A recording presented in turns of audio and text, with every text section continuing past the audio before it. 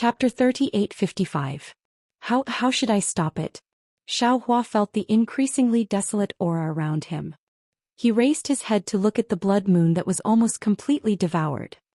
He understood in his heart that as long as he waited for the blood moon to disappear, it might be the time for the underground ghost to appear.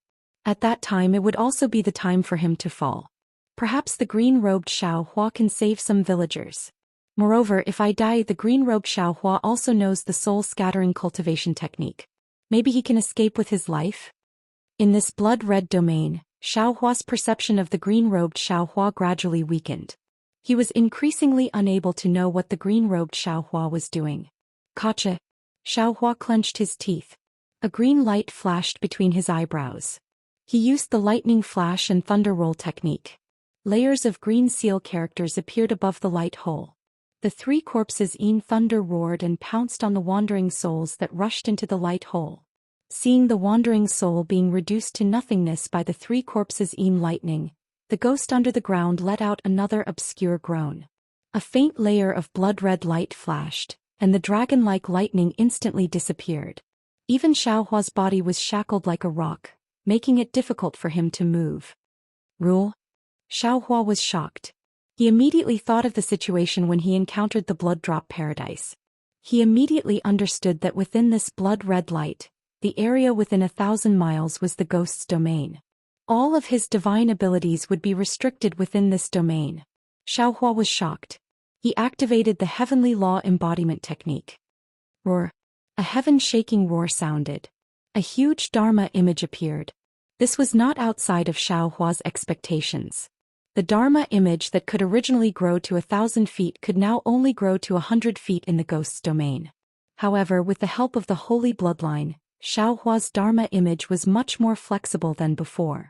Xiao Hua, who had formed the Dharma image, quickly thought, the ghost's rule is everywhere within the domain. All of my divine abilities are useless. Moreover, the ghost hasn't appeared yet. Even if I use the demonic blade, it won't work. The only thing I can do now is to stop the ghost from appearing. Obviously, the netherworld energy and countless wandering souls were exactly what the ghost needed.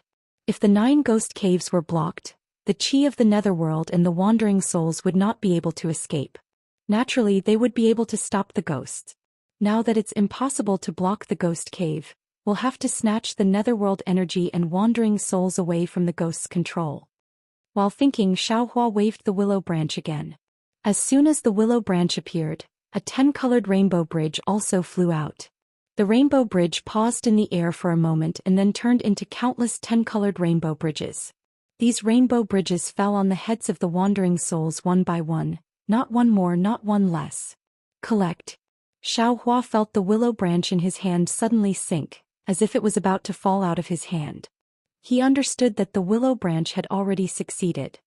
He immediately let out a low roar and lifted the willow branch up with one hand. However, Xiao Hua, who has boundless strength, is currently holding the willow branch in his hand. It is as if he is holding an enormous object and he is unable to move at all. Not good. Xiao Hua immediately understood, this Xiao was a bit greedy.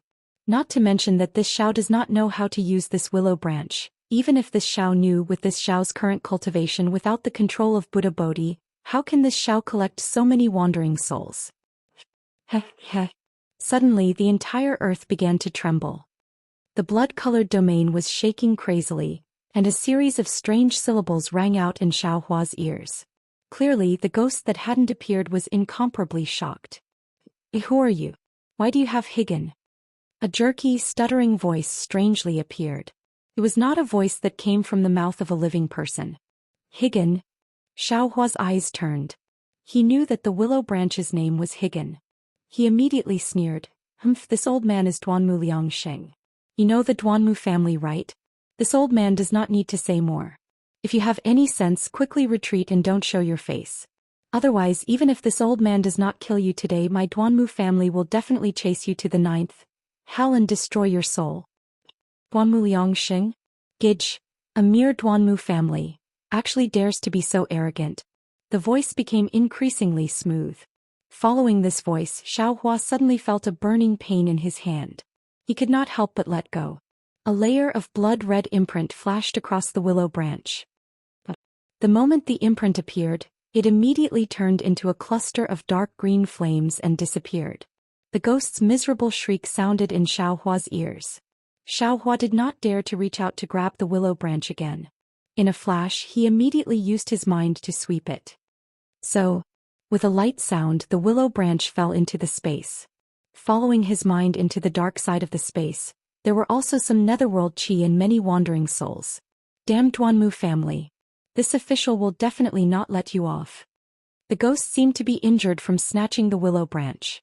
The vicious voice sounded very comfortable in Xiaohua's ears. Xiaohua thought that the ghost had retreated. However, in a moment the ghost's voice sounded again. Duanmu Liang Xing, wait until this official gets out. I will definitely let you know the consequences of stopping this official. The ghost's words immediately knocked Xiaohua down from the ninth heaven. What? This guy still wants to come out? His grandmother, he still calls himself this official. What kind of official is this guy? Confucian cultivators call the 9 underworlds the underworld. Could it be that this ghost is some official of the underworld? No, I definitely cannot let this ghost out. Xiaohua's eyes turned rapidly. The Permitha willow branch is a great killing weapon. I must save it until the end. I cannot waste it for no reason. Since this Xiao's mind can also collect the netherworld wind and the wandering souls, if you don't let me, then I will use my mind to collect it. Xiaohua had previously used his mind to collect the netherworld water. However, the netherworld water was a tangible thing, while the netherworld chi and the wandering souls were formless. Xiaohua did not feel that he could collect it. Now that he had inadvertently succeeded, why would Xiaohua hesitate? Within the ghost's domain the rules were everywhere. However, there were very few restrictions on something as ethereal as the mind. Xiaohua's mind had already covered the area within 1,000 li to collect. Following Xiaohua's cold laugh, the valiant mind that could collect the metal and earth magnetism into the space immediately swept up the netherworld chi and the wandering souls. It fought against the valiant suction force within the light hole and pulled them into the dark side of the space. Xiaohua's cultivation was definitely not comparable to that ghost that had never shown its face. However, this kind of crooked robbery technique of his was much stronger than that ghost's. In just a few breaths, Xiaohua had already taken away 70% of the netherworld chi and the wandering souls from the light hole. Oh! The entire earth shook once again. Bloody light flashed chaotically within the domain. The ghost's flustered and exasperated howls rang incessantly. Damn Duanmu family. This official will let you know the consequences of offending this official. That ghost sneered. The confinement force around Xiaohua's demonic body suddenly increased. Moreover, countless thumb-sized ghost heads emerged from the bloody light and attacked the demonic body. However, before the ghost heads could come within 1 chi of Xiaohua, the power of the stars and moon appeared on the demonic body and blocked the ghost heads. Woo! The suction force above the light hole increased once again, competing with Xiaohua's mind for the wandering souls. Xiaohua stood in midair and sneered. He might as well take drastic measures. His mind left the surroundings of the light hole and landed on the 9 ghost caves. The netherworld chi and the wandering souls that were spouting out from the ghost caves did not fall at all. They were all collected by Xiaohua. In the beginning, that ghost clearly did not notice anything. However, as the amount of netherworld chi and the wandering souls within the light hole decreased, the ghost finally woke up. Many more ghost heads rushed out from the domain. There were also dense wisps of blood that wandered all over the place, wanting to stop Xiaohua's methods.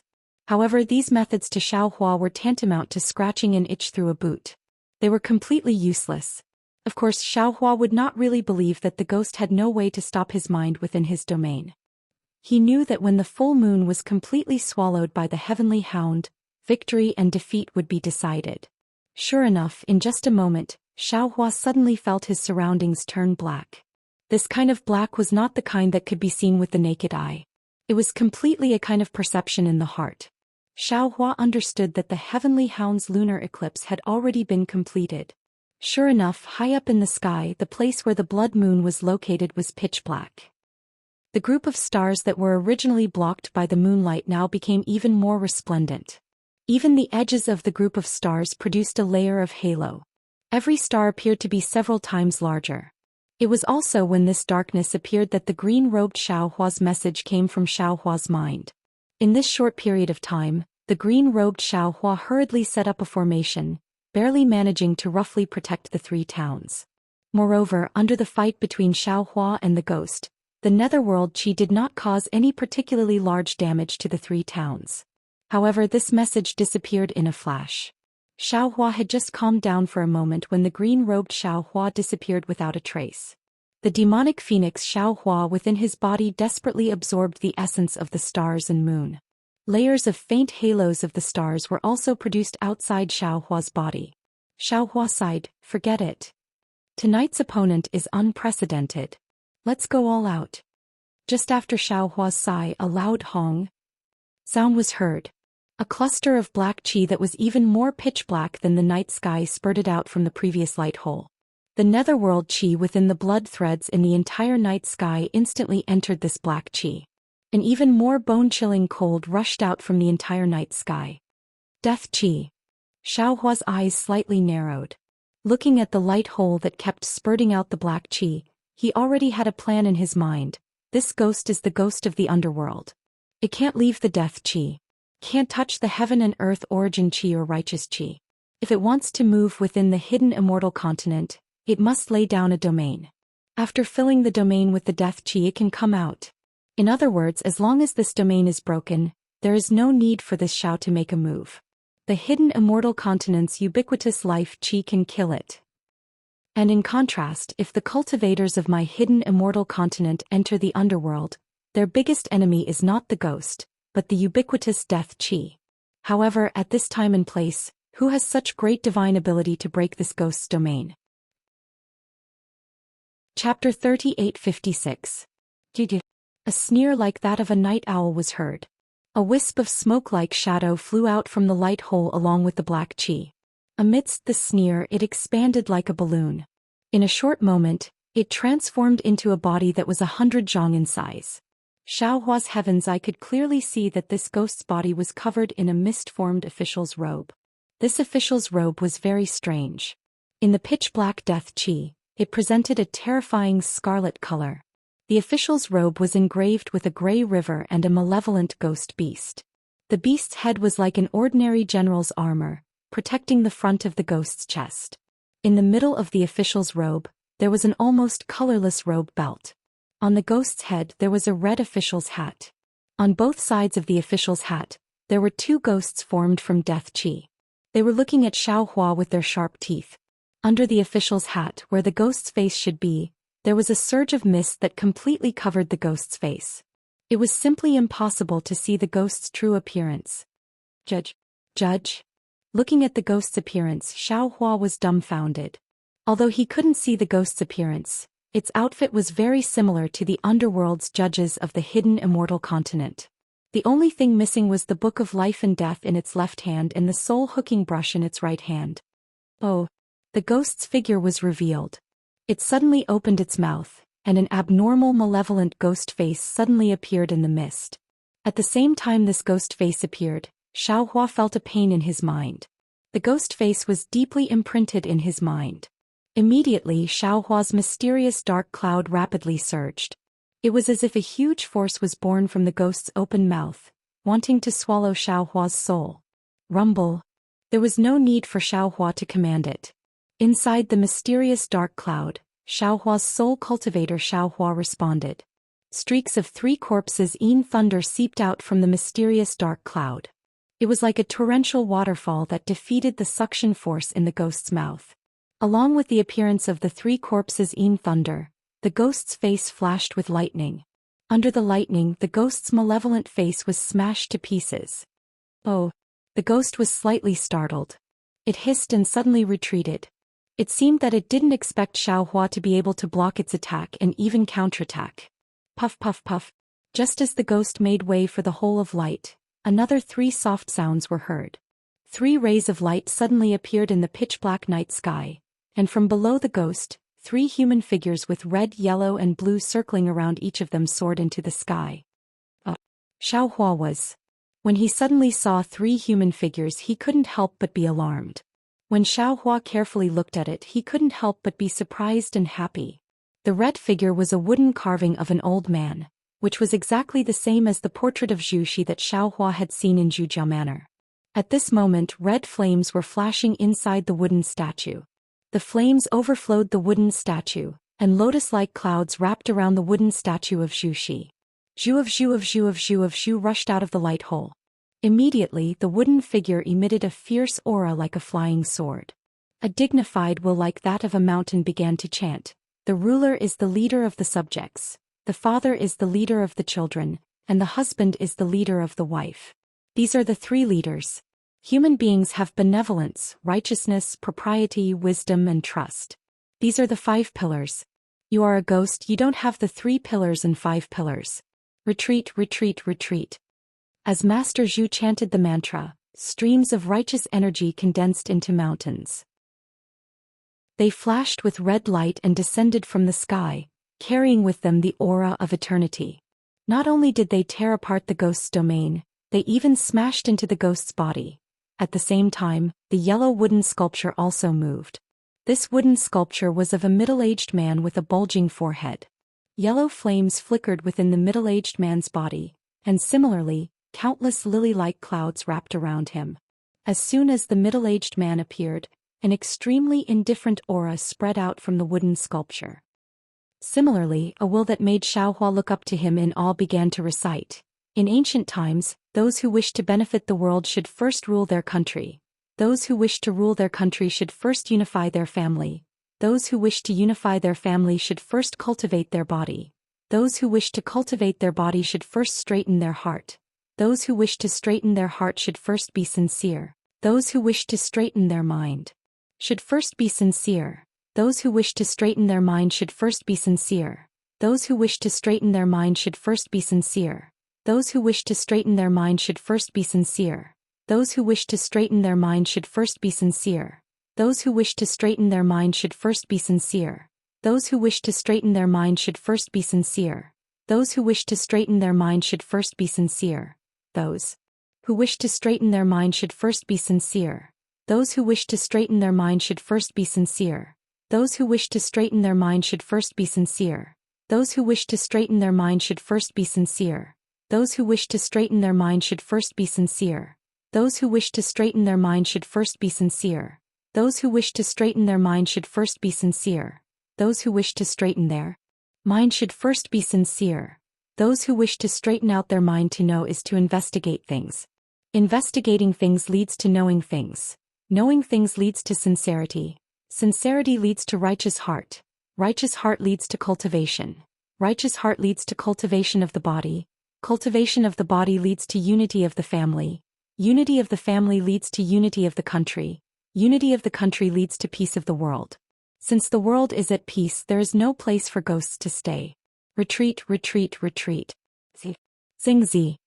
Xiaohua's eyes flashed with pleasant surprise. So, Zhu of Zhu, Xingzi, and Sunzi, the 3 saints, all left their wills in the wooden figures. They left them here to suppress this ghost. The more Xingzi's will spoke, the more righteous energy it attracted. This unparalleled righteous energy was like an all-pervasive weak water.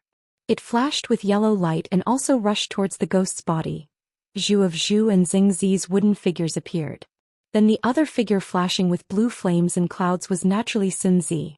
The will of this simple and unadorned, thin saint let out a golden jade-like cry. The ruler of the country is the use of the world system.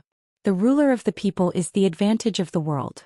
If one obtains the Tao and controls it, then there is great peace, great glory, and the source of accumulated beauty. If one does not obtain the Tao and controls it, then there is great danger and great tiredness. It is better not to have it than to have it.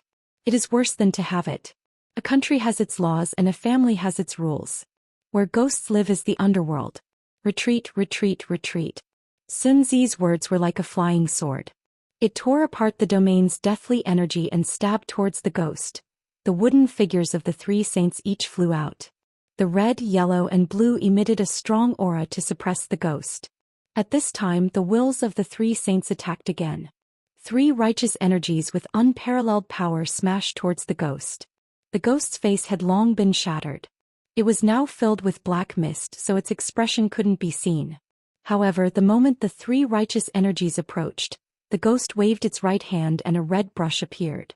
Then the ghost waved its right hand and a wave of deathly energy poured into the red brush. The ghost then shook its hand. In a few breaths' time, 3 strange characters appeared. The moment these characters appeared, they immediately emitted a ghostly wail and howl. They roared and pounced towards the 3 righteous energies. Boom! Amidst a huge explosion, cracks appeared in the void around the ghost. Even more blood and ghost heads rushed out from the void and pounced towards the wooden figures of the 3 saints. However, the ghost's red brush couldn't block the 3 righteous energies.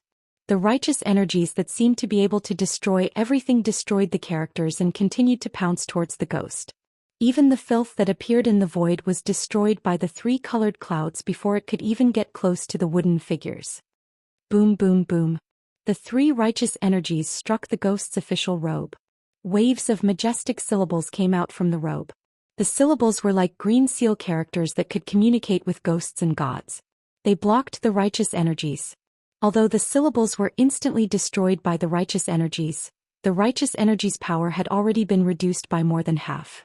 The fog around the ghost suddenly rose up high. However, when the fog gathered again, the ghost's body had already shrunk by 1 size. Kiki. The ghost laughed nastily. 3 old farts. Your main body isn't even here, yet you still want to suppress this official. Don't you think you're being too delusional? Tonight is the time of the lunar eclipse. Your suppressive power has already reached its weakest point. This official has already completed the 9 returns matriarch seeking array. Even if I can't destroy your wills tonight, this official's true self will definitely receive news of this official. It won't be long before my main body finds this place. When that time comes, it won't be as simple as tonight. My 2 old friends. Zhuzi's voice came from the wooden figure. This old man has been suppressing this fiend here for so many years. The Xiantian true energy can only nourish living things, not us. I'm afraid this old man won't be able to hold on for much longer. That's right. Since this fiend has already sent news to my main body, there's no point in suppressing this fiend anymore. Since we've already become enemies with the judge, we might as well kill him. This was what Xingzi said. Sun Zi's voice came again. In order to suppress this fiend, our 3 families have paid a great price. It's time to end this. Since that's the case, then, kill him. Zhuzi coldly snorted. The fire on the wooden figure suddenly brightened, as if the entire wooden figure had been set ablaze. Moreover, wherever the fire shone, the ghost's domain collapsed. All of the death energy was turned into nothingness by the fire. Run. Or don't run. Seeing the ghost's domain break, Xiaohua's eyes looked at the night sky outside the domain. His heart moved. However, it was only a moment before Xiaohua strangled this thought. How could he escape at this time? Xiaohua held the willow branch in his hand and stared fixedly at the ghost. Buzz. Zhengzi and Sun Zi, who were suppressing the ghost in the shape of horns, also had their wooden figures flickering with fire. Moreover, they moved closer to Zhu Zi's red fire. This 3-colored fire was so dazzling. Not only did the true energy in Xiaohua's dantian feel as if it was about to leave his body, even the ghost couldn't help but raise the red brush in front of its non-existent eyes. Right at this moment, Xiaohua saw that the ghost was distracted and unhesitatingly waved the willow branch. Shua. Wherever the willow branch went, the death energy disappeared. An invisible 10-colored rainbow bridge fell on the ghost's body. Ji, who knew that at this moment the ghost would let out a strange laugh. Its fog-like figure suddenly moved. The red brush in its hand was thrown, blocking the rainbow bridge. Shua. At the same time the red brush disappeared, the willow branch also returned. Xiaohua's hand tightened. The willow branch was as heavy as 1,000 caddies again. Damn it, I've been tricked. Xiaohua was greatly alarmed. He immediately understood the ghost's thoughts. This bastard is loosening the reins only to grasp them better.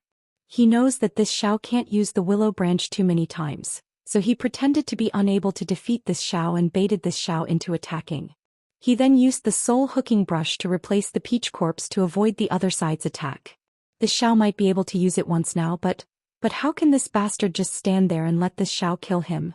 Moreover, since this bastard can dodge the wills of the 3 saints, the 3 saints might not be able to kill this bastard. Chapter 3857. Run. Xiaohua almost instantly made a decision in his heart. With a thought, Xiaohua's figure instantly turned into a gust of wind and fled into the distance. The green-robed Xiaohua who was hiding in the distance naturally followed Xiaohua's example. Just as Xiaohua had expected, when the ghost dodged, the wooden statues of the three holy men merged together. The three colored sparks converged and immediately transformed into a pillar of fire that pierced through the heavens and the earth. This pillar of fire contained a vast and mighty aura that poured down towards the top of the ghost's head. The might of this pillar of fire was so great that before it even landed, the ghost's official hat had already split open. The ghost heads on both sides of the official hat had already shrieked and turned into pus. However, under the light of the fire, the ghost's malevolent ghost face appeared again. Moreover, this ghost face didn't have a trace of panic on it. Instead, its scarlet eyes even carried a trace of excitement. Gee! The ghost laughed wildly. "Three old farts, you've suppressed this official for so long, but do you know why this official came here from the underworld? Today, I'll let you see the true purpose of this official's visit." As it spoke, the ghost opened its mouth. Pooh! A thick golden aura shot out from its mouth and directly pierced into the pillar of fire. Boom! The three-colored pillar of fire's destructive aura was unparalleled, but it was powerless against this incomparably pure golden aura. The pillar of fire that reached the heavens and the earth was split into three. Moreover, this golden aura cleverly pierced into the three wooden statues at the same time. Clearly, this attack had been prepared by the ghost long ago. Gold. Xingzi's voice had just uttered a word when it was immediately killed by the surging golden aura. Although the saint's willpower was powerful, it was still only at the 9th level of origin energy. After being worn down by the aura of death for so many years, how could it be a match for the golden aura? Since Xingzi was like this, the other two saints also couldn't be kind. When the three saints' willpower was destroyed, the three wooden statues also fell from the sky. Of course, under the combined power of the three saints, although the pillar of fire was scattered, the pillar of fire still landed on the ghost's head. After the three pillars of fire were extinguished, the ghost's body was only left with less than 30% of its original size. Watching the three wooden statues flicker like embers as they fell into the hole of light, the ghost laughed heartily.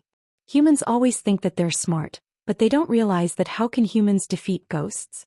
What's more, I'm an infernal judge among ghosts. If it weren't for someone causing trouble today, this official wouldn't have suffered such a small loss. At this point, the ghost suddenly realized something and shouted, "Duanmu Liangxing, where do you think you're going?" Xiaohua's heart was indeed benevolent. He really wanted to spare no effort to save Wuyuan County, Jingyue County and Fanchong County. There were over 1 million people in these three towns. Even if the 9 ghost caves erupted at the same time without any warning, even if tens of thousands of wandering souls and malicious ghosts rushed out from the underworld, he still stood in front of the mortals. He still let the green-robed Xiaohua go to the three towns to lay down a great formation. He wanted to make some sacrifices. However, when he saw the appearance of the underworld's judges as well as the wooden statues and wills of the three saints, Xiaohua realized that the situation had far exceeded his expectations. When he saw the three saints joining hands to fight against the enemy, Xiaohua understood even more clearly that the three saints were staking everything on a single throw. He almost didn't hesitate to escape. If he wanted to save people, he would have to take out a strong divine ability. Without a strong divine ability, he would only be throwing his life away. Unfortunately, Xiaohua still underestimated the strength of the underworld's judges. Although this underworld's judges had already been injured by the wills of the three saints of literature, the underworld's judge angrily roared, "Duanmu Liangxing, where do you think you're going?" Following which, the underworld's judge's figure turned into a cloud of black fog and chased after Xiaohua. At the same time the underworld's judge flew, the official robes he was wearing previously turned into a layer of strange scales. These scales were like protruding mountain rocks, and between the mountain rocks, there was a faint flow of netherworld water. Layers upon layers of imperceptible fluctuations were emitted from this official robes, blocking all the energy of heaven and earth a few feet away. Moreover, as the underworld's judge flew, strands of black fog were also emitted from the mountain rocks on the official robes, disappearing into the night sky. The underworld's judge's roar was different from an ordinary person's. This roar instantly entered Xiaohua's mysterious dark clouds, scaring Xiaohua to the point that his body trembled and he almost fell from the sky. He really didn't expect that in just a few breaths, the three saints of literature would be completely defeated. Damn it! Xiaohua didn't hesitate to use the lightning escape technique. Even the green-robed Xiaohua didn't care about it anymore. Lightning flashed around his body as he flew towards the horizon. Damn it! The underworld's judge had the same feeling as Xiaohua. Seeing Xiaohua's figure that was faster than a meteor and the lightning around his body that made his heart palpitate, he cursed in his heart.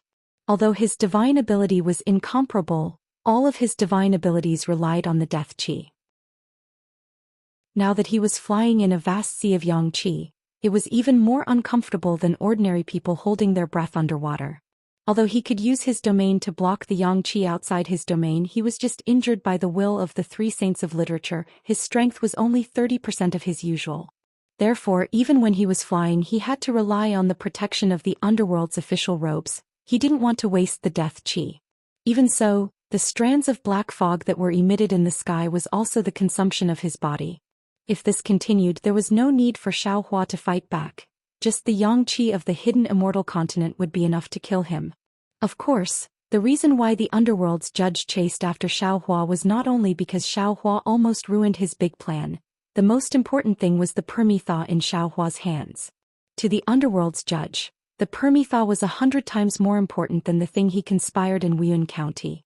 Since this underworld's judge could pay a lot for that thing, he would definitely not give up the permitha that was so easily obtained. The underworld's judge's black fog was originally very light, but it was also very fast. However, it was still not as fast as Xiaohua. Seeing Xiaohua getting further and further away, the underworld's judge coldly snorted and said with a smile, "The cultivators of the human realm really haven't seen the world. This kind of escape technique is admittedly incomparably marvelous, but in this official's eyes, it's not even worth shit." While speaking, a robe belt flew out from the black fog. It was precisely the robe of the underworld's judge from before. As soon as that robe belt flew out from the black fog, it immediately issued a sizzling sound, just like a drop of water falling into a pot of boiling oil. That endless yang qi quickly swallowed this robe belt. Gee! A strange roar came from the black fog. A gloomy brilliance flashed on the robe belt, and in a flash, it turned into a chain. That chain had some blood and rust spots on it, and green threads flashed inside. As soon as the chain was born, the entire night sky became several degrees colder. The chain flashed in midair and disappeared in a flash. And in the distance, Xiaohua, who had already flown several hundred li, suddenly slowed down. An aura that made his heart tremble with fear pounced on him without any warning. Xiaohua knew that his divine sense was useless against ghosts. He hastily turned his head and saw a blood-colored chain flashing with a gloomy green brilliance. It was like a poisonous snake, and in the blink of an eye, it already flew to the back of his head. Xiaohua made a prompt decision. A green light flashed between his eyebrows, and he used the lightning flash and thunder roll technique. Rumble. Lightning surged out like a tide and pounced on the chain. However, the chain was really like a flood dragon crossing the sea. With a slight sway, all the lightning was swept away by it. See? Xiaohua was greatly alarmed. He wanted to use the Buddhist seal technique again, but just as this thought appeared in his mind, before that chain even reached his body, an invisible band like a tight hoop came from outside his mysterious dark cloud and tied it up in an instant. Rumble. At the same time that the mysterious dark cloud was tied up, the heavenly patterns on it flashed with a gloomy green lightning and desperately resisted. Inside the mysterious dark cloud, Xiaohua also waved his hands. One after another, green seal characters flew out from the dark cloud, and the mournful cries of ghosts and gods were unceasingly heard. But in the end, these could not resist the imprisonment.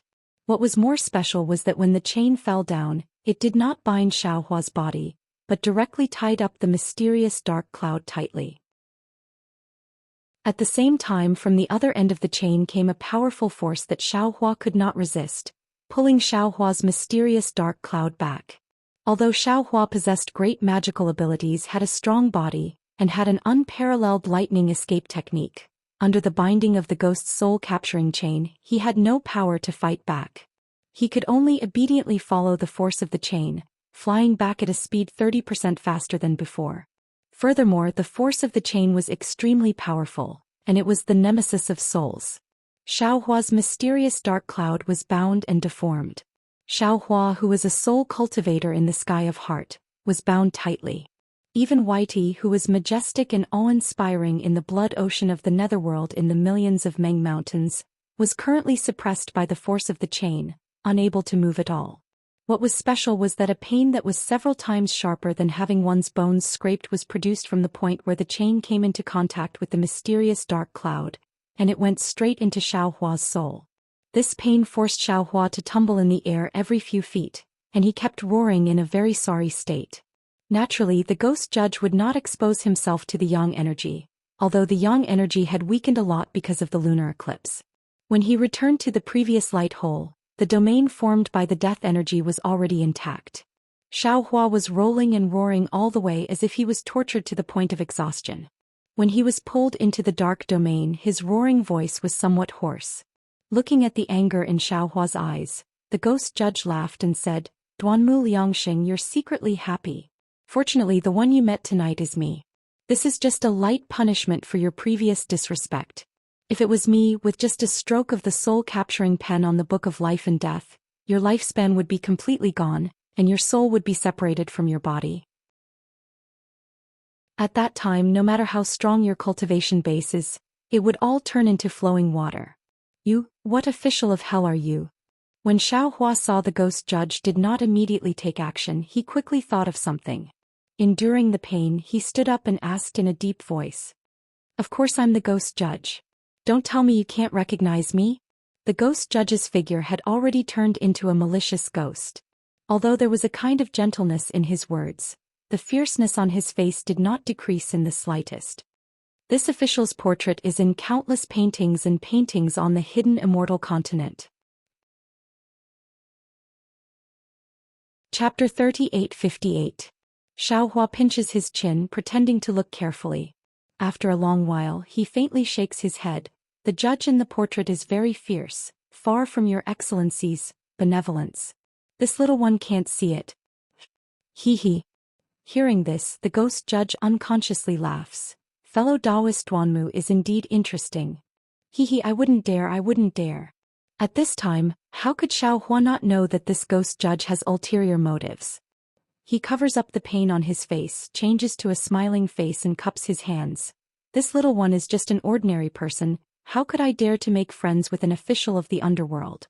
Calling me Duanmu Liangxing, this little one is already endlessly grateful." Good. The ghost judge laughs loudly. "It's rare for your excellency to be so flexible, you're really a character. This official thinks that you'll become a literary star sooner or later. Your achievements will definitely be 100 times better than those 3 old undying literary saints. That day, if those 3 old undying could get along with this official so harmoniously, how could their family line be cut off?" Hearing this, Xiaohua's heart is moved and he says curiously, "Official, this little one is somewhat puzzled.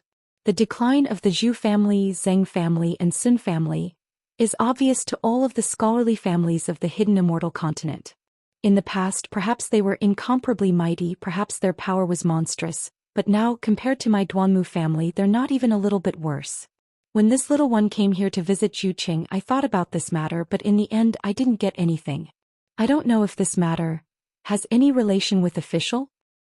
Little friend Duanmu, could it be that you've forgotten what position this official has in the underworld?" The ghost judge says proudly. Even the way he addresses this official has changed.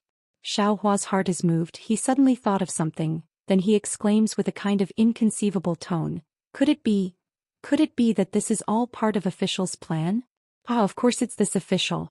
The ghost judge says with a smile. These 3 old undying suppressed this official here. They thought that this official would no longer have the power to fight back, and in the long run this official would be killed by their Xiantian true qi.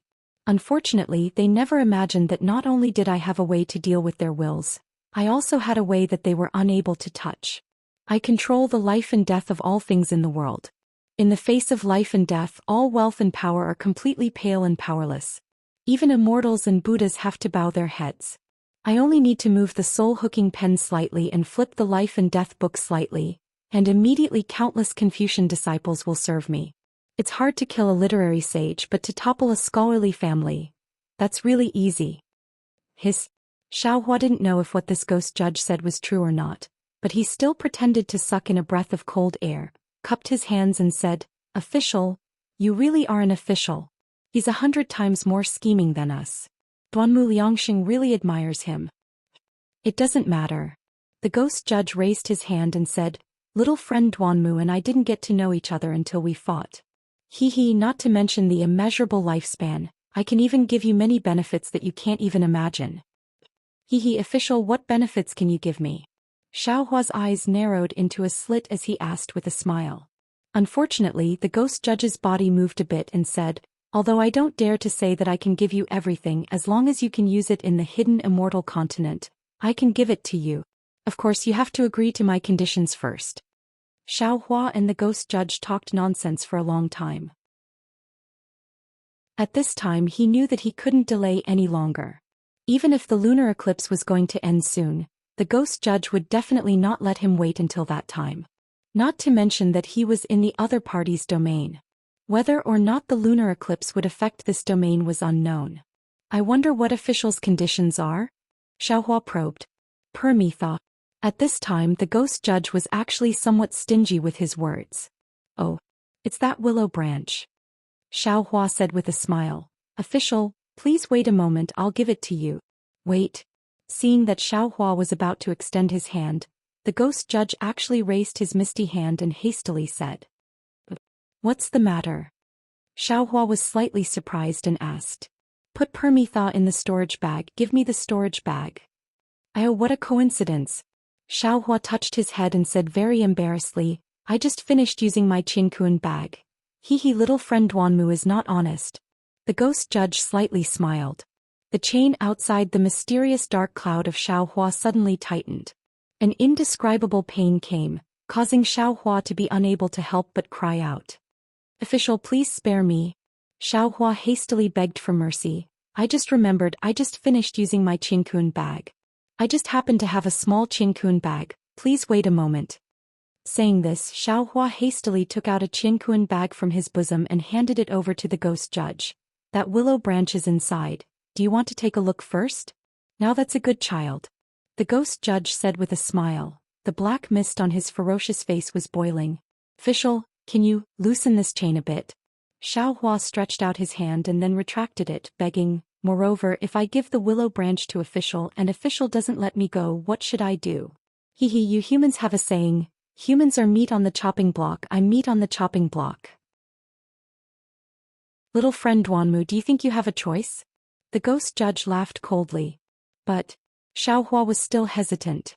The Qinkuan bag in his hand expanded and contracted a few times, as if there really was a willow branch in the bag. The ghost judge was not in a hurry, only coldly looking at Xiaohua. When Xiaohua opened his mouth again he said, "I feel that something is wrong. It's not that I don't believe in official, but this so-called Permitha is my last resort. There is no if or if." The ghost judge said coldly, "I bet that you don't know what this Permitha is.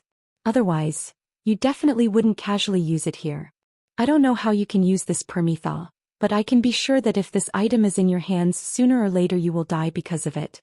In other words, if you don't give this item to me, you will soon fall into my soul hooking pen.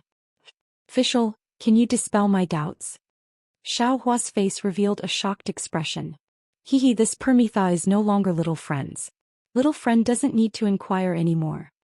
The ghost judge said with a smile, "If you can cultivate to the literary star realm, perhaps you can obtain some information about this item."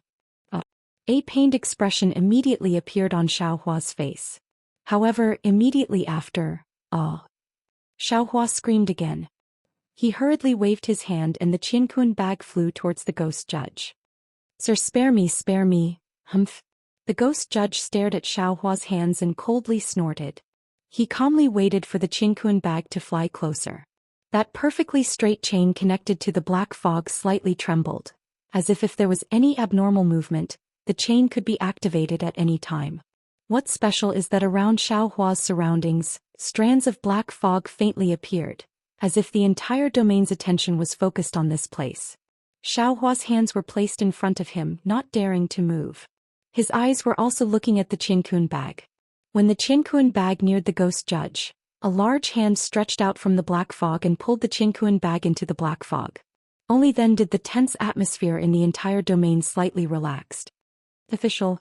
Xiaohua still didn't dare to move and opened his mouth. However, just as Xiaohua said those two words without waiting for the ghost judge to reply, the sound of wind flashed in his right hand and Permitha suddenly appeared. At the same time Permitha appeared, Xiaohua's right hand suddenly waved. A 10-colored rainbow broke through all the restrictions of the domain and hit the ghost judge's black fog in the blink of an eye. A blood-curdling scream followed by a zzz. A strong impact sound. Outside the black fog formed by the ghost judge, the underworld official's robe emitted a black lightning-like light. The entire official's robe turned into several strands of ashes and slowly fell down. In the ashes the black fog flashed and disappeared. The rainbow bridge actually missed. This is bad. Xiaohua was greatly alarmed. His heavenly vision hastily looked around. The Permitha in his hand wanted to chase and attack again. However, he raised his hand again and again. This time he was really exhausted. That willow branch didn't even move a bit. Damn it, damn it, damn it. The black shadow swayed again and angrily cursed. It was unknown where it came from, but it was still coiled in the air. However, at this time the black fog was once again reduced by 30%. The rainbow bridge from before was admittedly missed because of the ghost judge's teleportation. However, just by the rainbow bridge passing through the domain, 30% of the black fog was already wiped out. If Xiaohua could use the rainbow bridge to hit the black fog, he would probably be able to kill the ghost judge. Damn it. Xiaohua muttered at the same time as the ghost magistrate. He was a little regretful. If he had used the Permitha for the last time when the three saints of literature were suppressing the ghost, he might have been able to kill it. Pooh. After the ghost judge angrily cursed, an incomparably sharp gold chi suddenly appeared somewhere in the black fog. Like a sharp sword, it madly rushed towards Xiaohua. Seeing this incomparably pure gold chi directly stabbing into his heart, Xiaohua understood that the ghost judge had already given birth to a killing intent. He hurriedly released his divine sense to retrieve the willow branch. At the same time he used the ethereal steps and his figure rapidly flashed. Boom. The gold chi slightly tilted and hit Xiaohua's left shoulder. As soon as the gold chi entered Xiaohua's body, a large hole was actually pierced through by this gold chi. Xiaohua was greatly shocked. Not only was it because of the sharp pain on his left shoulder, but more importantly, it was because he sensed a dense aura of heaven-earth origin chi from this gold chi. This ghost can also control heaven-earth origin chi? However, he didn't have time to think too much. The chain floating in the air rapidly shook and turned into a poisonous snake that pounced towards his mysterious dark cloud. The chain that was originally entwined with the dark cloud turned into a sawtooth shape and pounced towards Xiaohua's soul, wanting to tear it into pieces in an instant. Chapter 38:59. Roar. Xiaohua endured the pain, roared and shouted, "Where is Confucian fellow Taoist? Fellow Taoist, don't panic, I am here." Four-colored true chi gushed out from the top of Xiaohua's head. Confucian cultivator Xiaohua flew out on his sword, promised, and waved the imperial star stab in his hand. A stream of light flashed in the air, stirring up 10,000 layers of vast chi waves, and immediately pierced into the black fog. Hearing that the ghost judge was in pain, Confucian cultivator Xiaohua didn't hesitate. He opened his mouth and the 5 chi thunder flew out, about to hit the ghost judge. Unfortunately, before the 5 chi righteous thunder could descend, the black gas within the domain flashed, and all of the lightning completely disappeared. Even the vast airwaves brought about by the star control spike also disappeared. When Confucian cultivator Xiaohua made his move, Xiaohua formed a seal with both hands, and the power of mountains fell towards the ghost judge. Buddhist seal? The ghost judge was slightly taken aback. Black gas flashed within the domain once again. However, although the black gas was tumbling, the Buddhist seal was still unable to be completely wiped out. 70% of the mountain's power still landed on the ghost judge. Swish. In the black fog, the strange golden chi rushed out again. Boom. With a loud sound, the power of mountains was split open. Of course, some of the Buddhist light in the power of mountains still fell on the ghost judge's body, and as if it was scalded by boiling water, the ghost judge's black fog tumbled violently as if it was heavily injured. What a pity. Seeing this, Xiaohua sighed in his heart. If Buddha Subhuti was here, it would be a lot easier. It seems that at the last moment I still have to wake Buddha Subhuti up. Looking at the ghost judge again, he saw that Xiaohua actually knew Buddhist techniques. Although he didn't suffer any serious injuries, he still couldn't help but become angry and shouted, "Damn it, damn it, damn it. Duanmu Liangxing, since you want to die, this official will help you. Although it's a bit troublesome to get the permitha from your corpse, but... What's going on?" Not waiting for the ghost judge to finish speaking, the chain that was still in the air suddenly trembled, almost breaking out of his control. Without hesitation, the ghost judge controlled the black fog to fall on the chains. Then several golden lights once again rushed out from the black fog, separately piercing into Xiaohua's golden body. Under this attack, Xiaohua's body was once again torn open with several wounds. Although the ghost judge, and the ghost weapon, the heavenly Tuzes and the earth, the heavenly, roar. The little white dragon roared in anger, but no matter how he struggled, he couldn't break free from the ghost judge's control. The ghost judge's was the ghost judge's and soul cultivator Xiaohua's nemesis. Puff puff. Soul cultivator Xiaohua couldn't break free of this shackles, but with a push of his hands, the shaman codex fell below him. Countless green seal characters rushed up from the shaman codex, and soul cultivator Xiaohua's body suddenly exploded, turning into fist-sized green seal characters. These green seal characters let out an earth-shattering sound, like a giant moving a mountain, or a giant chasing the sun. Ping ping ping. Amidst this sound, the underworld fruit that had fallen into the dark cloud earlier suddenly flew out and fell into the green seal characters. Woo! Like a river overturning the sea, an illusion of the underworld fruit unexpectedly appeared in the dark cloud. Xiaohua clenched his teeth and held on. The golden light pierced his body full of holes, and the chains were about to tear his soul apart. But at this moment, the soul cultivator Xiaohua's movement gave him a stroke of luck. Scholar Xiaohua had fallen into the bottleneck of the heavenly heart realm, and couldn't enter the heavenly soul realm for a long time. He couldn't step into the heavenly soul realm from the soul warrior realm, so Xiaohua had always felt that he was missing an opportunity.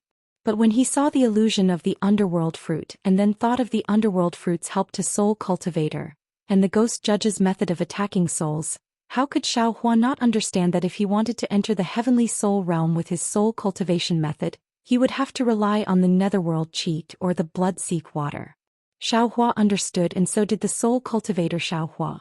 The two characters netherworld and netherworld flew out from the Magus Codex, and fell into the green seal characters that Xiaohua had transformed into.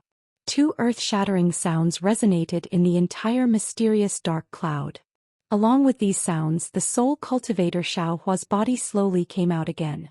At the same time, Xiaohua's spirit seized this opportunity to draw the blood-seek water from the inside of the space. He wanted to communicate with the netherworld blue sky in the mysterious dark cloud. But before he could draw the blood-seek water from the inside of the space, Xiaohua opened his mouth, and the blood-seek water fell into his body out of thin air. The sea of blood rushed into soul cultivator Xiaohua's body. Soul cultivator Xiaohua's body flickered continuously, and the invisible barrier that was blocking the sky of heart suddenly disappeared. A powerful suction force was generated from the sky of soul formation, forcibly pulling soul cultivator Xiaohua into the sky of soul formation. When Xiaohua entered the heavenly soul realm, the two characters netherworld and netherworld immediately flashed with green light, and an indescribable wave was generated from the inside of the space, and fell into Xiaohua's hand. As Xiaohua's hands danced, his body flashed and disappeared. When he reappeared, he was already outside the mysterious dark cloud. Soul cultivator Xiaohua came out of the mysterious dark cloud. Without saying anything, he waved his hands and grabbed the chain that he didn't even dare to touch before. Immediately, a tremendous force was transmitted from his hands and the chain shook violently. Not only did the sawteeth disappear, the chain also gradually turned into a belt, and fell towards Xiaohua's hand. The ghost judge sensed the tremendous force transmitted from the soul-capturing chain, and couldn't help but be shocked. This is the netherworld's origin power? How can you have the netherworld's origin power? Not only this. Today this young master will show you the power of my Duanmu family. Xiaohua's soul was almost scattered, but he still remembered to frame Duanmu Liangxing. When his malevolent face appeared, he shouted loudly, "Suppress!" Wu. But inside the dark domain, a vast and unparalleled qi rushed out from Xiaohua's mouth, and 6 cauldron-like objects flew out with the power to suppress everything. 9 cauldrons? The ghost judge was completely dumbfounded. He almost didn't think and even abandoned the soul-capturing chain. The black fog flashed and he teleported into the light hole. Kaka, at this time you still want to escape from my Duanmu family? The green-robed Xiaohua's voice came from who knows where, and a layer of 2-colored spirit fire spread out in a net in front of the light hole. The ghost judge was shocked by the green-robed Xiaohua. He didn't think that there would be an invisible thing in his domain that he didn't know about. However, there was no time for him to think too much at this moment. Xiaohua used all of his methods. Just this spiritual fire touched his black fog, and the black fog quickly melted away, scaring the ghost magistrate into spitting out several streams of golden qi in succession to extinguish this spiritual fire. But just as he was about to use the golden qi to extinguish the spirit fire, wung wung, with a rumbling sound, the 6 cauldrons released a suppressive power that the ghost judge couldn't resist, and firmly trapped him in the air. 9 cauldrons shake fate, 6 cauldrons calm the world. Xiaohua said coldly, "A ghost dares to slander my Duanmu family. You really deserve to die." When did your Duanmu family have 6 cauldrons? The ghost judge could no longer form a ghost and could only turn into black fog and float in the air. Xiaohua narrowed his eyes as he watched the 6 cauldrons release an overwhelming aura to suppress the ghost, and his heart finally relaxed. Although he didn't know how to use the 6 cauldrons, he was used to using the innate divine restriction, and controlling the 6 cauldrons to form a suppressive force wasn't difficult. Looking at the ugly state of the ghost, he laughed coldly and said, "Zhu Zi, Zeng Zi and Sun Zi, the 3 saints' wooden statues could suppress you. My Duanmu family's 6 cauldrons can naturally suppress you. I still need to use these 6 cauldrons to refine you." Haha. The ghost judge didn't know if he was bluffing or had other tricks up his sleeve, but he laughed loudly and said, "Duanmu Liangxing, you really overestimate yourself. If this official wasn't injured by the 3 saints, if this official wasn't ambushed by your Permitha, even if you used these 6 cauldrons, you still wouldn't be able to suppress this official. As for refining this official, don't worry about it. This official should have cultivated to the point of turning from yin to yang. Other than your Permitha, it's impossible for you to kill this official." Of course, Xiaohua didn't know how to use the 6 cauldrons to refine the ghost, but he laughed coldly. Confucian cultivator Xiaohua's 5 qi righteous thunder fell and hit the ghost judge's body. Sure enough, within the black fog, there was a faint golden light flashing, and the black fog didn't seem to reduce as it rolled. Huh. The ghost judge laughed coldly and golden aura flew out from the rolling black fog. Not only did it rush into the 5 qi righteous thunder, it even hit the 6 cauldrons. The 5 qi righteous thunder was actually scattered, and the 6 cauldrons were hit to the point that they were on the verge of collapsing. However, fortunately, the 6 cauldrons weren't comparable to the 3 saints' wooden statues, and after a series of loud sounds, they didn't suffer any damage. What's more, what was suppressing the ghost judge was the fortune and overwhelming aura of the 6 cauldrons. These things weren't something that the golden aura could defeat, so although Xiaohua was in a sorry state, the ghost judge couldn't escape from the suppression. "It's hard to use Permitha now. Perhaps I can only wait until daybreak?" Xiaohua bit his lips, looking at the somewhat scattered 6 cauldrons and the complacent black fog, and secretly pondered, "Perhaps I can only use the demonic blade?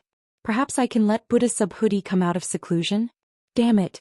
What exactly is the golden aura inside the ghost judge's body?" Xiaohua naturally knew that the demonic blade would damage his mind, so he wouldn't use it easily, and Buddha Subhuti's seclusion was also extremely crucial. But now that things had come to this, he had no other choice. Thinking, the demonic aura on Xiaohua's left arm slightly swelled. Roar. At this time, the roar of a wandering ghost came from afar, causing Xiaohua's heart to move, and his gaze fell on the faint fog below the 6 cauldrons. Collect. Xiaohua's eyes slightly narrowed, and his mind felt as if a pair of large hands were falling on the ghost judge. The novel The Story of the Cultivation God will have even more fresh content on the official WeChat platform, and at the same time, there will be a 100% lottery gift for everyone. Open WeChat now, click on the plus sign at the top right to add friend, search for the public account thread and follow it. Hurry up.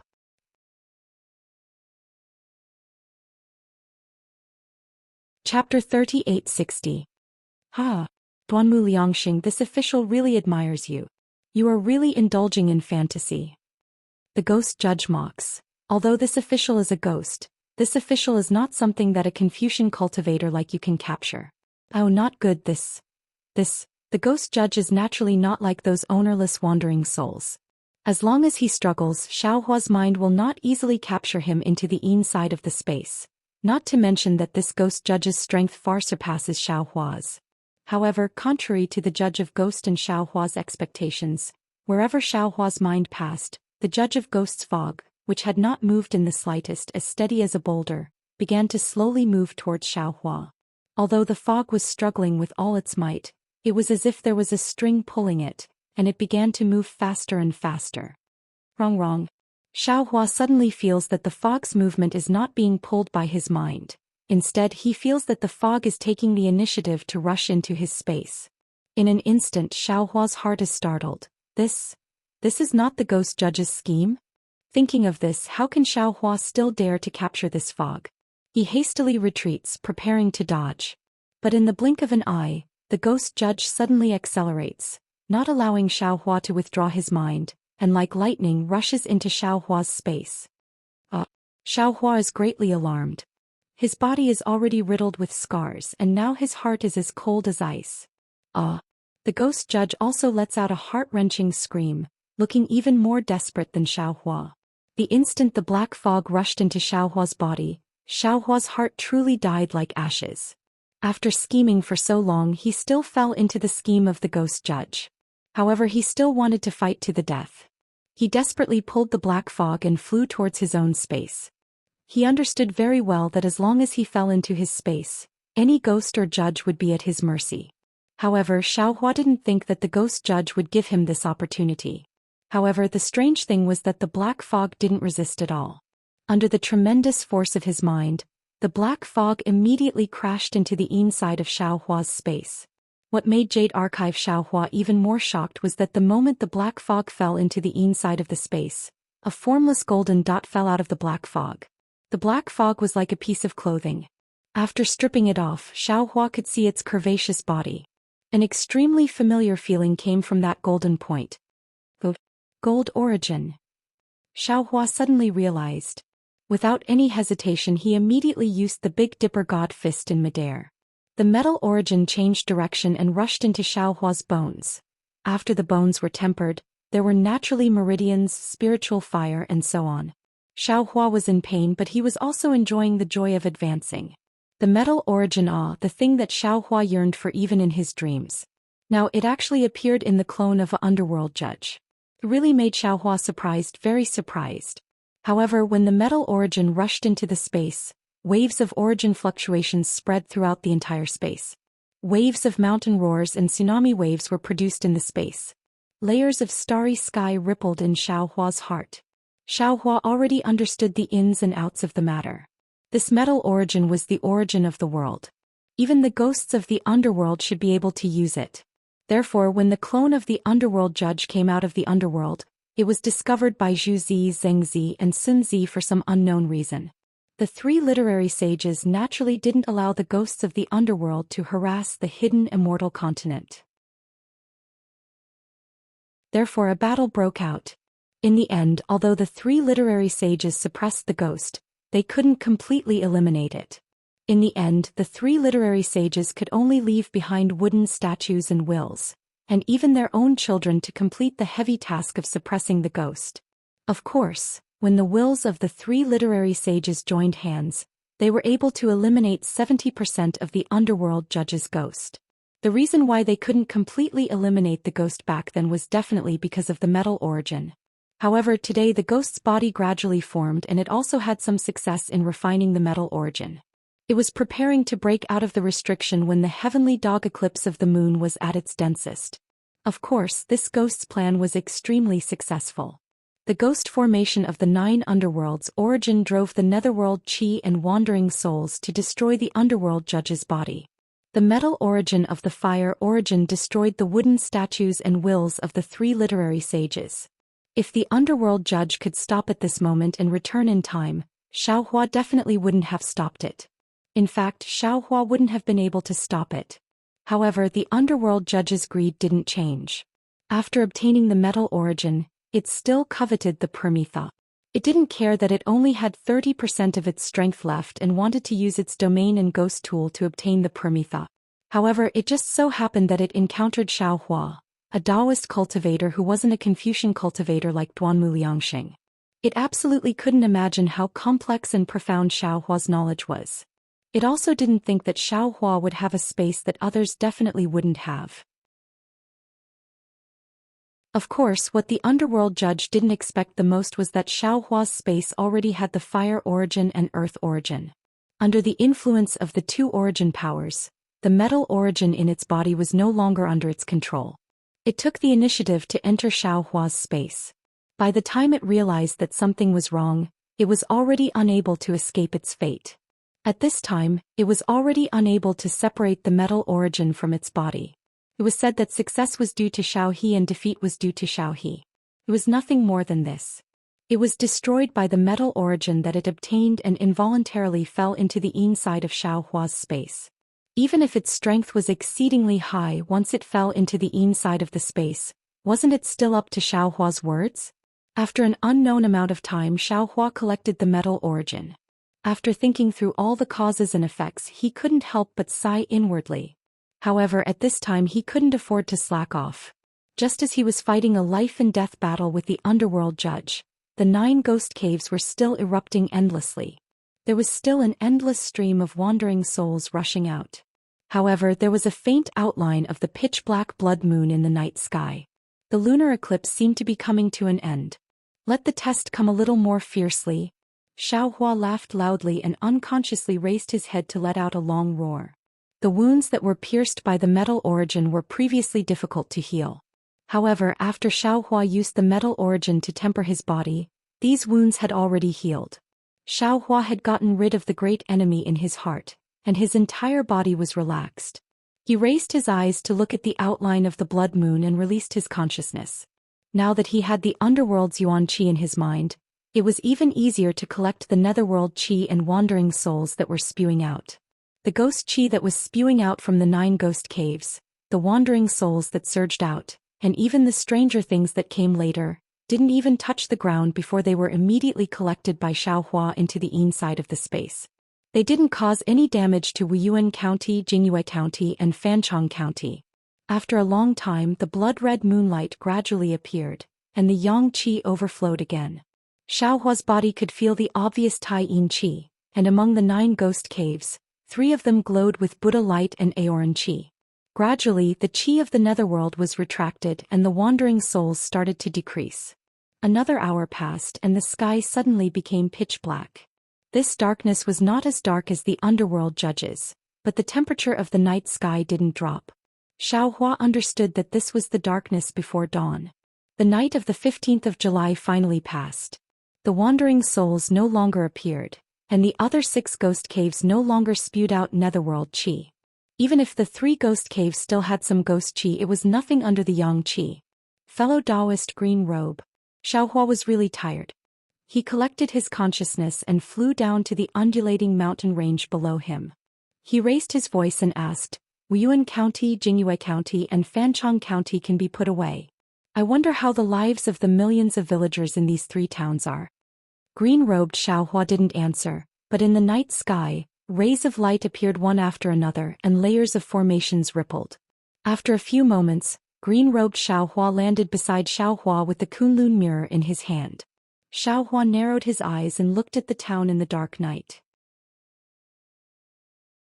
At this time the town was so quiet and there wasn't a trace of sound. The candles that could be seen at night at this time, it was an extravagant hope. Fellow Taoist, green-robed Xiaohua said in a low voice, if I guessed correctly, more than 300,000 villagers died. Those souls were sucked into your space along with the netherworld energy. Is more than 300,000? Xiaohua sucked in a breath of cold air and said involuntarily, how could there be so many? There aren't many left. Green Robe Xiaohua sighed. Wuyuan County, Jingyue County and Fanchong County, these 3 towns have about 1 million people. These people are just like what Chuqing said, they are already on the verge of death. Even if tonight's 100 Ghost Parade didn't happen, I'm afraid they wouldn't be able to live for long. Moreover, the ghost that appeared tonight is the underworld's judge. This guy's death chi is really powerful. Once a mortal comes into contact with this death chi, their soul will immediately leave their body. This is also because fellow Taoist asked I to set up a large array in these towns in advance. If it wasn't for this array, not to mention 300,000 people, even 1 million people wouldn't be able to escape tonight's massacre. Coo coo coo. All of a sudden, the lonely sound of a rooster crowing rang out from nowhere, breaking the silence of the night. This sound was exceptionally loud in the night sky and at the same time, it was exceptionally warm. I bet. Green Robe Xiaohua said with a smile, this rooster won't live past today. If someone eats him then it's good. Xiaohua said meaningfully, just like you and me, even if we have to sacrifice some, it will be worth it if we can save some people. Fine fine. The one who will be sacrificed is not you. Green Robe Xiaohua waved his hand that Xiaohua couldn't see and said, quickly let I go back, there are a lot of disciples waiting at home. Hehe, I'll have to trouble fellow Taoist. Xiaohua smiled and stored the formless nascent soul into his lower dantian. These several 100,000 merit points have already landed on fellow Taoist's head. That's right fellow Taoist, the light hole that the ghost judge came out of disappeared after fellow Taoist collected that guy. Since the 3 literary sages' wooden statues fell inside, I'm afraid there's something fishy about it. Green Robe Xiaohua, who was as greedy as Xiaohua, didn't forget to tell Xiaohua before entering the space. The novel The Story of the Cultivation God will have more fresh content on the official WeChat platform. At the same time, there's also a 100% chance of a lottery gift for everyone. Open WeChat now, click on the plus sign at the top right to add friend, search for the public account, thread and follow, hurry up.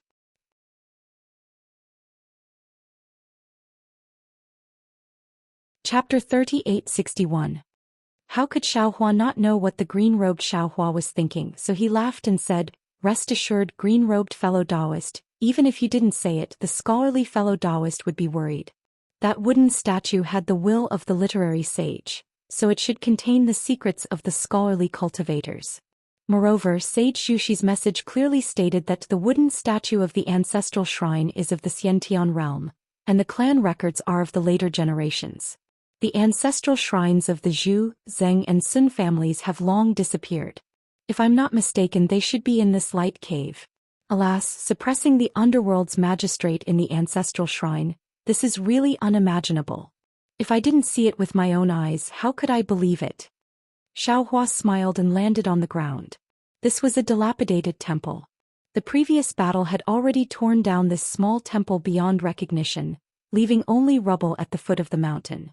Xiaohua's divine sense swept over and his brows unconsciously wrinkled because there was no trace of the ancestral shrine in his divine sense. The light cave from before had disappeared without a trace, as if it didn't exist at all. What do you think, fellow Taoist? Xiaohua released the scholarly cultivator Xiaohua. Xiaohua sensed for a moment and shook his head. Previously there was a strong righteous qi on the wooden statue, but now I can't sense it at all. I'm afraid the 3 literary sages did something. Yes, there must be a restriction. Xiaohua nodded. Otherwise, it would be impossible to suppress the ghost, and it would be impossible to hide from those who persecuted the Zhu, Zheng and Sun families. Since there is a restriction, it should be related to the Buddhist sect. Xiaohua smiled and said, I'll entrust my happiness to you, fellow Taoist. After saying that, Xiaohua returned to his middle dantian.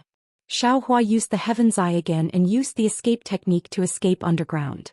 Knowing that the ancestral shrines of the 3 families were definitely here, Xiaohua carefully searched the area. Even though he had the heaven's eye ability, it still took him the time to eat a meal before he found a strange little dot in the depths of the ground, as if he was looking for a needle in a haystack. There was a tiny bit of psyche power and a wisp of noble spirit on it, but it was really insignificant in the underground. Seeing such a small dot, Xiaohua understood that this was the Shumi Buddhist formation of the Buddhist sect. He pinched his chin and looked at the motionless dot that didn't even flicker with a faint radiance. He thought to himself, with my cultivation base, breaking this Shumi Buddhist formation isn't too difficult. However, the problem was that if he was not careful, he might destroy the ancestral hall inside.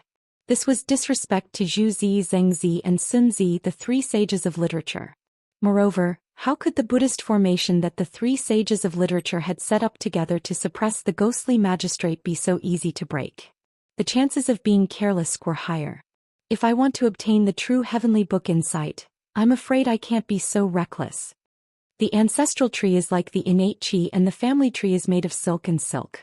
The first sentence clearly meant that there was Xiantian true qi in the wooden statue of the ancestral shrine. However, the Xiantian true qi, what was the use of it? Did it have anything to do with the heavenly book? Could it be that the true enlightenment of the heavenly books was this innate true qi?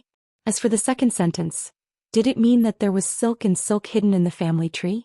The silk and silk contained the family tree of the younger generation? Silk and silk? Family tree? Perhaps. Thinking of this, Xiaohua's eyes suddenly lit up.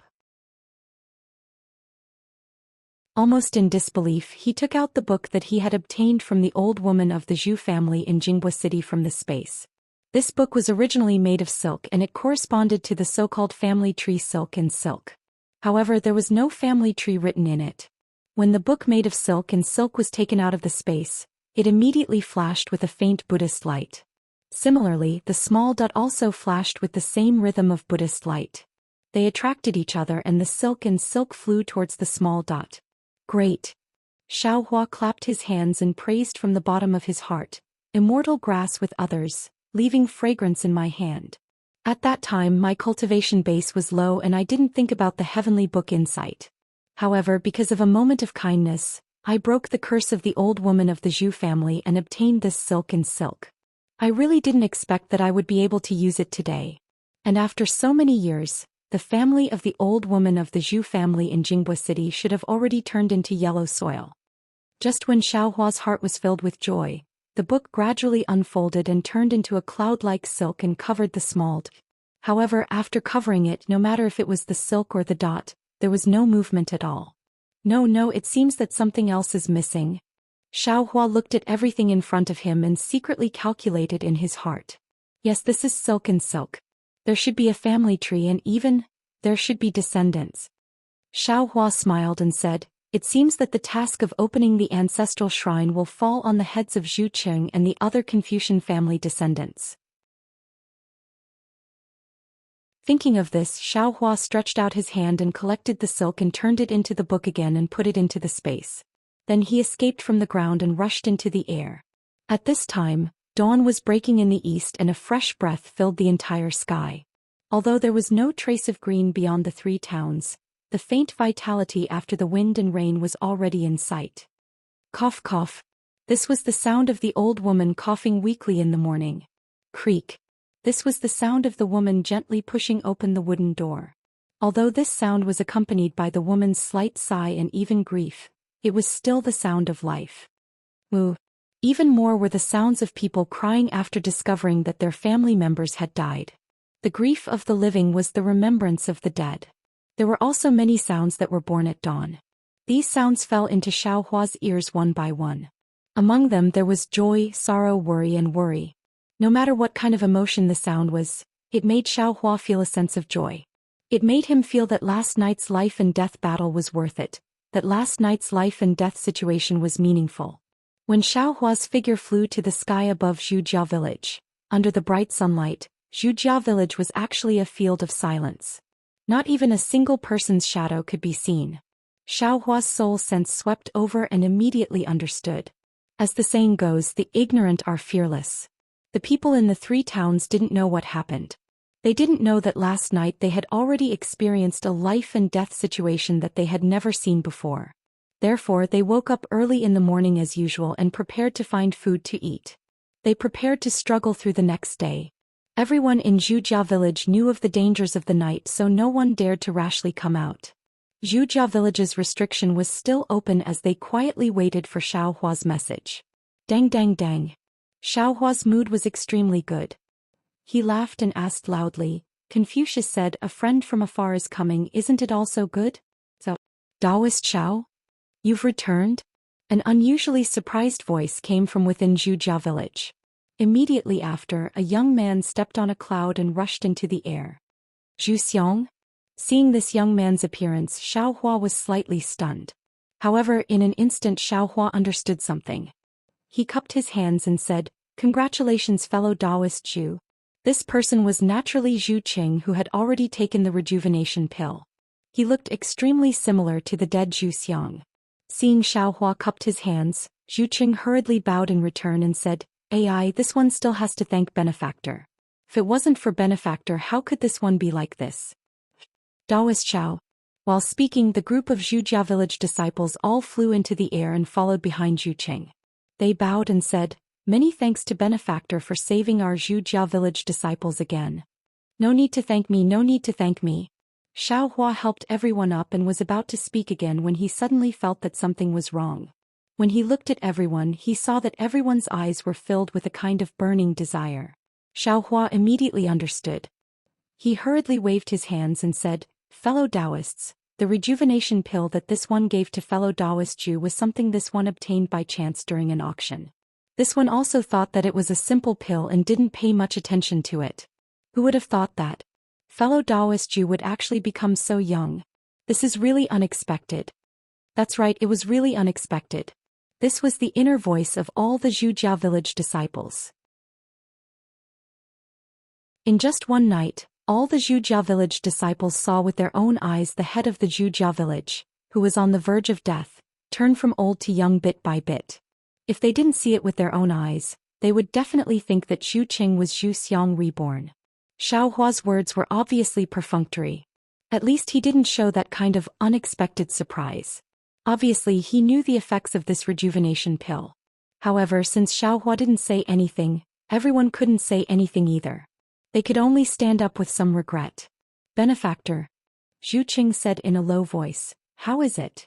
Everything is already in the past. Xiaohua said with a smile, moreover, your Zhu family, Zeng family and Sun family don't need to guard the ghost cave anymore. Really? Zhu Qing was overjoyed. Xiaohua thought for a moment and replied cautiously, this one thinks so, but this one can't guarantee it. If it's possible, you three families should guard this place for a period of time. Of course, this one thinks that there's no need to use your life to strengthen the seal. That's good, that's good. Zhu Qing immediately thought of Zhu Xiong and couldn't help but shed tears. After a moment, Zhu Qing came to his senses and hurriedly said with a smile, Benefactor, please come with me. This one doesn't know how to thank you. Xiaohua waved his hand and said, the great calamity has just passed. Within the 3 towns, more than 300,000 people died. If the remaining people don't have food to fill their stomachs, they might not be able to survive tonight. Although Feng Xiang country has food for disaster relief, it might not be able to come in the next few days. Fellow immortal Zhu, disaster relief is the most important thing today. Yes, this one understands. Zhu Qing hurriedly said, this one has already arranged everything last night. My Zhu family has a very good relationship with the government of the 3 towns. This one will send Zhu family disciples to Jingyue County and Fanchong County. This one will personally go to Wuyuan County. If Benefactor has time, you might as well go with this one. This time, this one will definitely spread Benefactor's name everywhere. That's not appropriate. Xiaohua hurriedly waved his hand and said, this one is a Dao sect cultivator. If my reputation is too great, it will definitely attract the attention of the Immortal Palace. So it's like this? Zhu Qing thought for a moment and said with a smile, Benefactor, you're thinking too much. Benefactor, at this time, not only should you not hide your cultivation and merit, you should also expand your reputation. Especially this kind of merit of saving people, it should be even more publicized. The novel The Legend of the Cultivation God will have more fresh content on the official WeChat platform. At the same time, there will be a 100% chance of drawing a big prize for everyone. Now open WeChat, click the plus sign at the top right to add friend, search for the public account Kdred and follow it. Hurry up.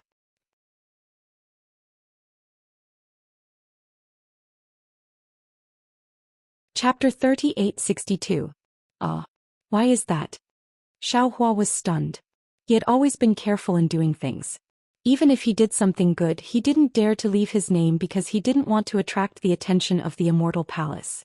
Even now, after the Immortal Palace had conquered the Black Wind Ridge, he still wanted to hide his cultivation. But he never thought that this Zhu Qing would actually advise him to show his strength and not to hide it. However, Zhu Qing is the descendant of Zhu Zi and the head of a scholarly family. His vision must be higher than others. Since he said so, there must be some truth to it. Xiaohua really wanted to hear it. Zhu Qing said with a smile. Benefactor, please wait a moment. I will tell you in detail after I send the disaster relief people out. Xiaohua nodded. In addition, you don't need to go to Wuyuan County. Let someone else go. This Xiao and you have another important thing to do. This one understands. Zhu Qing didn't have any objection to Xiaohua's assignment.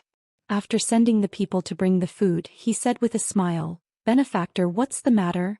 Does your Zhu family have a genealogy? Xiaohua asked. Of course. Zhu Qing nodded. Every family has a genealogy. Although my Zhu family has declined, this genealogy has never been lost. You go and get it. Then follow this one to find Zhang and Sun Qing, Xiaohua urged. Zhu Qing was a bit confused, but he didn't ask and flew into the Zhu family village. After a while, Zhu Qing came back with a red booklet and respectfully handed it to Xiaohua. Xiaohua took it and roughly looked at it. He saw that this genealogy was written by Zhu Zi. Inside were the names of the Zhu family's children. Zhu Qing and Zhu Xiang's names were on the last page and the last one was Zhu Hua. He should be the youngest son of Zhu Qing. Take it first and follow this one to find Sun Qing and Zheng. Xiaohua said as he returned the genealogy to Zhu Qing.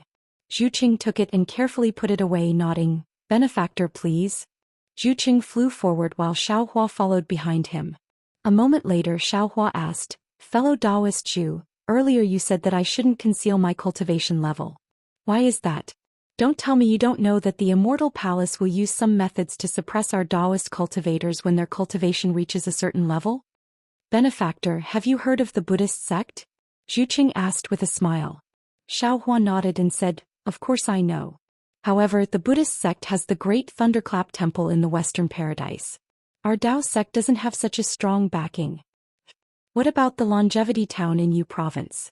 Zhu Qing said with a smile. It's said that the Buddhism sect is going to build a 99 feet tall golden body of Guanyin Bodhisattva there. This is something that the Immortal Palace can't tolerate. Similarly, the Big Layin Temple can't interfere. Why is the golden body already there? Even the Immortal Palace doesn't dare to easily topple it. Naturally, Xiaohua also knew about this matter. With Zhu Cheng's reminder, Xiaohua immediately came to a realization. What fellow Immortal Zhu said, is what the people's hearts desire? That's right. We Confucian cultivators have always emphasized the hearts of the people and the will of the people. To put it bluntly, the noble spirit is also the human aura that has been deposited in the world. All Confucian cultivators who want to cultivate to the great Confucian realm of the fifth stage of essence energy have to experience the world of mortals. They have to comprehend the origin and application of the noble spirit in the world of mortals. Therefore, Confucian cultivators know the importance of the hearts of the people the most. Zhu Qing nodded and said, The Buddhist sect didn't invest a single Buddhist cultivator in the Longevity Town. They only relied on the piety of countless good men and women to build a 99 feet tall golden body of Guanyin Bodhisattva. Isn't it because the Immortal Palace has misgivings about the hearts of the good men and women in the hidden Immortal Continent? Benefactor is admittedly a Tao sect cultivator, but if you have accumulated a lot of merits and millions, tens of millions of ordinary people are deeply grateful to you, do you think the Immortal Palace will risk universal condemnation and kill Benefactor? In particular, you're just a lone cultivator. Even if your cultivation is extremely high, you're still different from the Buddhist sect. The Immortal Palace won't be afraid of you overturning the heavens. So that's how it is, I understand now. Xiaohua was truly convinced. The vision of the family head of a Confucian cultivator family was truly extraordinary. The depth of his consideration of a problem was also not something that ordinary people could reach. Also, Zhu Qing continued, as long as a person lives in this world, no matter how many good things you do, it's impossible to satisfy everyone. There will definitely be people who say good things about you and some people who say bad things about you. Since that's the case, why should you care about what others say about you? Just do what you have to do. Benefactor, don't you know the cultivation methods of Confucian cultivators? I'm sure you've also read the ancient books of Confucian cultivators.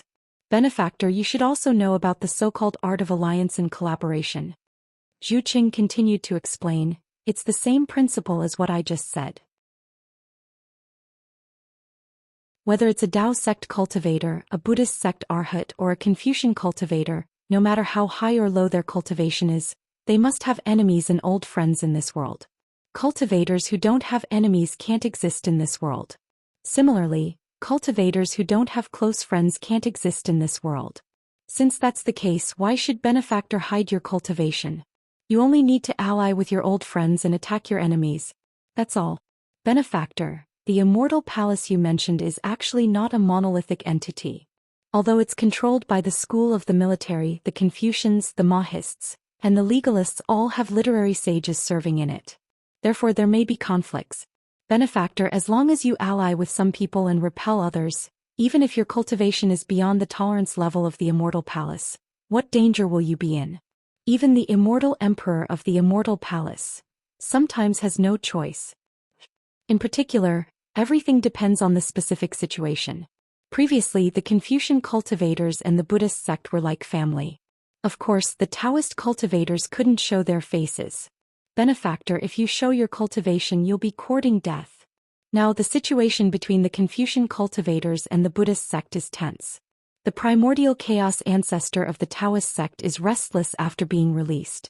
The immortal palace can't control the primordial chaos ancestor, so the immortal palace may need another Taoist cultivator to restrain the primordial chaos ancestor and use another Taoist cultivator to disperse the pressure of the Buddhist sect.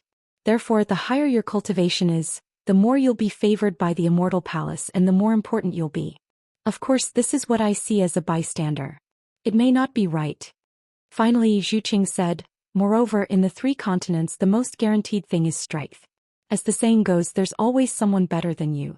If Benefactor provokes too much, maybe the immortal palace's almighty will find you unpleasant and kill you in an instant. Hearing this, Xiaohua's heart trembled.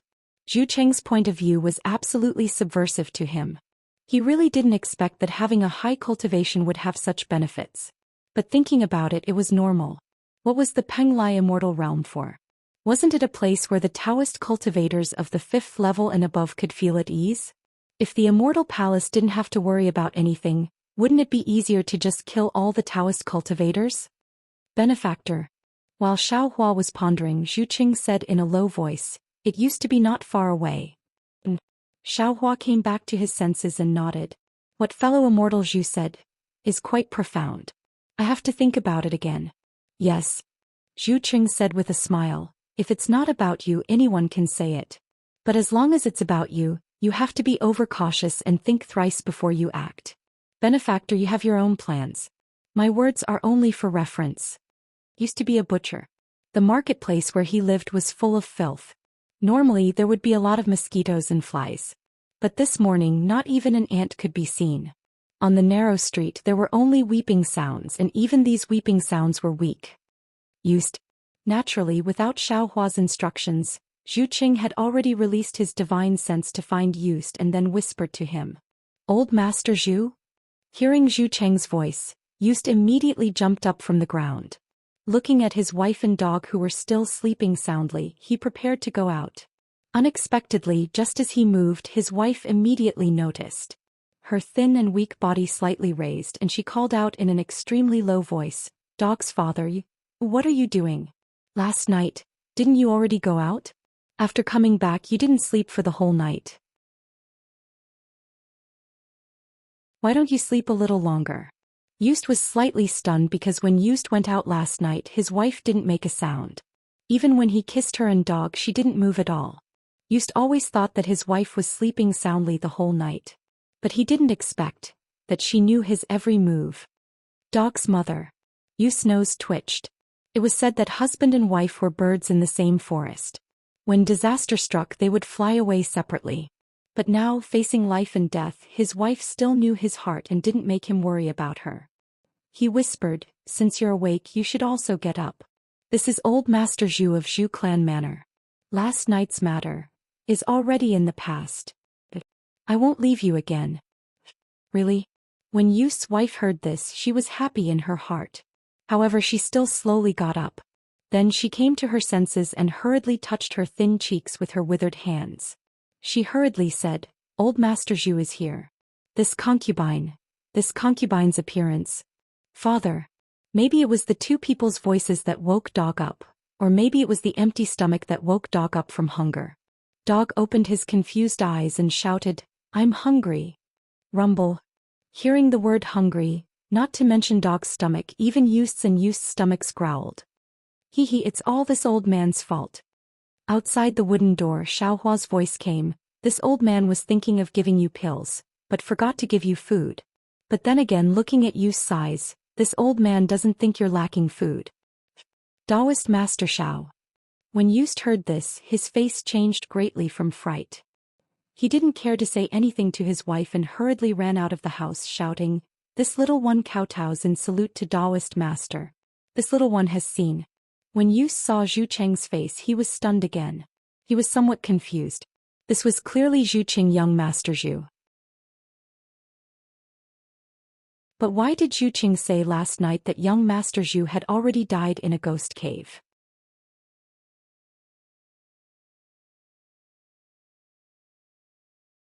Chapter 3863. This old man is Zhu Cheng. Zhu Cheng's face didn't have a trace of a smile. He only said indifferently, but last night, this old man was bestowed by Taoist Master Xiao and was able to extend my lifespan. Zeng was shocked. He looked at Xiaohua with even more reverence and greeted Zhu Cheng.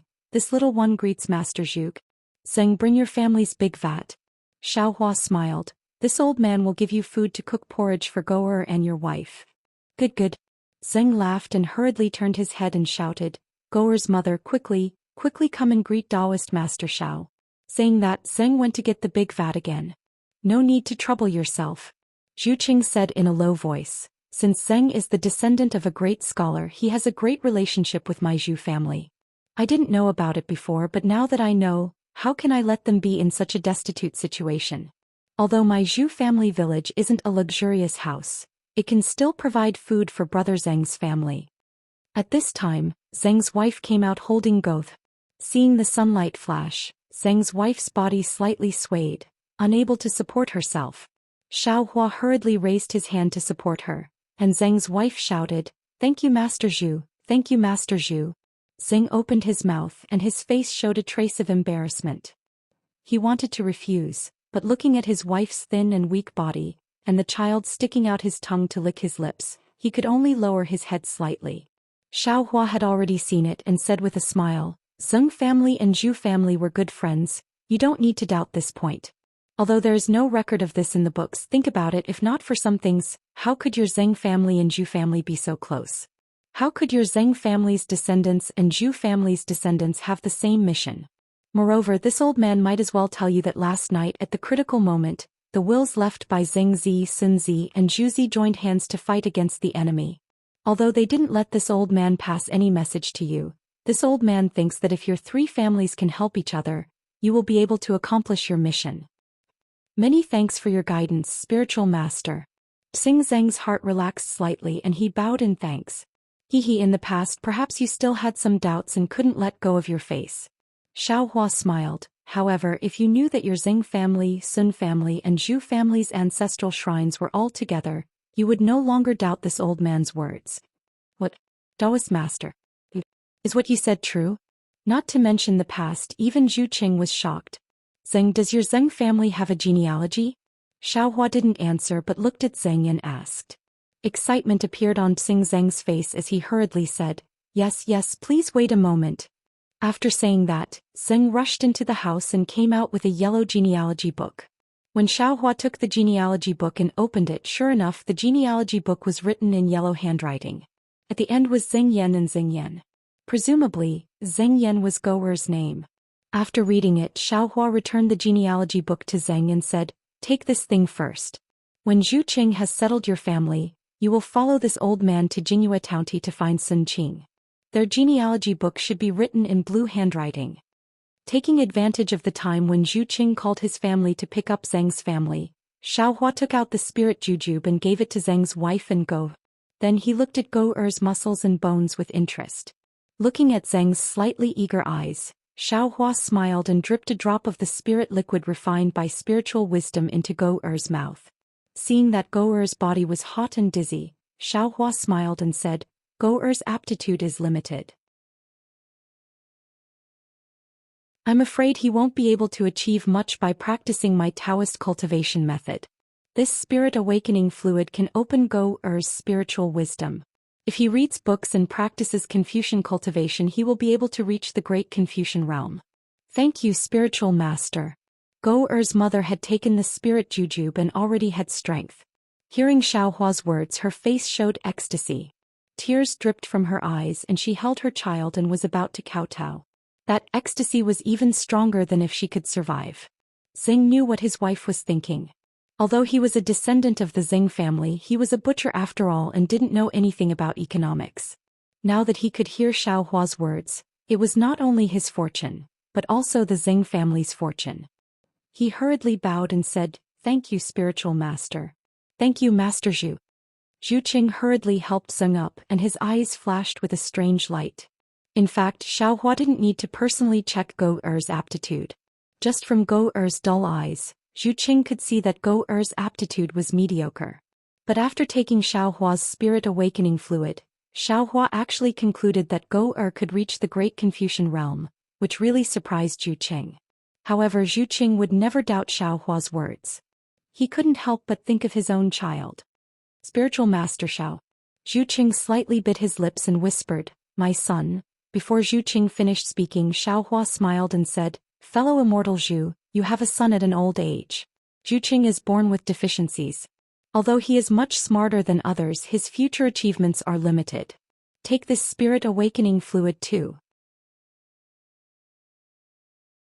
Xiaohua said, took out another jade bottle and handed it to Zhu Qing. Zhu Qing's hands trembled a little and he hurriedly took it and put it into his arms. Xiaohua said again, There is a lot of spirit awakening fluid in this jade bottle. The Zhu family, the Zheng family and the Sun family can all use it, but each person can only take one drop. If you take too much without my mental cultivation method, your life will be in danger. Yes. Hearing that there was a lot of spirit awakening fluid in the jade bottle, Zhu Qing was even more delighted and thanked him loudly. This bottle of spirit awakening fluid could create many great Confucians. Not only the Zhu family but also the Zheng family and the Sun family could gradually revive. Not long after, a servant of the Zhu family came and took the Zheng family's wife and Go Er back to the Zhu family village. Xiaohua took Zheng and Zhu Qing to Jingyue County again. Although Sun Qing of Jingyue County was already old, he still had a cultivation base after all. Compared to his previous family's circumstances, it was unknown how many times better. Looking at Sun Qing's son, Sun Mi's quick-witted eyes, although he was still lacking when it came to dealing with people, how was he still the retarded Sun Qing spoke of? Looking at Sun Qing's happy face, Zhu Qing was even more expectant of Xiaohua's spirit awakening fluid. Hearing Xiaohua's words, Sun Qing hurriedly found his family's genealogy. As Xiaohua guessed, it was recorded in blue handwriting. Finally, it was Sun Qing and Sun Mi. Xiaohua was overjoyed and explained the matter clearly. Sun Qing knew that he was going to find the Sun family's ancestral temple, so how could he refuse? Just as he was about to get up, Sun Mi suddenly fell to the ground and kowtowed to Xiaohua. Spiritual master, I have something to ask of you. Junior. Seeing his stupid son call himself a junior in front of Xiaohua, Sun Qing's eyes almost fell out. He almost forgot to scold Sun Mi for disturbing Xiaohua. Xiaohua looked at Sun Mi kneeling on the ground with a smile. Xiaohua had only let Xian Songzi and the other scattered nascent souls take the spirit awakening fluid made by developing spiritual wisdom. Sun Mi was the first mortal to take it, so he was a little curious about the real effect of this spiritual medicine, so Xiaohua asked, What do you want to ask of me?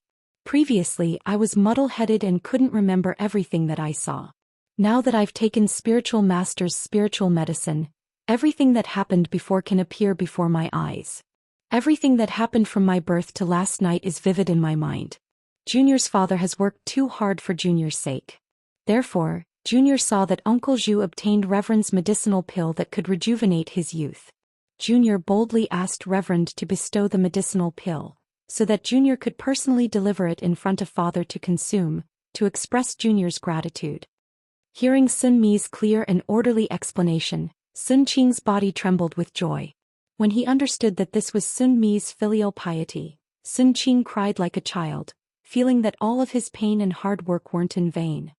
Sun Qing also knelt down and hugged Sun Mi. There are no parents in the world who don't love their children. What your mother and father did for you is what we should do. You don't need to think too much. It's a pity that your mother couldn't see you like this.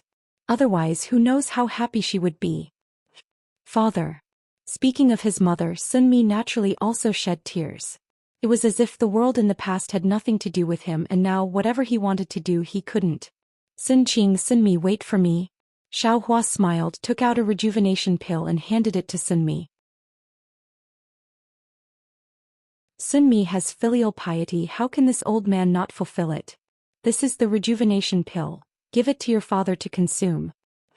Thank you, spiritual master. Thank you, spiritual master. Sun Mi pulled Sun Qing up, carefully took the rejuvenation pill and respectfully handed it to Sun Qing. Father, you've raised this boy for his entire life. Now this boy is unable to repay you. This is the rejuvenation pill that I begged spiritual master Xiao to give. Father, please consume it. In the future, this boy will definitely show filial piety to father and revive our Sun family's business. Good. Sun Qing took the rejuvenation pill but didn't consume it. He wiped his tears and said, now that spiritual master's matter is important, father will accept this pill first and consume it later. Yes, father. Sun Mi naturally obeyed his father's instructions, but Xiao Hua hurriedly waved his hand and said, don't. If you consume it now. I'm not here, but it's easy for something to happen. Sun Qing naturally didn't know how many disasters and karma the rejuvenation pill had caused. However, since it was Xiao Hua's idea and also his boy's filial piety, Sun Qing consumed the rejuvenation pill. He felt traces of numbness in his meridians, and a long-lost vitality gradually spread throughout his body. Father. Even though Sun Mi was already mentally prepared, when he saw his father slowly becoming a young man similar to him, he couldn't help but be shocked. Alright. Xiao Hua smiled and said, Sun Mi, this old man has already done what I promised you. Now your father will follow this old man to find your Sun family's ancestral hall. You can wait at home by yourself. Yes, spiritual master. In Sun Mi's eyes, Xiao Hua was no less than a deity. Sun Mi respectfully replied. Spiritual master Xiao, please. Sun Qing and the others similarly bowed and said. Xiao Hua nodded. He brought along the auspicious cloud and flew towards the ancestral hall. Zhu Qing and Sun Qing carefully followed behind him.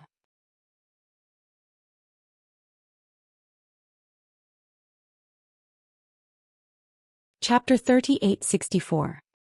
Along the way, Xiao Hua scanned the area with his divine sense. He saw that the Zhu family really did have some tricks up their sleeves. Although they didn't have a lot of people, the distribution of food was much better than his. If nothing unexpected happened, the remaining 600,000 people in the 3 towns would no longer have to worry about their lives. As for the current Zhu Qing, he actually already somewhat understood why Xiao Hua brought him, Zhang and Sun Qing to find the ancestral shrine. This must be related to the bone he gave Xiao Hua that year. It would be unrealistic to say that Zhu Qing didn't have some thoughts in his heart.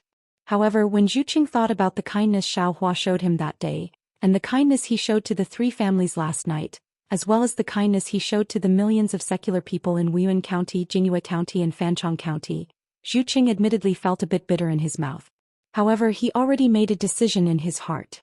For a benevolent and righteous cultivator like Taoist Xiao, some ordinary selfish motives really don't count for much. The 4 of them escaped underground. However, after just a few hundred feet, Sun Qing was unable to support himself. After Xiao Hua sensed it, he simply waved his big sleeve and brought Zhu Qing along with him to escape underground. Seeing that it was getting deeper and deeper, Zhu Qing and the others were overwhelmed with shock. They didn't think that their ancestral shrine was actually hidden so well. If it weren't for Xiao Hua, they wouldn't have been able to find it even after 10,000 years. It's here. Even Xiao Hua himself found the location of that small dot with great difficulty after using Heaven's Eye. After Xiaohua waved his hand and laid down a barrier, he raised his hand and pointed. Here. Zeng looked left and right at the khaki-colored brilliance, but he really couldn't see anything. Zhu Qing looked left and right, then asked tentatively, Benefactor, is this an illusion outside the ancestral shrine? As for Sun Qing, he simply didn't say anything, quietly waiting for Xiaohua to reveal it. Xiaohua slightly shook his head, then took out the bone and said with a smile, Zhu Qing, this is the heavenly book's true explanation left behind by your Zhu family. Do you know? Yes, this is an item left behind by my ancestors. Zhu Qing straightened his face and nodded. But even my ancestors couldn't understand the mystery in it for many generations, and my Zhu family was looked down upon by the Confucian cultivators in the world because of the true enlightenment of the heavenly book. Therefore, after you rescued me from the prison of the Bronze Pillar country, I offered this thing to you. This thing has nothing to do with my Zhu family anymore. Hee, fellow immortal Zhu, you worry too much. Xiaohua said with a smile. That's not what I meant. If it belongs to your Zhu family, this old man will return it to your Zhu family. Even if it belongs to the Zeng family or the Sun family, this old man will not covet it too much. Spiritual Master. Sun Qing glanced at Zhu Qing and said, You've given our 3 clans a new lease on life. If you have any orders, our 3 clans wouldn't dare to disobey. Since fellow immortal Zhu has already offered this item to our benefactor, I'm also willing to offer my clan's genealogy to our benefactor. Yes, I'm the same. Zeng hurriedly echoed. There's no need for that. Xiaohua said with a smile as he raised the bone. There are 2 gathas engraved on it. Its ancestral wood resembling Xiantian Qi, genealogy silken descendants. Oh. Zhu Qing, Sun Qing and Zeng stared blankly for a moment. Xiaohua took out the book. With a wave of his hand, he once again used the silken cloth to wrap around the small bone. He said with a smile, This old man is untalented. Previously, I had a fortuitous encounter and happened to obtain this book. Inside it, there's a strange silken cloth. Silken cloth? Zhu Cheng's heart tightened. He hurriedly asked, Benefactor, is this the secret you were talking about earlier? Yes. Xiaohua thought for a moment, then nodded and said, I won't hide it from fellow immortal Zhu. Previously, this Xiao did indeed encounter another branch of your Zhu family. This book is the reward for helping them remove their curse. Thank the heavens. Zhu Qing was truly speechless. He raised his hands and clasped them together towards the heavens as he prayed. I also thank Spiritual Master Xiao for your care towards my Zhu family. Xiaohua said with a smile. Of course, forgive this Xiao for not being able to tell you the location of that branch of Zhu family's descendants right now. No matter. Zhu Qing said with a smile. I'm already very happy to know that they're living freely in that place. Xiaohua pointed at the silken cloth and said, The first line of the gatha is ancestral wood resembling innate qi. This Xiao already saw it last night. Your 3 ancestral shrines should be together, right inside this silken cloth. The last line is clan records silken cloth descendant. We'll have to rely on the clan records of these 3 fellow immortals. All right. Zhu Qing was the first to agree. He took out the Zhu family's clan records. However, the clan records were placed beside the silken cloth without any changes. Sun Qing said in a low voice, Descendant. Fellow immortal Zhu, since it's a descendant, how can we determine if it's a descendant of the Zhu family? I'm afraid it can only be my Zhu family's blood essence. Zhu Qing was used to using blood essence to strengthen restrictions, so he was the first to think. Old Master Zhu, you can try first. Zeng Qing nodded. If nothing unexpected happens, it should be so. Right. Zhu Qing nodded and forced out his blood essence. When the blood essence fell on the clan records, red names rushed out from the clan records, like pink butterflies fluttering around the silken cloth. Seeing the noble qi faintly seeping out from the void, Xiaohua smiled and looked at Sun Qing. The excitement in Sun Qing's heart was not any less than Xiaohua's. He hurriedly took out the genealogy book and dropped a drop of blood essence onto the Sun family's genealogy book. Thus, just like Zhu Qing, blue names flew out from the genealogy book one after another, corresponding to the red names. The red and blue characters danced on the silk, looking extremely beautiful. It's this little one's turn. At this moment, Zheng family had never felt so important before. Looking at Xiao Hua's expectant gaze, Zheng family straightened his chest and said, "Not to mention blood essence, even if this little one's life is given to Taoist Xiao, this little one is also willing." As he spoke, Zheng family put his index finger in his mouth and bit off a piece of flesh. Blood flowed out from the finger. "Fellow Taoist Zheng has taken out too much blood essence." Xiao Hua smiled and said, "This Xiao owes you a favor." Hehe. Zheng family's clan records felt hot in his heart. He took out the clan records and smeared the blood on his finger on the clan records. Wing wing. Yellow names flew out from the Zheng family's clan records. However, just as these names flew out, the red and blue names from before emitted buzzing sounds and rushed towards the yellow names. When the red, yellow, and blue characters collided, there was a rumbling sound. Strange inscriptions appeared from the three characters. When all the inscriptions fell on the silken cloth, the cloth rapidly shrank and wrapped around the tiny dot. Boom.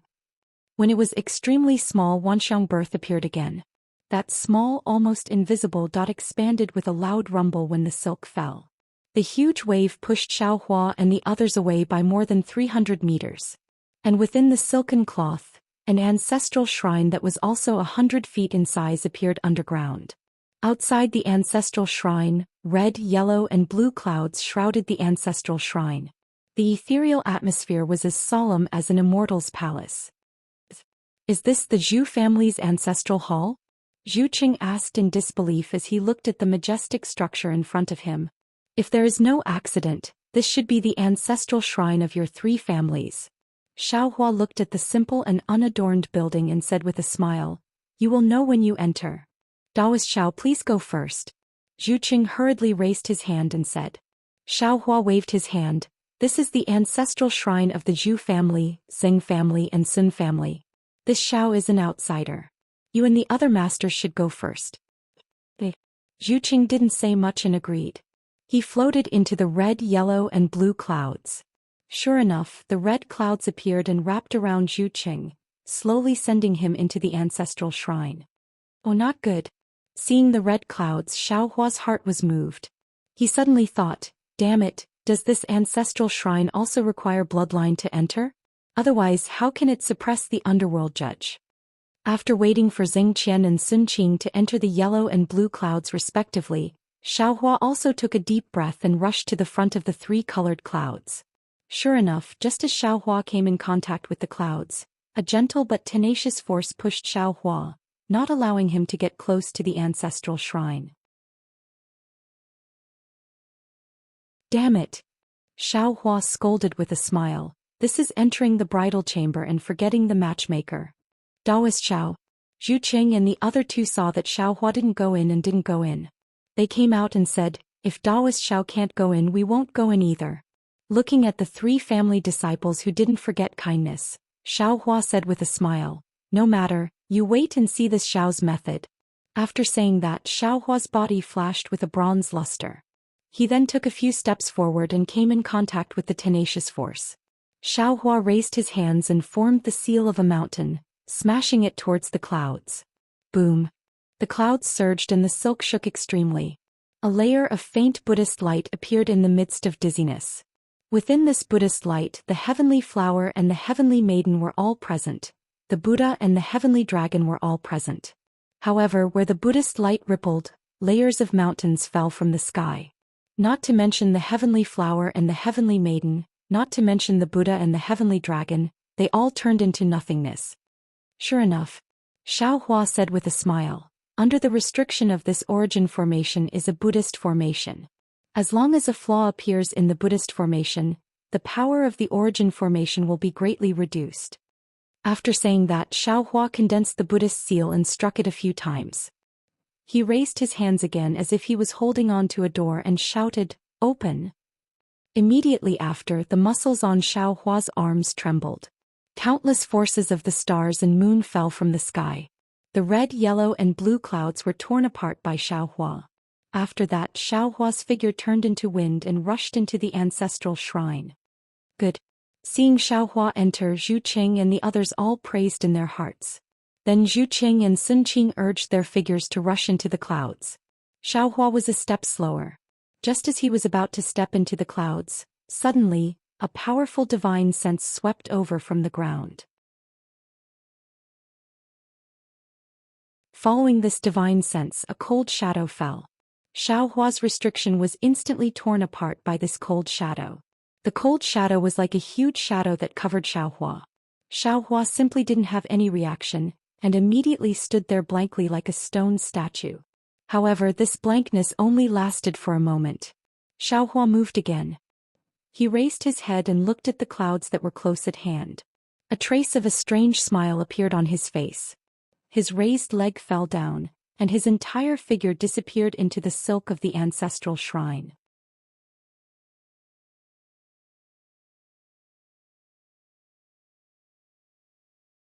Chapter 3865. Xiaohua had already entered the ancestral shrine, so he didn't notice the previous change. The warning sign of the barrier being torn apart was also blocked by the origin formation of the ancestral shrine. Xiaohua stood in front of the wooden door, squinting his eyes. The ancestral temple was made of blue bricks and green tiles, and the faint inscriptions on them flowed slowly with the clouds, isolating the divine sense. Moreover, Xiaohua could vaguely hear the sound of a wooden fish and the chanting of scriptures coming out of the ancestral temple. "Must be here," Xiaohua said with a smile. "It's most suitable to suppress the ghost judge in this ancestral shrine." Benefactor Zhu Qing, Sun Qing and Xing Zeng, who came in later, respectfully stood behind Xiaohua and whispered, "What about me? How do I get in?" Xiaohua raised his hand and said, "The three of you will naturally push open the door and enter." Then Xiaohua explained, "The clouds before were blocking the restriction of the ancestral shrine, preventing others from entering. Since we're already here, there shouldn't be any other obstacles. You just need to go in." "Right." Zhu Qing nodded, then knelt down in front of the wooden door and kowtowed. "This junior Zhu Qing is unfilial. It wasn't until I entered that I found the Zhu family's ancestral hall. This junior kowtows and apologizes. I hope that the ancestors of the Zhu family will forgive this junior's sins." Zhu Cheng's tears flowed down as he spoke. Before Zhu Qing could stand up, Sun Qing impatiently knelt down by Zhu Cheng's side. Tears similarly covered his face as he kowtowed and apologized, and the wild joy and regret on his face was obvious. He hesitated for a moment before kneeling on the other side of Zhu Qing. Like Sun Qing, he kowtowed and whispered something as tears flowed down his cheeks. After the three of them finished kowtowing and repenting, they stood up, looked at each other and walked to the front of the vermilion door. They solemnly raised their hands and pushed it in unison. "Understood." The sound of the wooden door being pushed open was very stiff.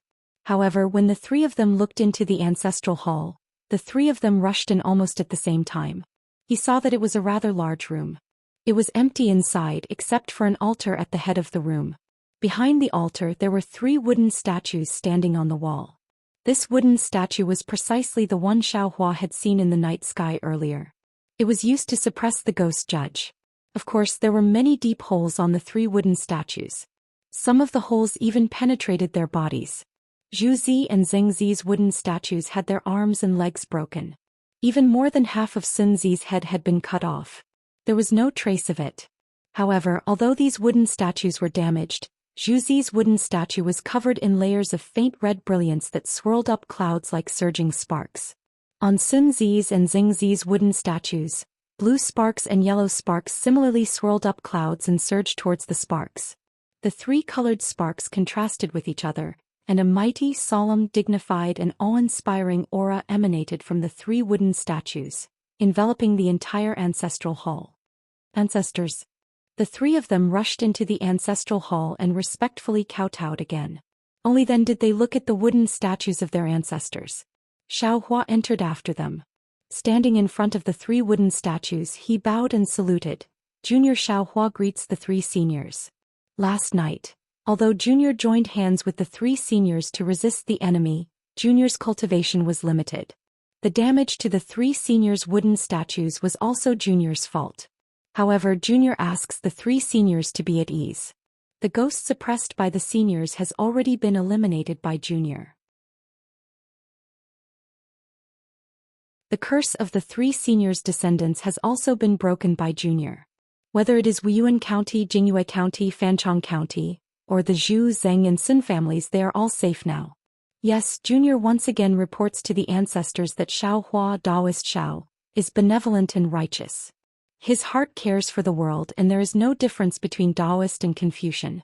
With Taoist Zhao's help, the majority of the villagers in my Wuyuan County, Jingyue County and Fanchong County were saved. Moreover, with Taoist Zhao's help, the villagers in the 3 counties also had food to tide over the disaster. Therefore, Junior brought Taoist Xiao to the ancestral shrine. If the ancestors left any shade in the ancestral shrine, Junior is willing to offer it to Taoist Xiao. We also have the same idea. Sun Qing and Xing Qian also whispered to the wooden statues. The 3 people's voices had just faded when they saw that the originally empty offering table respectively flashed with 3 colored clouds. The clouds were precisely holding a book. On the book, 4 large words flashed with dazzling light. Wasn't it True Explanation of the Heavenly Book? True Explanation of the Heavenly Book? There really is such an item? Not only was Zhu Qing greatly shocked, even Xiao Hua was overjoyed. At this time, Zheng Qian, who was standing in front of Xiao Hua, suddenly laughed loudly. "Ha, this world really has the true explanation of the heavenly book. With this item, this old man's literary star is just around the corner." "You're not Xing Qian. Who are you?" Hearing this, Xiao Hua couldn't help but be greatly alarmed. As he berated, he waved his hand and grabbed the true explanation of the heavenly book out of thin air. Xiao Hua's heaven and earth sleeve technique was now very powerful. As soon as it was used, the entire ancestral shrine was enveloped by Xiao Hua's technique. Strands of crystal threads flashed in the air like tiny dragons. A small Taoist wild cultivator also dares to snatch from this old man. Zheng Qian sneered and similarly waved his hand. Boom! Thousands of inscriptions rushed out like ants. With a series of loud sounds, the crystal threads were smashed into pieces. Xiao Hua's heaven and earth sleeve technique was also defeated. Zheng Qian immediately waved his right hand and a gust of wind appeared. The 3 wooden statues along with the true explanation of the heavenly book all fell into his hand. Zheng Qian simply didn't stay in the ancestral shrine for long. His figure flashed and like a shadow he swept past Xiao Hua. Xiao Hua clenched his fists and without hesitation he smashed them towards the shadow. At the same time he opened his mouth and a sword light flashed towards the shadow. A mere 5th level essence energy dares to be arrogant?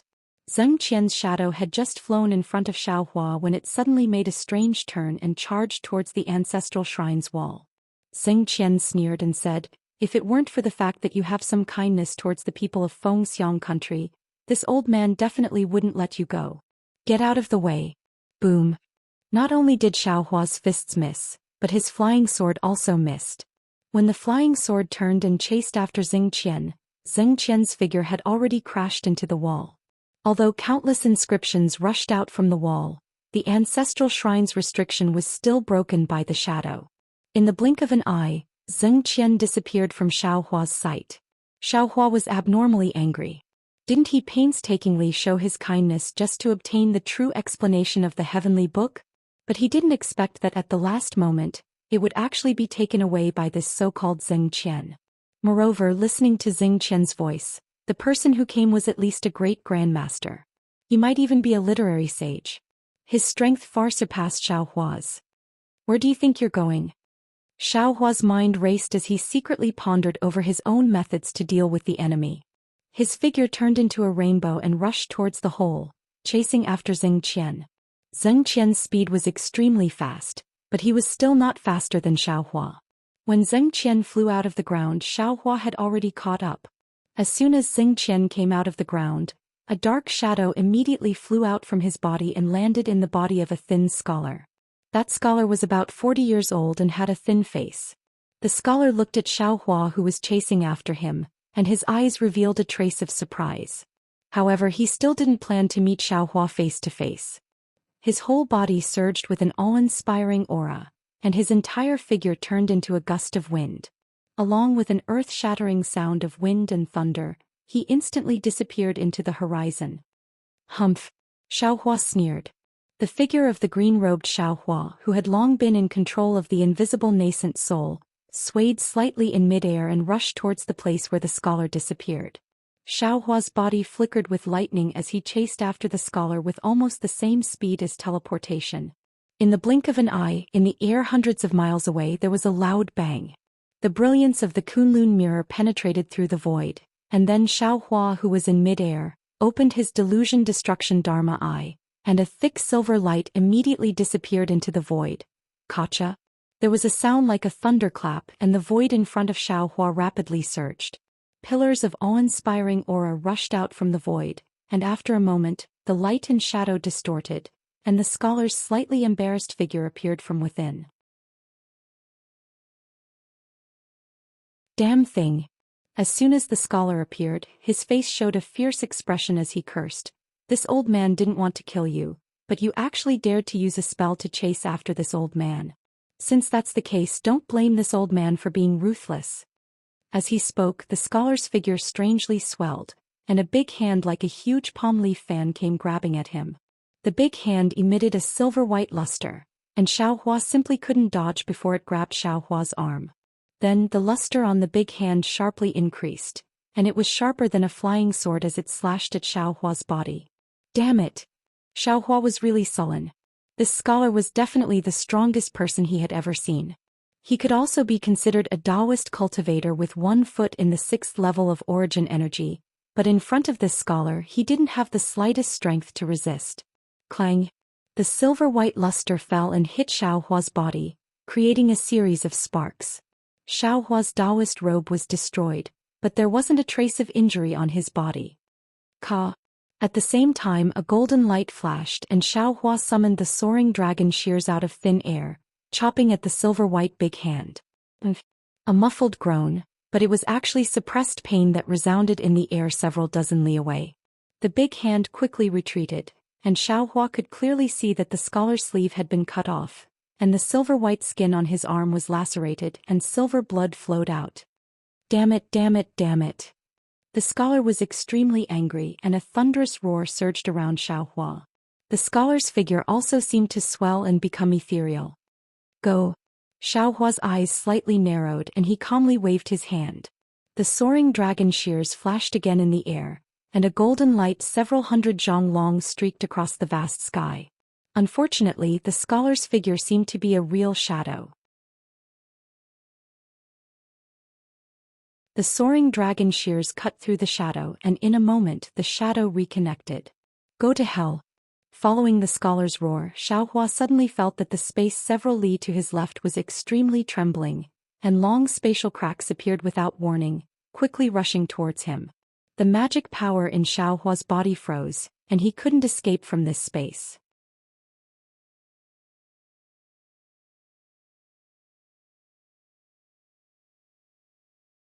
Chapter 3866. Xiaohua was very anxious. He suddenly urged the heavenly law's embodiment of heaven and earth, and the power of the stars and moon fell with a loud bang. Roar!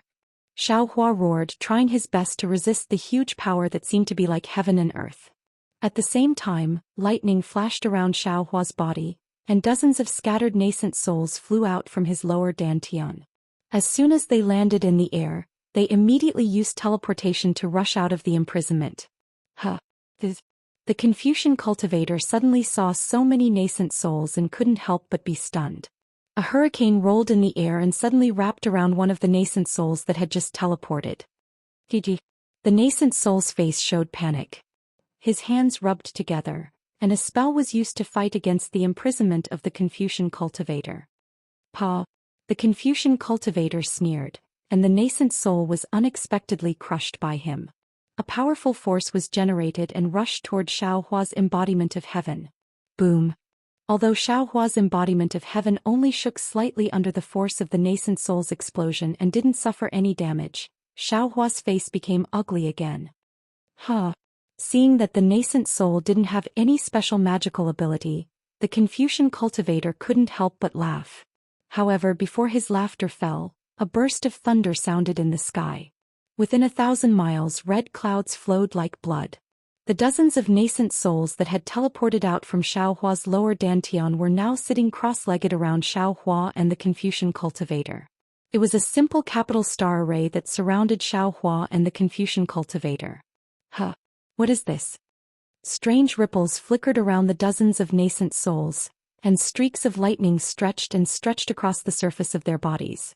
The ripples covered an area of 100 miles around them. Although the Confucian scholar could not figure out what was going on, the power of heaven and earth contained in the ripples made him tremble with fear. The Confucian scholar didn't hesitate at all. He waved his hand and grabbed another nascent soul.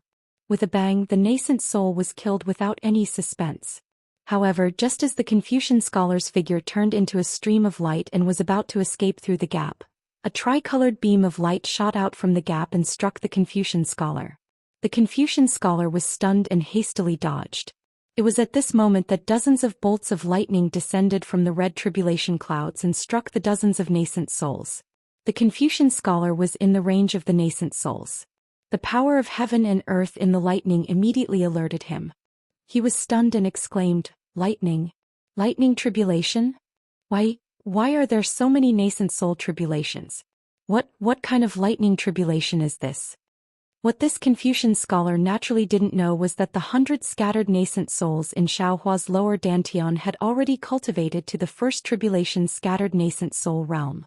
Now they had to go through a true lightning tribulation in order to break through the bottleneck of the first tribulation scattered nascent soul realm. Xiaohua was originally worried about how these 100 scattered nascent souls would go through the tribulation one by one. Now he met this terrifying Confucian scholar. When Xiaohua was powerless to deal with him, he immediately thought of the lightning tribulation. This Confucian scholar might not be afraid of the lightning tribulation of a first tribulation scattered nascent soul, but the lightning tribulation of 10 first tribulation scattered nascent souls would injure this Confucian scholar. What if there were dozens of first tribulation scattered nascent souls? In Xiaohua's opinion, even if the Confucian scholar didn't die, he would lose a layer of skin, right? As for all the scattered nascent souls coming out, Xiaohua also thought about it. Unfortunately, Xiaohua himself couldn't guarantee that he would survive under the lightning tribulation of 100 first tribulation scattered nascent souls. Boom. Under the lightning tribulation, the Confucian scholar hurriedly dodged. He didn't want to be affected by the lightning tribulation of the scattered nascent souls. However, even if he wanted to dodge, those dozens of scattered nascent souls weren't willing to let him dodge. These scattered nascent souls suddenly teleported towards the Confucian scholar, and all the lightning tribulation struck towards the Confucian scholar. Damn it! At this time, the Confucian scholar had already understood the intentions of these scattered nascent souls. Although he didn't know how Xiaohua did this, he looked at Xiaohua, who was also within the range of the lightning tribulation, laughed sinisterly and teleported towards Xiaohua. However, before the Confucian scholar could fly a few miles, the entire area within dozens of miles was filled with the power of heaven and earth. Not only the Confucian scholar, but Xiaohua and the dozens of scattered nascent souls were also imprisoned in place by the lightning tribulation, unable to move. Gotcha. What shocked Xiaohua was that even the imprisonment of the lightning tribulation didn't seem to be able to stop the Confucian scholar's struggle. The space shattered like glass and the Confucian scholar actually moved, but his movement was rather slow. Cha-cha-cha. At this time, the lightning tribulation fell on the scattered nascent souls.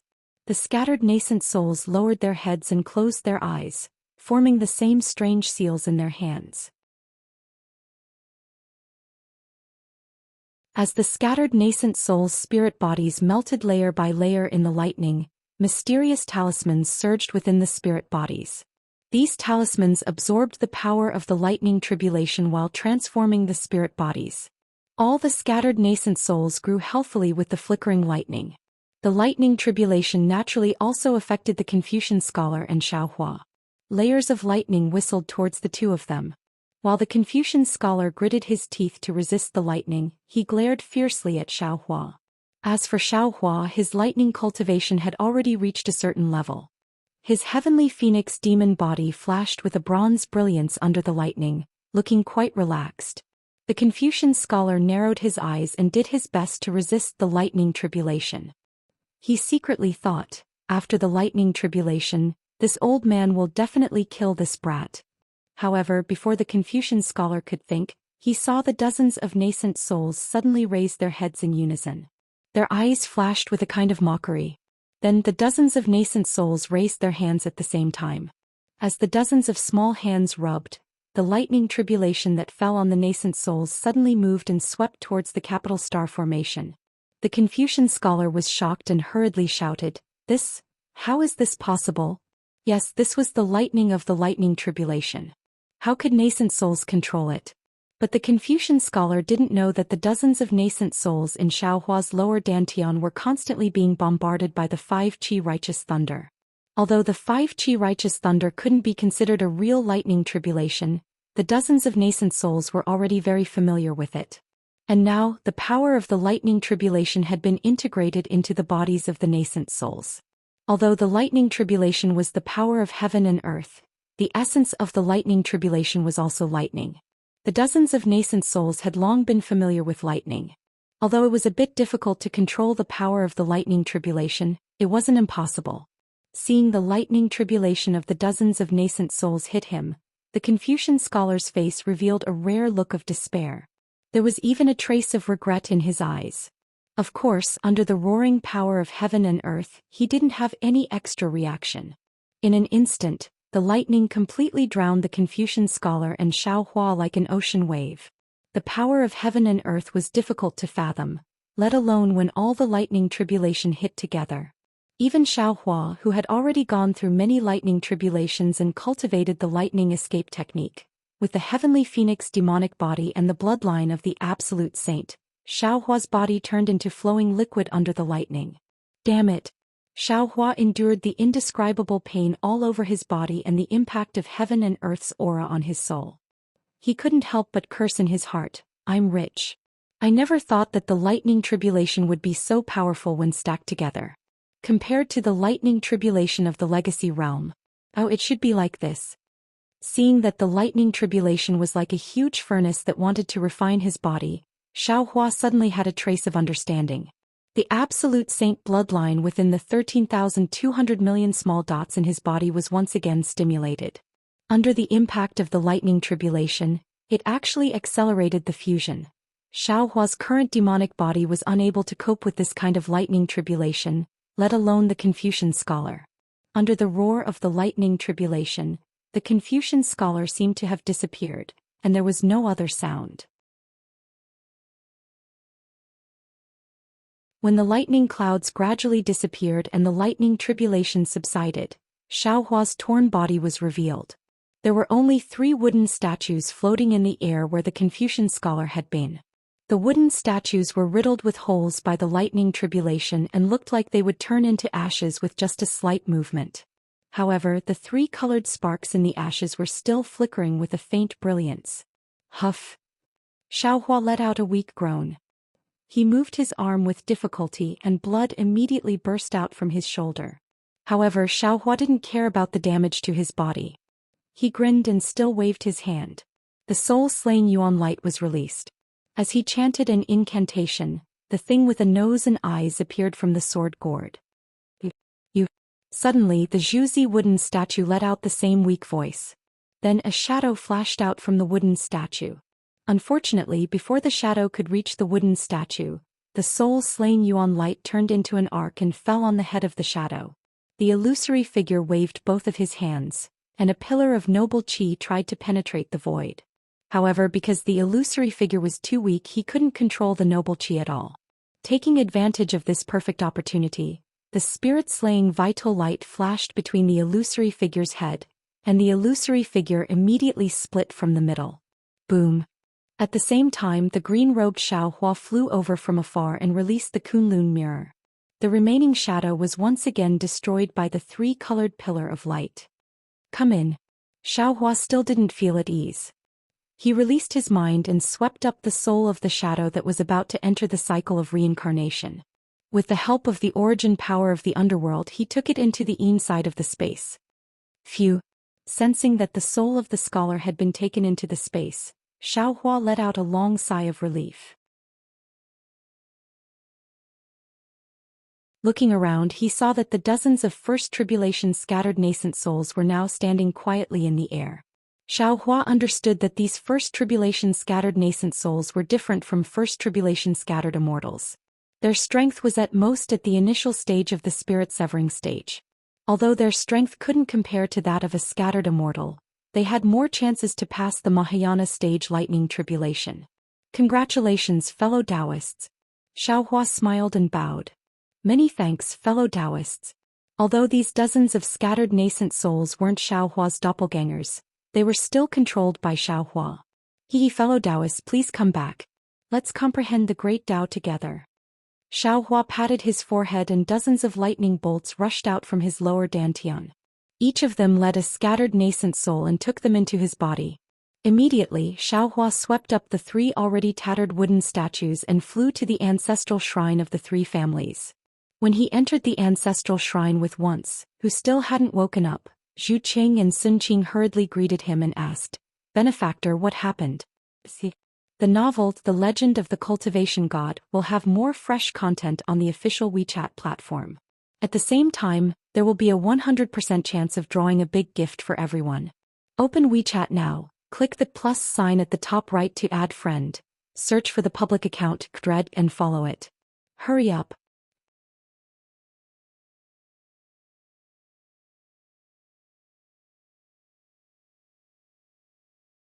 Chapter 3867. A cultivator entered the ancestral shrine by borrowing his former body.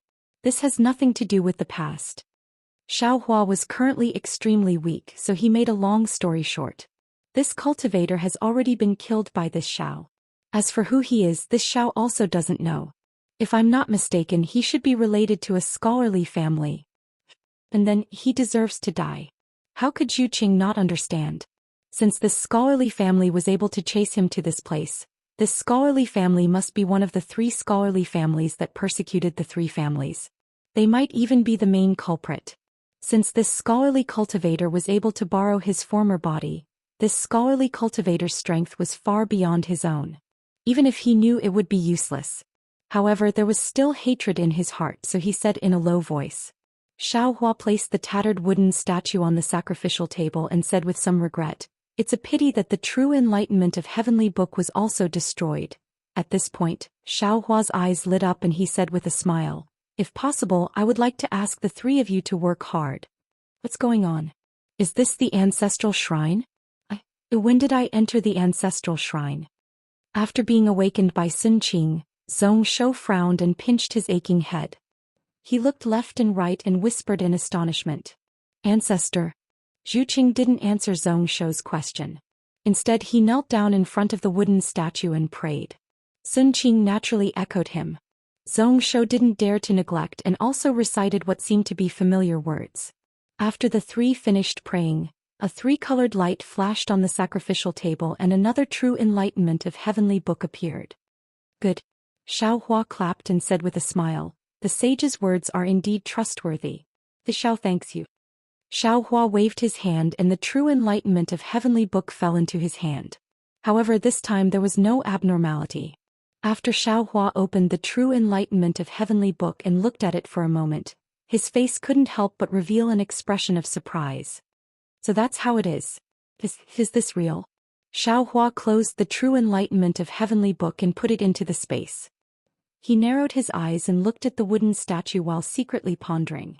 After a while, Zhu Qing asked in a low voice, "Benefactor, is there anything wrong?" Sun Qing zeng. Xiaohua moved his gaze away from the wooden statue, looked at the 3 people and said word by word, "The true explanation of the Heavenly Book is just a guess.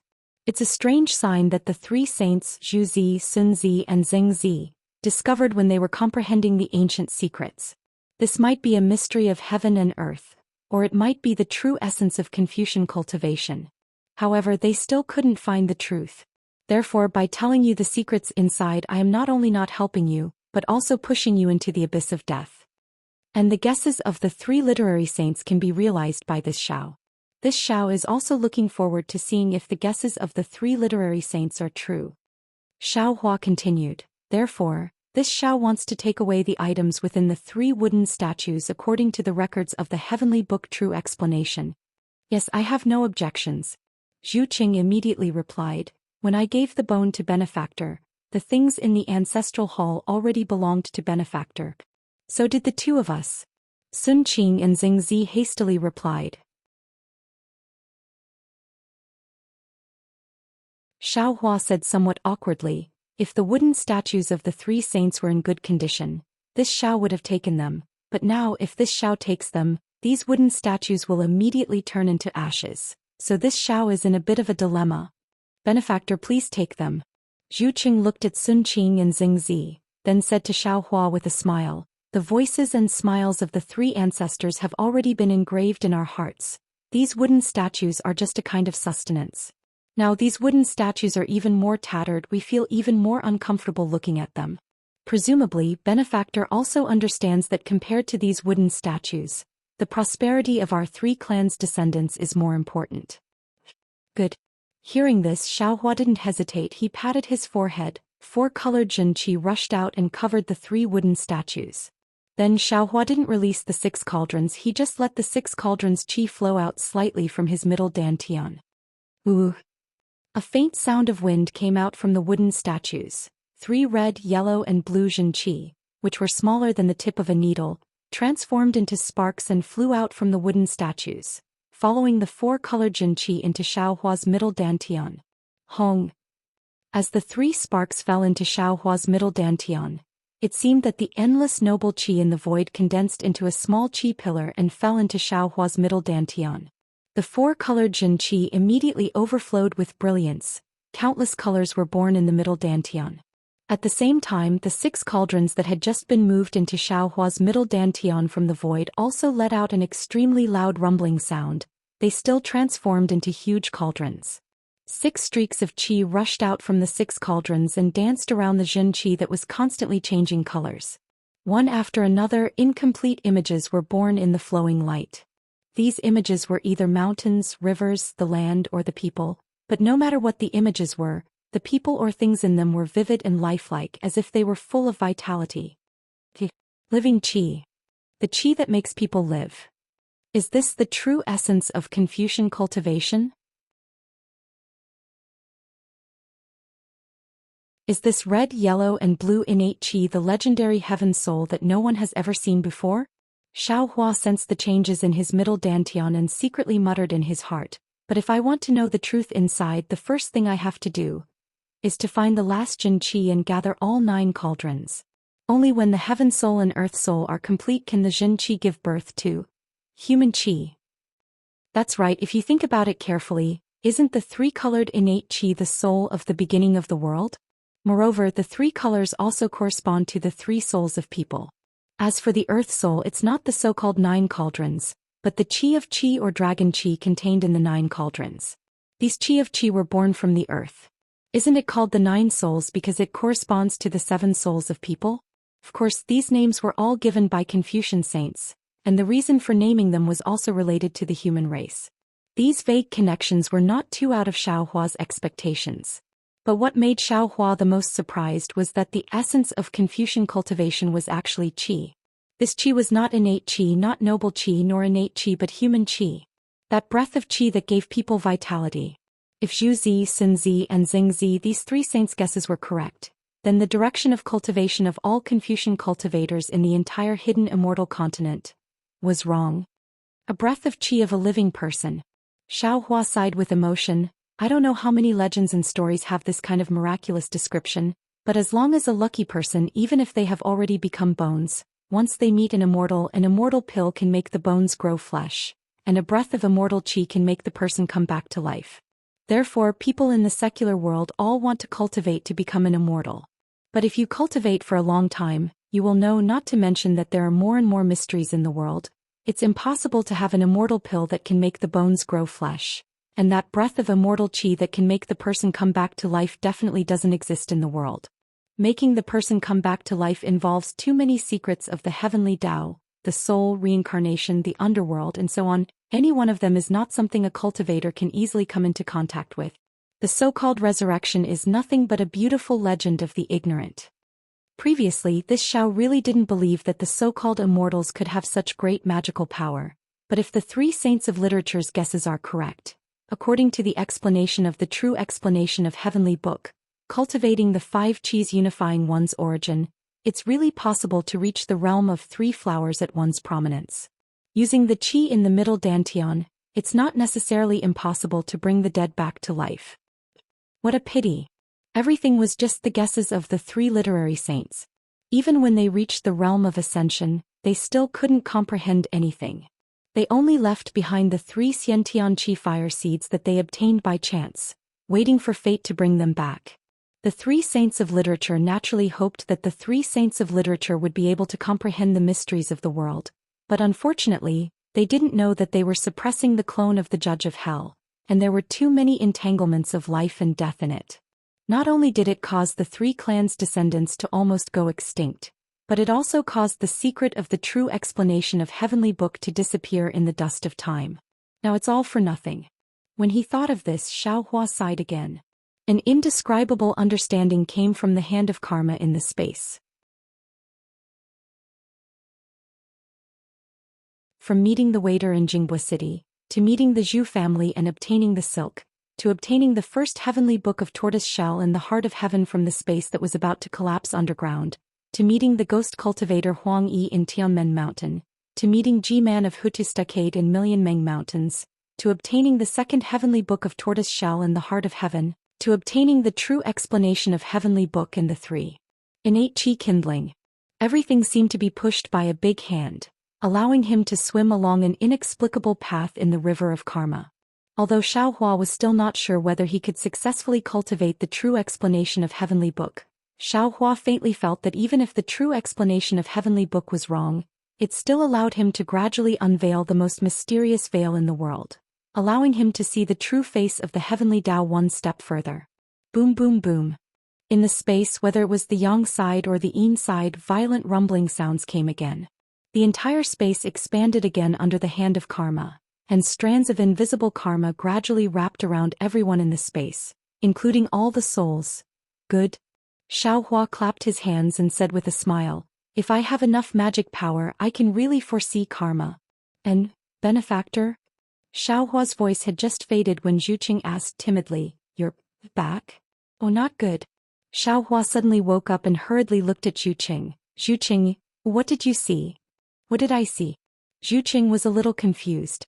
His eyes turned quickly and he answered tentatively, Benefactor suddenly disappeared 3 days ago and today Benefactor suddenly reappeared. I didn't see anything. Oh, very good. When Xiaohua heard this, he unconsciously let out a sigh of relief and said with a smile, I suddenly remembered that I had some things to deal with, so I hurriedly went out. It's nothing. Let's go out now.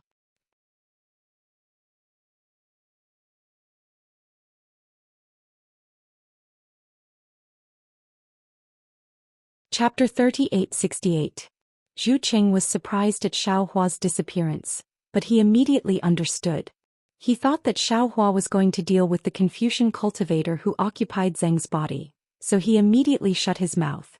Let's go. Xiaohua smiled and looked around the ancestral shrine.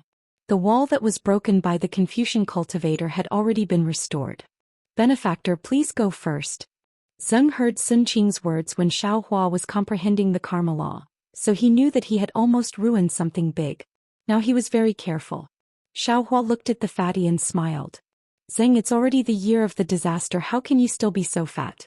Anyone who sees you won't think that your family background is bad. Hee hee. Zheng smiled and said jokingly, this little one will gain weight even if I drink cold water.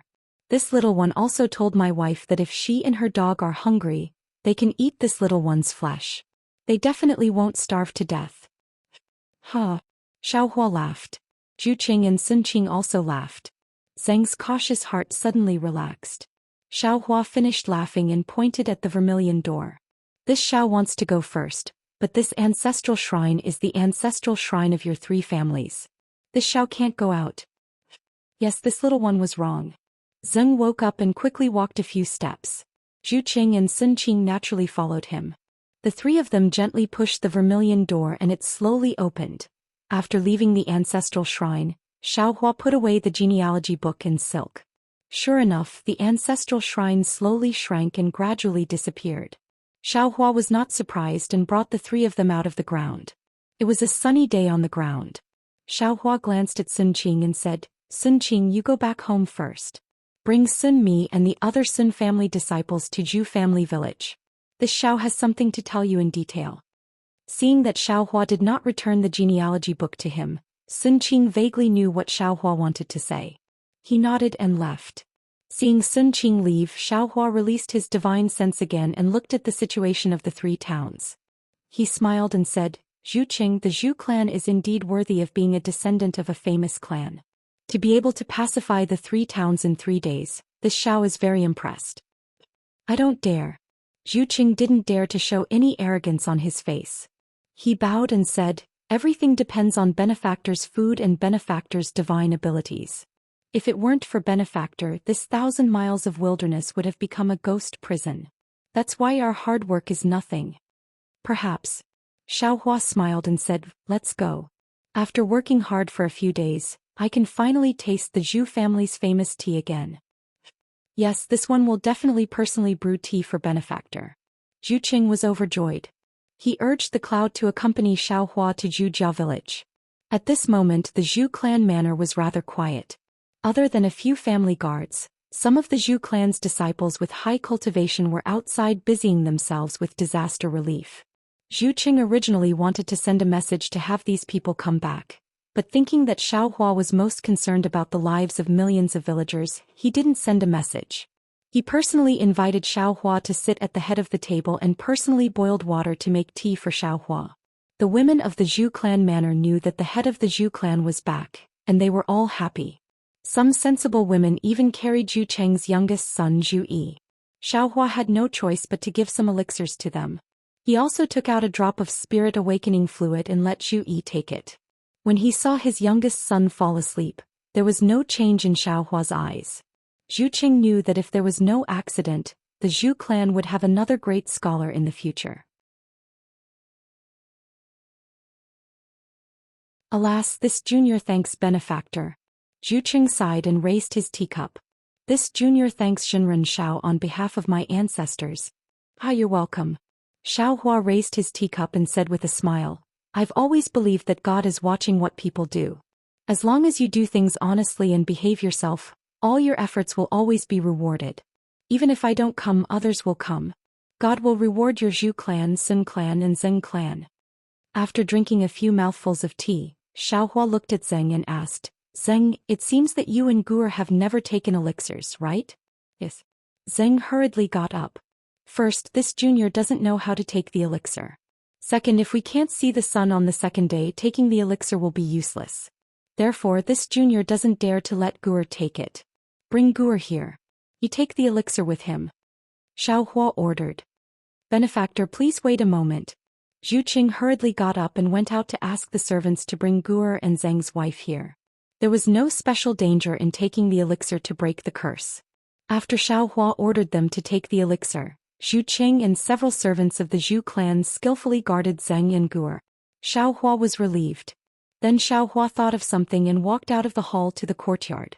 Seeing that the place was big enough, he waved his hand and took out the mountain and river seal. A cloud flew out of the mountain and river seal, and the flying shuttle that was previously stored in the Yuang Ghost Cave landed in the courtyard. When the flying shuttle appeared, the Confucian scholars inside looked at the scorching sun in the sky and felt as if they could see the sun again. The Confucian scholar surnamed Song didn't have time to put away the flying shuttle. He bowed first and said, Junior Zhuyen Song Zixiong greets Senior. Thank you for saving my life. Junior Fengming Lu Jia greets Senior. The group of cultivators didn't dare to be negligent. They all flew out of the flying shuttle and respectfully saluted Xiaohua, thanking him for saving their lives. Get up. Xiaohua looked at these vigorous young Confucian cultivators and said with a smile, You are good friends of Zhu Xiong and Yu Zhongquan. Moreover, you are willing to accompany them even though you know that the ghost cave is dangerous. This kind of character is really a model for the younger generation of Confucian cultivators. This old man only needed to lift a finger to save you. Don't worry too much. Senior, please give us a name. Song Zixiong respectfully said, Senior saved this junior. This junior doesn't even know Senior's name. How can this junior have the face to see others? This old man. Dao Sex Xiaohua. Xiaohua thought for a moment and didn't hide anything. Dao Sex Xiaohua? Song Zixiong and the others were slightly stunned. They didn't realize it first, but after a moment, someone in the crowd exclaimed, Xiao? Taoist Xiao?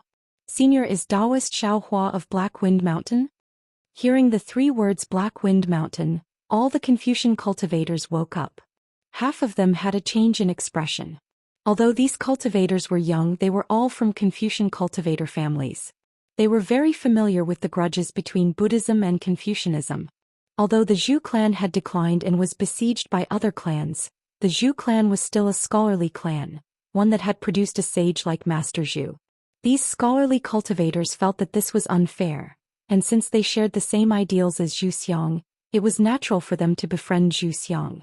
If Xiao Hua was an ordinary Taoist cultivator and had saved their lives, befriending Xiao Hua wouldn't be a big deal. However, Xiao Hua was a Taoist cultivator of the Immortal Palace and had a fierce reputation. Although the legendary Xiao Hua was not the same as the Xiao Hua in front of them, the huge shadow of the Immortal Palace was covering the sky. It was inevitable that these Confucian cultivators would have obstacles in their hearts. Xiao Hua looked at these younger Confucian cultivators with interest and didn't say much. After a moment of surprise, Song Zixiong's eyes turned and he hurriedly asked, Senior Xiao, I don't know, did Zhu Xiang and Yu Zhongquan escape the tribulation? Alas, when I arrived it was already too late. Xiao Hua shook his head slightly and sighed, I could only save Yu Zhongquan. Zhu Xiang had already fallen. How sad. Song Zixiong lamented, I don't know where Brother Zhu's morning hall is. This junior wants to go and pay his respects. Oh, I don't know. Xiao Hua replied, wait a moment. I will call Zhu Qing over and ask him. Zhu Qing came out. When he saw the flying shuttle and everyone, he was slightly stunned. After asking a few questions, he immediately understood. Of course, the young Confucian cultivators were also extremely surprised by Zhu Cheng's resemblance to Zhu Xiang. However, although the two looked similar, their behavior was completely different. After a while, everyone got used to it. Zhu Qing already felt guilty about Zhu Xiang's death. Thinking that these people had gone through life and death with Zhu Xiang, his face became amiable. He immediately led these Confucian cultivators to Zhu Xiang's morning hall. Xiao Hua naturally didn't need to go, so he returned to the hall and sat down. His mind entered the inside of the space. When Jade Archive Xiao Hua saw the changes in the inside of the space, he couldn't help but be shocked. A towering tree extended out from the nether blood sea. It was brimming with vitality as it pierced into the sky. When it reached a height of 10,000 feet, countless branches extended out from various parts of the tree. They separately extended to the surroundings of the nether blood sea, covering an area of several tens of thousands of miles. Within the sea of blood, countless rays of bloody light rushed into the tree from the roots that were deeply embedded in the sea of blood. The tree roots in the sea of blood covered the entire sea of blood. They were several times larger than the tree trunk and crown above the sea of blood. What was even more strange was that there were 2 huge roots that connected the 2 continents through the sea of blood. The netherworld lotus and netherworld bamboo were growing on those continents. On the netherworld lotus and netherworld bamboo, the light of Shueishua's helpless soul faintly flowed into the netherworld fruit along the roots. This is the netherworld fruit's roots from before? Jade Archive Xiao Hua's gaze swept over and immediately understood the origin of this huge tree. When Xiao Hua sent the netherworld fruit's roots into the inside of the space, it wasn't this big. Even when Xiao Hua entered the Nether Wang Ghost Cave, the netherworld fruit's roots didn't change much. However, after the wandering souls of the 7 ghost caves entered, the netherworld fruit's roots crazily grew. In just a few hours, it had grown to such a majestic aura. At this time on the netherworld fruit tree, there were many things that looked like sparkling dewdrops condensing. Within these dewdrops, wisps of smoke-like souls slowly circulated. The bloody light of the netherworld sea of blood entered these dewdrops through the netherworld fruit's roots, nourishing these souls. What was special was that at the place where the netherworld fruit tree protruded from the netherworld sea of blood, there was a fist-sized ball of light emitting a faint brilliance. Zhu Xiang's soul was hibernating within. Above Zhu Xiang's soul, there were many other souls that also flowed out, occupying the main branches of the netherworld fruit tree. However, these souls were much smaller than Zhu Xiang's. They were the wandering souls that Xiao Hua first used the Permitha realm to absorb into the space.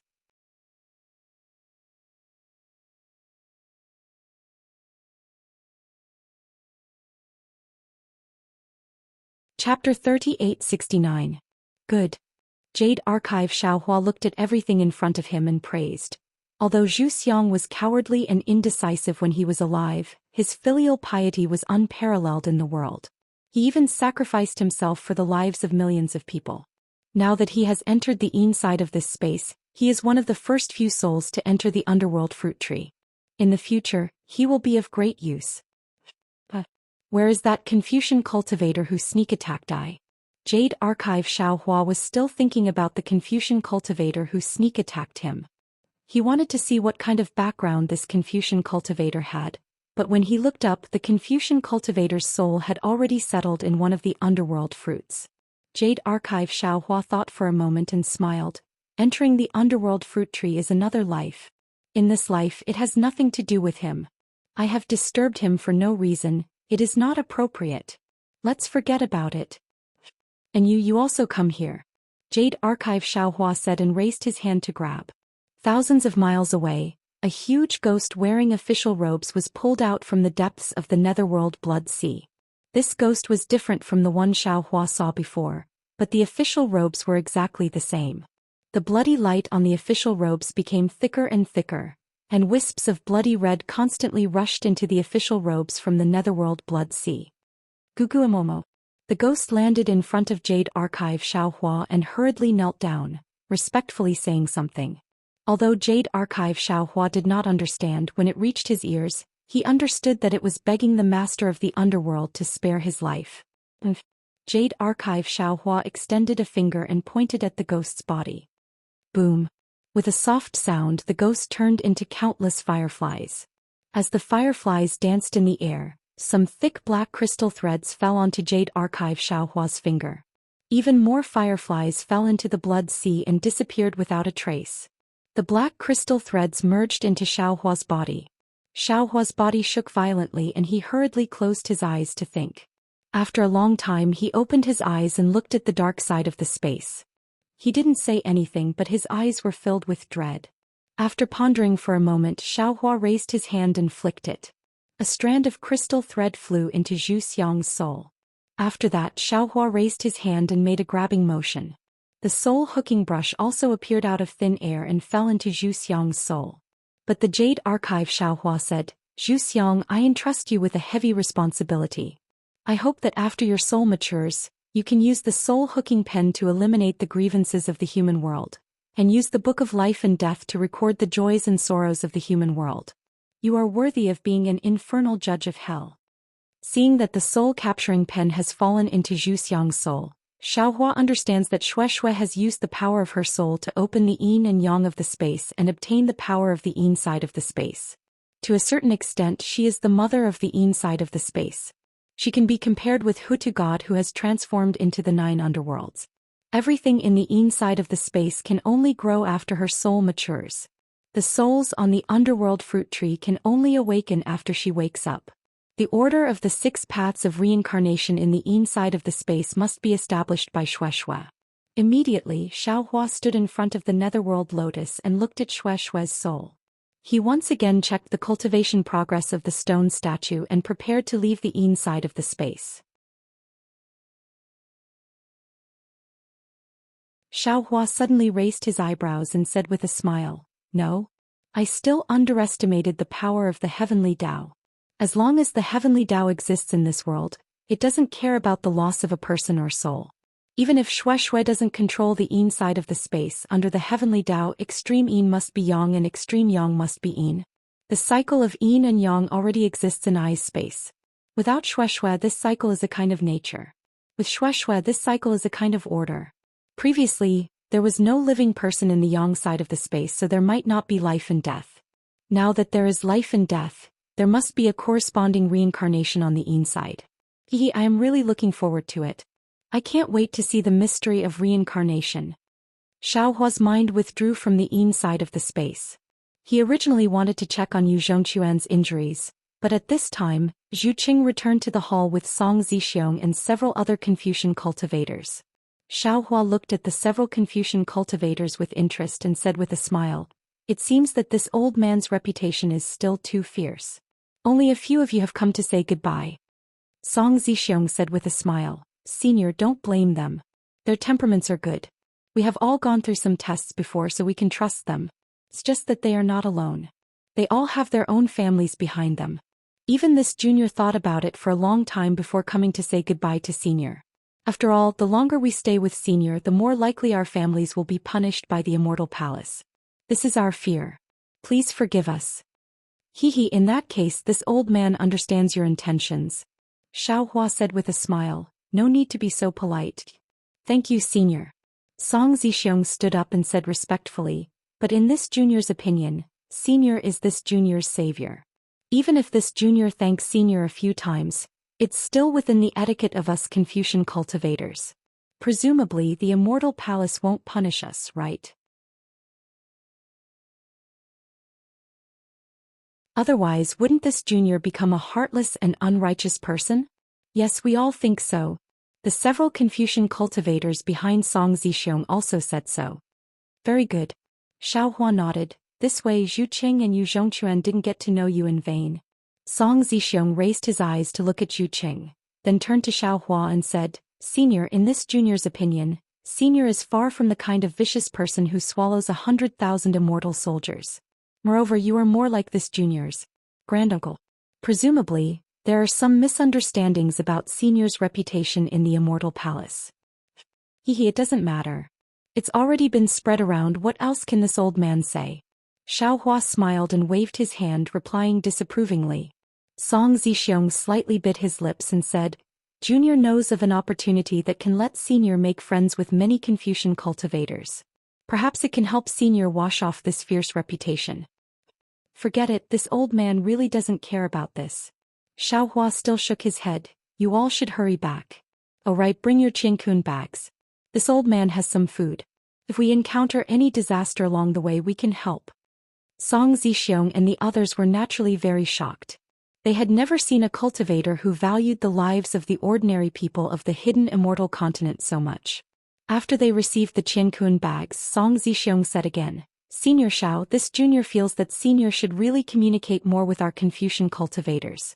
This junior really hasn't seen many benevolent cultivators like you.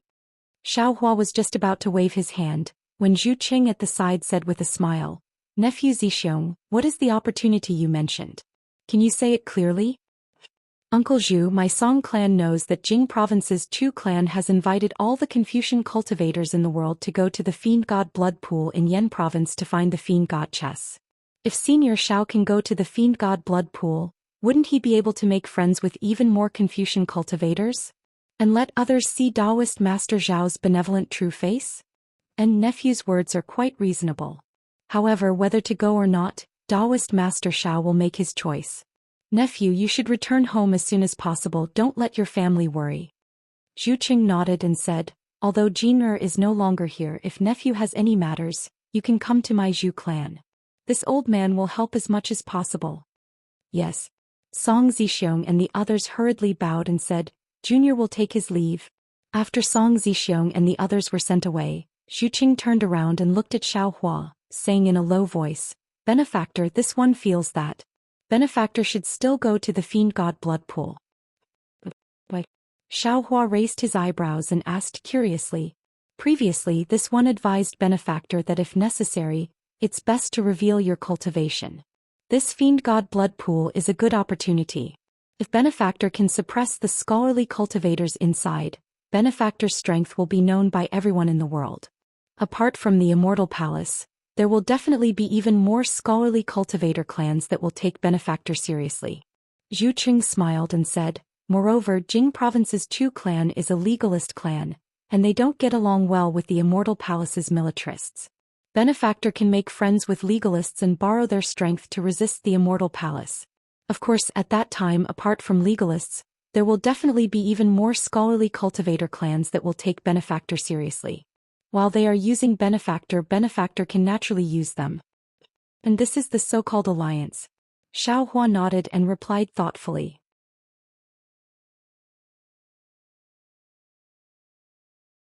That's right. This is the so-called alliance.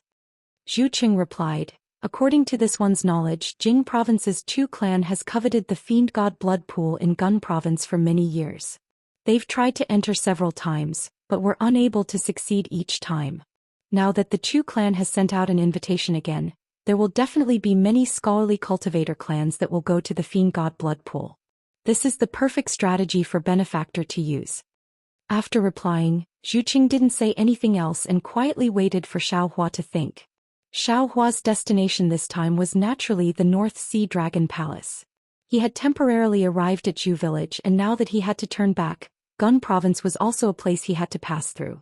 Zhu Cheng's words were indeed reasonable, but Xiaohua still hadn't considered clearly how he would appear in front of the scholarly cultivators. After all, he was a Taoist cultivator that the Immortal Palace was suppressing. If they wanted to kill him as soon as they saw him, wouldn't he be wasting his efforts for nothing?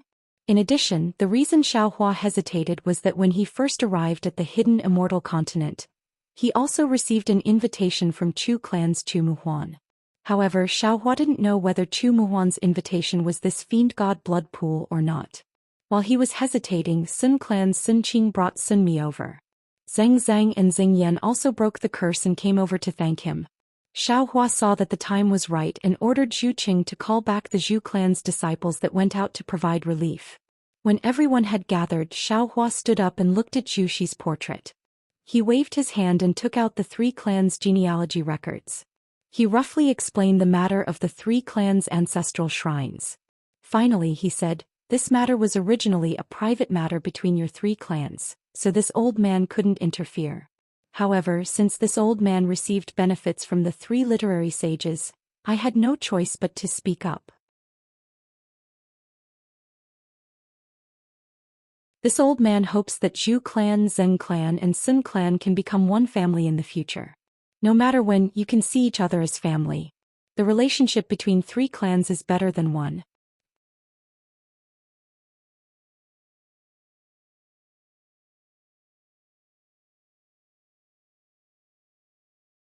Chapter 3870. We will follow Taoist Master's words. From today onwards, we will leave these words in our ancestral teachings. Zhu Qing and the others hurriedly bowed. Good. Xiaohua smiled and returned the genealogy records of the three clans. Then he took out the other book and bone fragment that hid the silk. With a wave of his hand, he wanted to divide the book into three parts, but Xiaohua's hand stopped. He raised his hand and the book landed in front of Zhu Qing. He said, "This item belongs to this old man, but it is closely related to your three clans' ancestral temples. Now this old man will return this item to your clans. As for how to preserve it, you three clans can discuss among yourselves. In the future, if other Zhu family descendants come looking for this book, the Zhu family should treat them well." Many thanks, Benefactor." Zhu Cheng's voice trembled.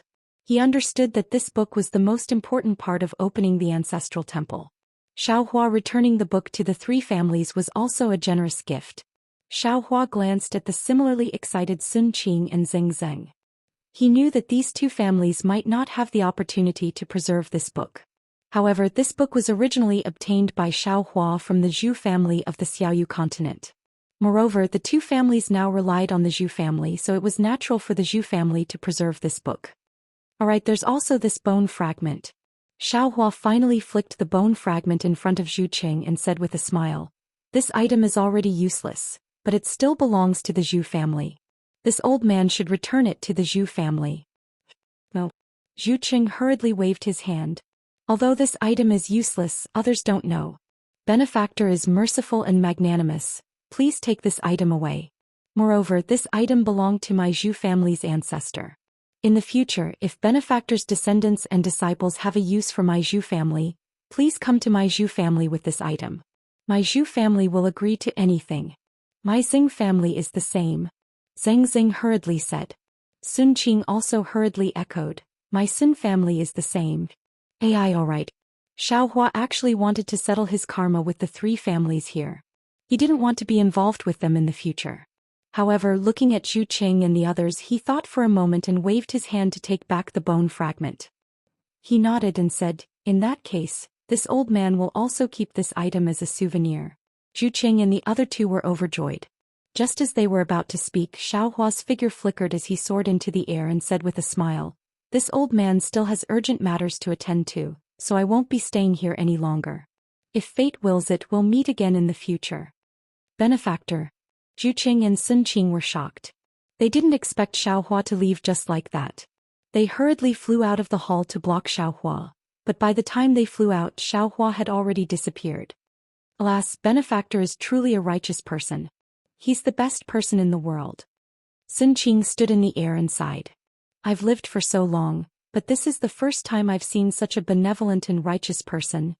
Alas, it's such a pity that such a good Taoist cultivator was regarded as a demon by the immortal palace.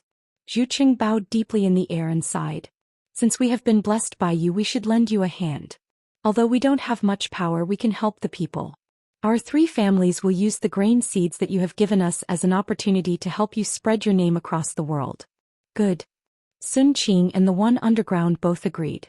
However, as soon as they answered, the entire earth rumbled and trembled again.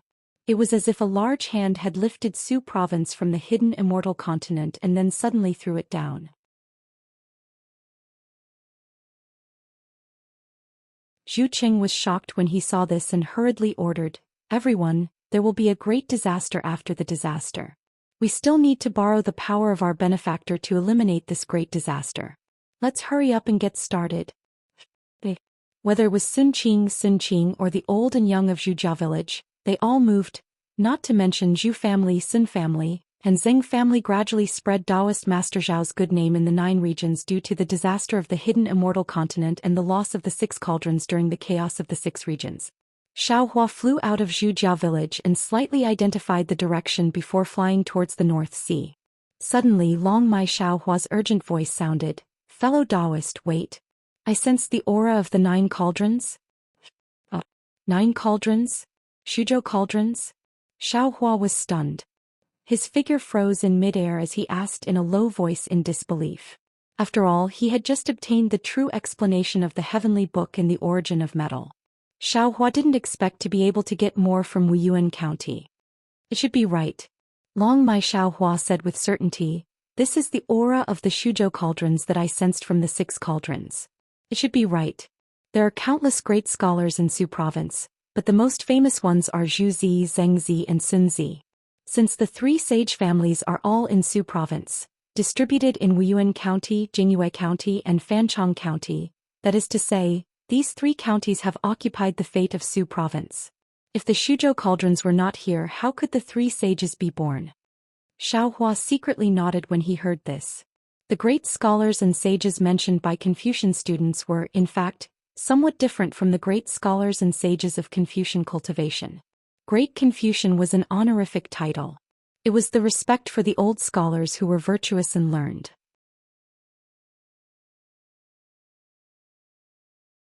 Sometimes, it had nothing to do with the realm of Confucian cultivation. Even an unarmed old pedant could be called a great Confucian scholar.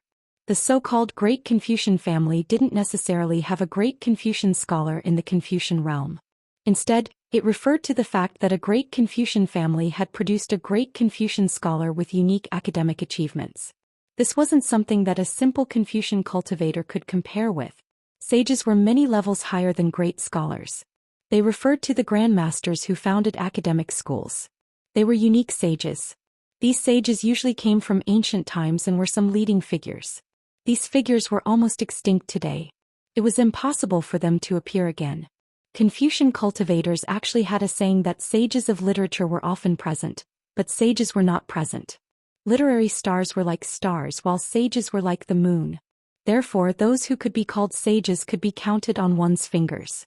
Confucius, Mencius, Laozi, and the others were sages of Confucian cultivation.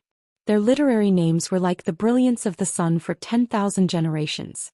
Zhu Zi, Zheng Zi, Sun Zi, Mozi, Han Fizi, Zhuang Zi, Sun Tzu, and the other sages of Confucian cultivation were like the moon illuminating the brilliant stars of literature. Fellow Taoist is right. Xiaohua pondered for a moment. He activated the earth escape technique and entered the ground in the direction that dragon vein Xiaohua pointed out. He changed his direction and said, "Although we passed by earlier, the aura of the Shuzhou cauldron was suppressed by the Netherworld Judge's 9 nether origin power and was difficult to detect.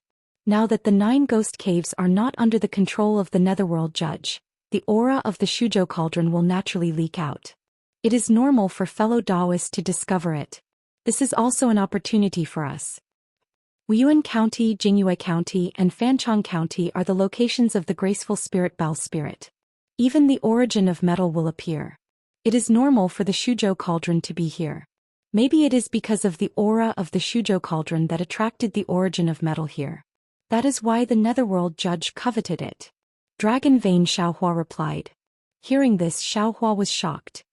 He stopped and said anxiously, if that is the case, I am afraid we cannot take away the Shuzhou cauldron. But Dragon Vein Xiaohua was puzzled. It is very simple.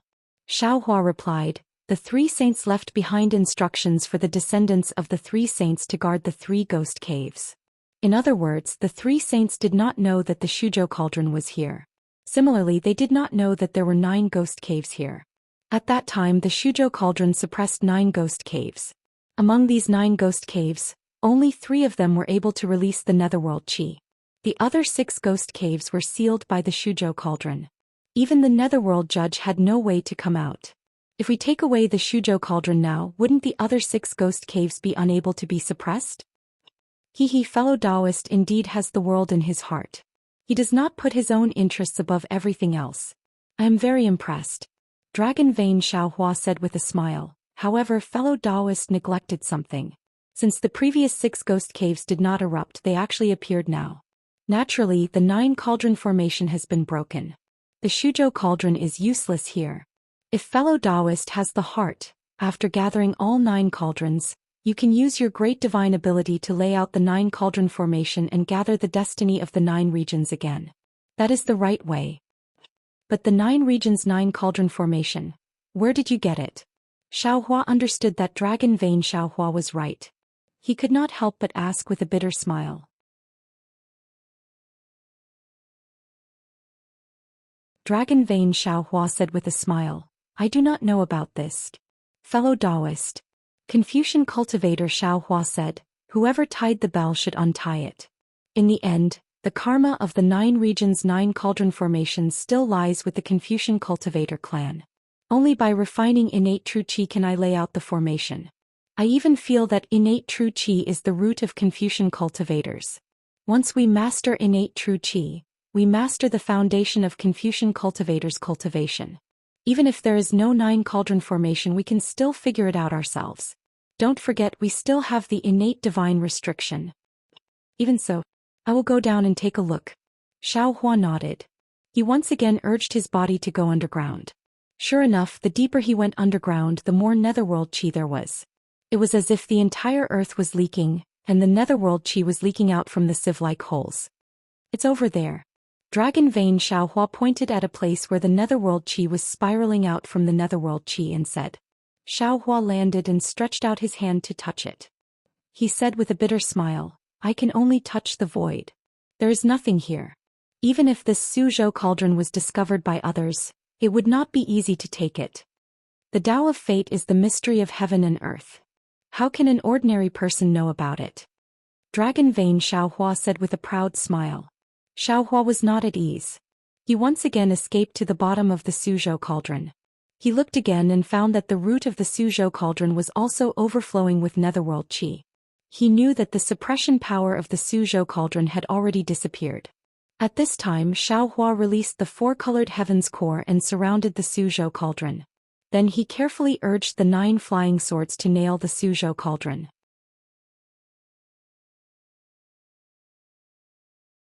Finally, according to the secret technique of the dragon race, he urged Dragon Vein Xiaohua to pull the Suzhou cauldron out from the ground. Rumble. Wuyuan County, Jingyue County, and Fancheng County, several thousand li of the earth trembled. In this huge tremor, Xiaohua pulled the Suzhou cauldron out. This seemingly huge Suzhou cauldron immediately shrunk and turned into a strange object the size of a palm.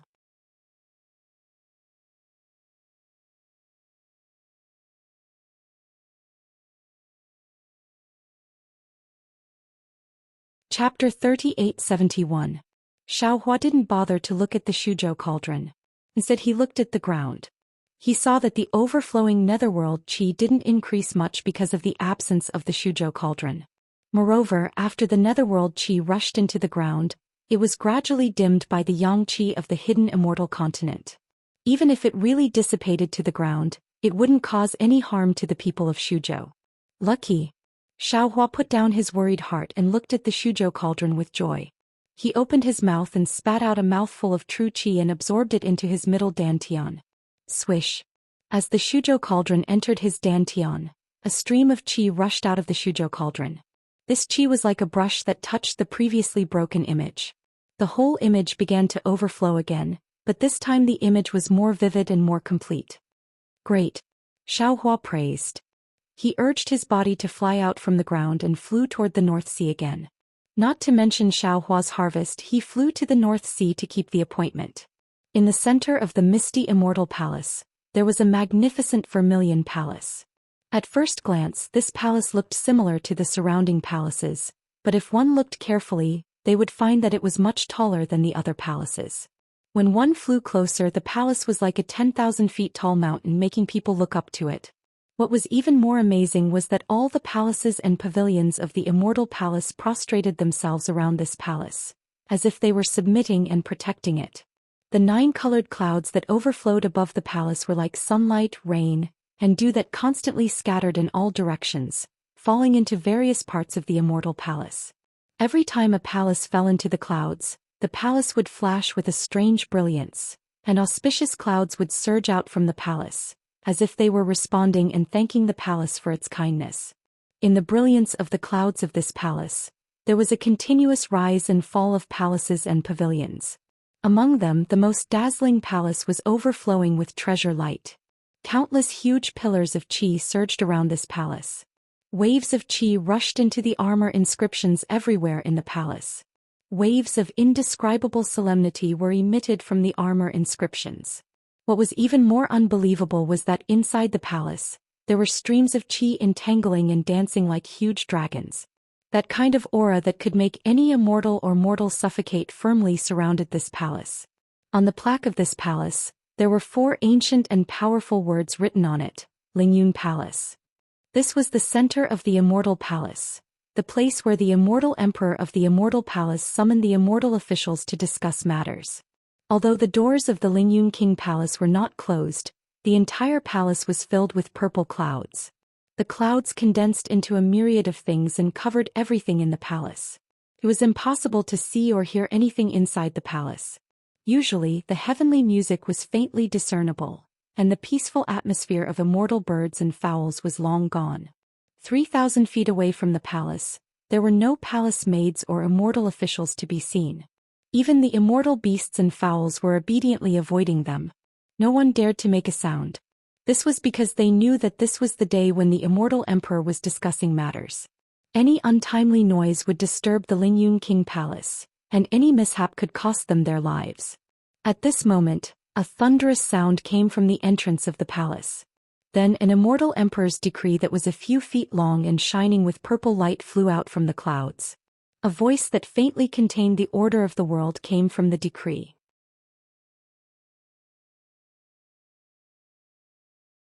Summon the princes of the Dongfang, Shimen, Nangong and Baiming clans for questioning. As the voice fell, dozens of inscriptions on the armor appeared. These inscriptions on the armor caused the great qi of the Lingyun King Palace to rush into the imperial edict. Roar! The imperial edict emitted an even more dazzling brilliance. 4 big and emitting a threatening aura flew out from the brilliance. Each of them stepped on the clouds under the imperial edict and ran away. After the immortal emperor's decree flew away, the clouds outside the Lingyun King Palace began to swirl. Small whirlpools rotated and returned to their original state. In just a moment outside the Lingyun King Palace, 4 well-built young Confucian scholars stepped on the clouds and arrived. These 4 people had different temperaments, different appearances and different clothes. However, their dignified appearances were very similar. Each of them had a graceful and luxurious smile on their faces. Brother Dongfang, greetings to you. A Confucian scholar with slightly longer cheeks and bright moon-like eyes flew half a step forward. He cupped his hands and smiled at the Confucian scholar closest to him. A few months ago I wanted to visit you at your residence. However, I heard that you weren't at your residence. I was thinking about when to visit you these past few days. I didn't expect to see you at the Lingyun King Palace today. This is really a joy for me. The Confucian scholar named Dongfang's face was as bright as the moon. His eyes flashed with yellow light. When he heard this Confucian scholar speak, he hurriedly cupped his hands and said, "Oh, so it's Brother Shimen. A few months ago, I was indeed not at my residence because I had some matters to attend to. I'm sorry to disappoint you. However, today is just right. Not only is Brother Shimen here, but Brother Nangong and Brother Baiming are also here. The princes of the 4 clans are all here. After the questioning at the Lingyun King Palace, we can have a small gathering."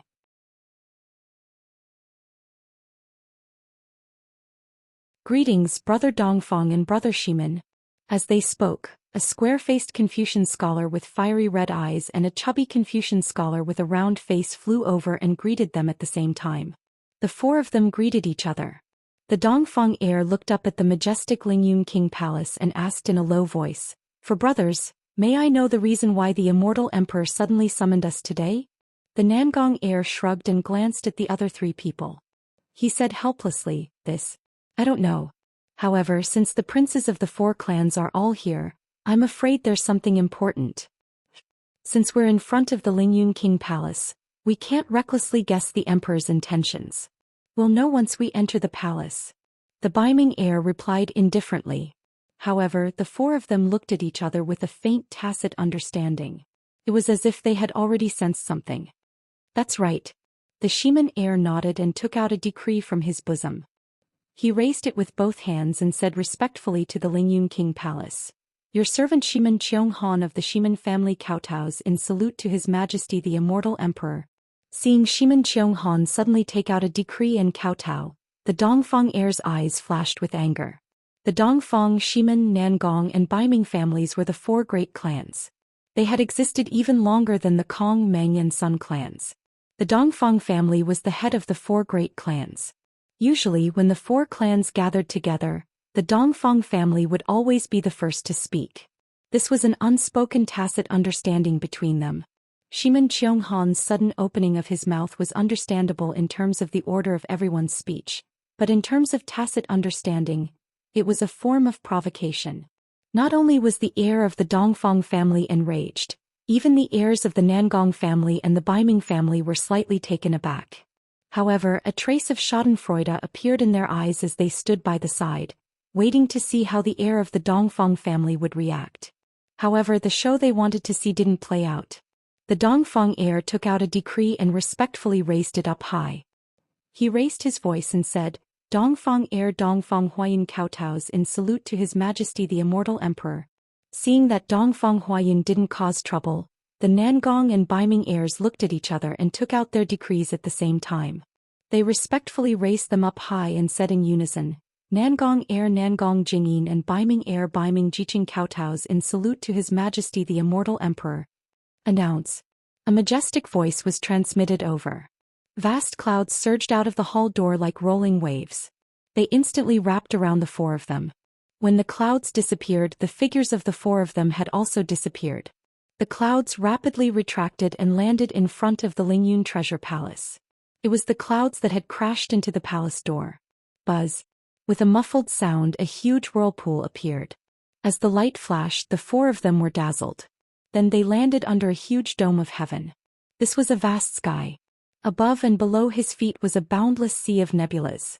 Between the nebulas, thousands of multicolored lights flashed brilliantly like the afterglow of dusk. And in this brilliance of light and shadow, mountains, rivers, and all kinds of things in the world were faintly circulating. Among these nebulas, the most eye-catching thing was an existence that resembled a blazing sun. It was a golden throne high up in the sky. This golden throne overlooked all things and was the leader of the group. An aura that seemed to be the ruler of all things surged down from the throne and covered the entire sky.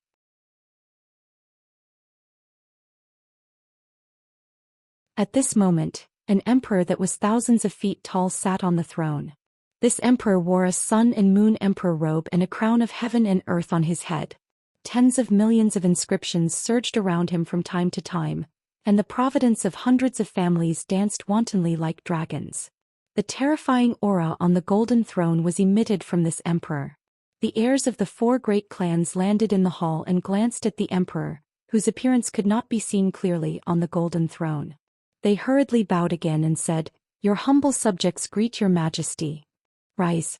Although the four princes didn't know how far away the immortal emperor was, when the immortal emperor spoke, the roaring Providence dragon immediately froze and the surging inscriptions disappeared. The brilliance on the golden throne carried a majestic voice and landed on the four of them. "Thank you, your majesty." The four of them rose at the same time and stood there with their heads lowered. They didn't dare to say a word. "How many years have you been in the celestial palace?" the immortal emperor asked. Dongfang Huayun rolled his eyes and respectfully replied, "Your servant has been in the celestial palace for 10 years. Your servant has been in the celestial palace for 9 years and 8 months. Your servant has been in the celestial palace for 9 years and 8 months. Your servant has been in the celestial palace for 7 years. The other 3 aristocratic family members also answered in a well-behaved manner. Yes, Dongfang Huayun has been in the celestial palace for 10 years, and more than 3,000 years have passed in the hidden immortal continent. The immortal emperor nodded and said, "Does Dongfang Huayun miss the hidden immortal continent?" Dongfang Huayun smiled and said, "It would be a lie if I didn't miss it. However, your servant has enjoyed an immortal lifespan in the celestial palace and is also envied by everyone in the clan. Your servant is grateful for your majesty's grace."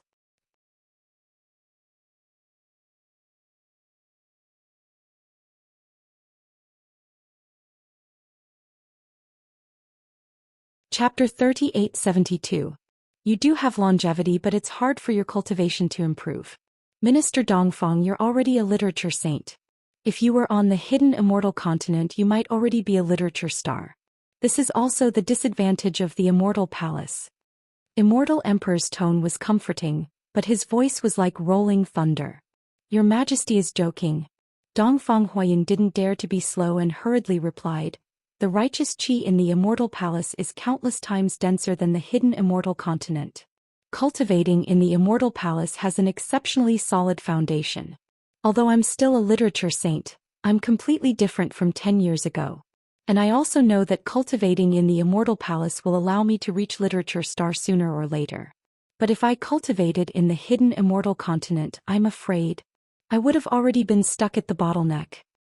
Just like Dongfang Huayun, "I'm grateful for your majesty's grace." Shimen Qionghan seized the opportunity and said, "It's my fortune to be able to cultivate in the immortal palace." Shimen Qionghan's tone was even more humble, and he even called himself minister. Immortal Emperor nodded and asked, How long has it been since Minister Shimen contacted your family?" Dongfang Huayun saw Shimen Qionghan interrupt again, and the Immortal Emperor's question landed on Shimen Qionghan. She couldn't help but get angry again. "Your Majesty." Shimen Qionghan glanced at Dongfang Huayun proudly and respectfully replied, "According to the Immortal Palace's rules, I'm supposed to contact my family once a year. There's still half a month before the deadline. I should have received the message a year ago." "Minister Dongfang, Minister Nangong, Minister Baiming, you too?" Immortal Emperor asked. Dongfang Huayun, Nangong Jingyin, and Baiming Jiqing hurriedly replied, "Your Majesty, yes, we received the message a year ago. 1 day in the Immortal Palace is 1 year in the human world. 1 year in the Immortal Palace is 300 years in the human world. In other words, you haven't received any news from the hidden immortal continent for 300 years? Yes." The four replied respectfully. Immortal Emperor's tone suddenly turned cold. "So you don't know the current situation of the hidden immortal continent?" "We do not know." Dongfang Huayun and the others were surprised as they answered respectfully. However, no one dared to ask further. "And since that's the case, you can go back and wait."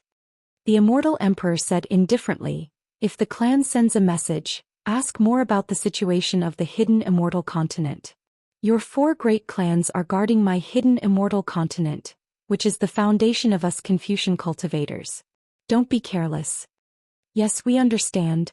The 4 of them bowed respectfully again and replied, "We will definitely pass on this message to the clan." After the 4 of them left, a ray of light flashed in the sky of the Lingyun Treasure Palace. A dozen celestial generals wearing celestial armor appeared on the right side of the golden chair. These celestial generals were also a few thousand feet tall. The murderous aura on their bodies seemed to have materialized. The noble qi surrounding their bodies was as sharp as the sword qi. As for the left side of the golden seat, there were a few Confucian cultivators in court attire standing asymmetrically. These Confucian cultivators were of different ages and their height and weight were also different. Although these Confucian cultivators did not have the murderous aura of the immortal general opposite them, the righteous aura that surged around them was not inferior to the immortal generals. As the righteous aura surged, a myriad of phenomena were vaguely born. These Confucian cultivators stood quietly, and their auras were extremely restrained.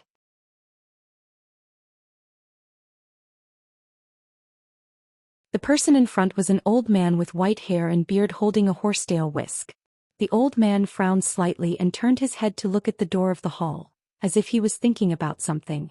"Tai-bai Jinxing," the immortal emperor asked, "do you think we can trust these 4 people?" "Your Majesty." The white-haired Tai-bai Jinxing waved the horsetail whisk in his hand. He withdrew his gaze from the palace door and sneered, "Chong Gung thinks that if we believe them, we believe them. If we don't believe them, we don't believe them." "Old man, His Majesty is asking you a question. Why are you talking like a monk from the Thundersound Temple?" Before the immortal emperor could speak, one of the immortal generals roared. His awe-inspiring sword-like awe-inspiring aura rushed over without any hesitation. Hee. Tai-bai Jinxing didn't care. He waved the horsetail whisk and blocked the awe-inspiring aura. He sneered, "Tianji Palace has intercepted the messages from the 4 great clans to the 4 princes more than once. They are well aware of it. Since they don't want to admit it, Heavenly King Qingyu, are you going to force them to admit it? Don't tell me that these 4 brats are constantly communicating with the 4 great clans of the hidden immortal continent." The immortal general called Heavenly King Qingyu retorted, "Even the immortal officials under your command, Confucianism, legalism, School of Agriculture, School of Yin-Yang, School of Miscellany, etc. are secretly communicating with the various clans of the hidden immortal continent. Why don't you force them to admit it?" The civil officials under this old man's command are mostly from the 100 schools of Confucianism. Although these immortal officials are ranked among the immortals, their origins are from the various great worlds of the hidden immortal continent. They are different from the military schools of the immortal palace. Tai-bai Jinxing seemed to know Heavenly King Qingyu's temper.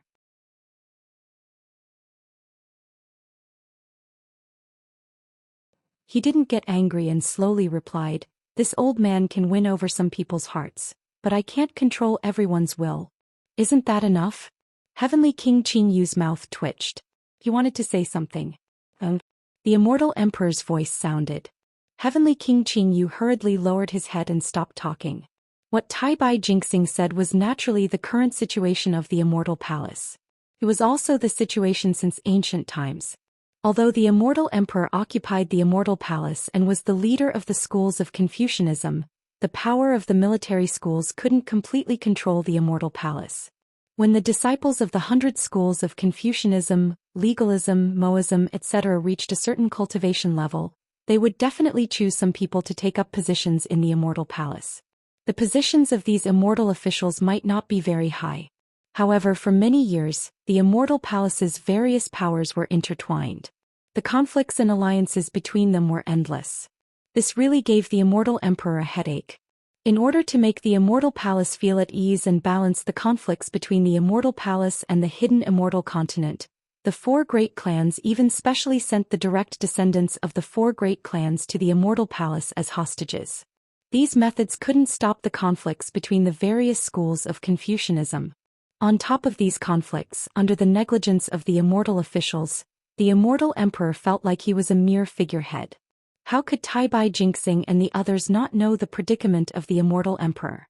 Hearing the immortal emperor's cold snort, they naturally didn't dare to speak. After a while, the immortal emperor asked, "Did the 4 great clans report to the immortal palace?" Tai-bai Jinxing hurriedly replied, "Reporting to your majesty, this old subject hasn't seen them yet. However, in this old subject's opinion, once their reports arrive, it'll be time for the dagger to be revealed. Does your majesty think their reports are good? Or is it better not to come?" The immortal emperor calmly asked, "What do you think, dear subject? In this old subject's opinion, your majesty summoned the 4 great clans' heirs today as a warning and also a test. I believe the 4 great clans' heirs aren't fools. They will definitely inform their own clans of your majesty's intentions. At this point Tai Bai Jinxing hesitated slightly before continuing. In addition, Your Majesty, this old subject feels that there seems to be a gap between the four great clans. Your Majesty might as well use this gap to relieve the pressure at this time. You think you're the only one who can see it? That I don't know? The Immortal Emperor smiled slightly. If it were any other time, this tactic of sowing discord might be useful.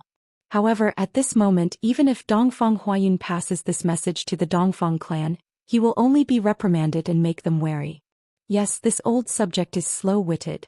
Tai Bai Jinxing hurriedly nodded. The Immortal Emperor asked again, how many of the Immortal Palace's officials are calling for war? Your Majesty, this old subject has already presented 406 memorials to Your Majesty.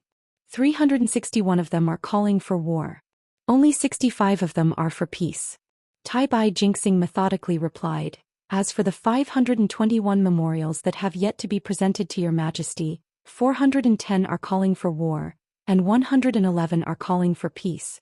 After saying this, Tai Bai Jinxing hesitated for a moment before continuing in a low voice. As for the peace memorials, most of them were submitted by my military disciples. The Immortal Emperor nodded. His tone was somewhat gloomy, as if he was thinking about something. After a moment he said, Perfected Lord Qingyun, do you think? As soon as he said this, the Immortal Emperor immediately came to a realization and stopped.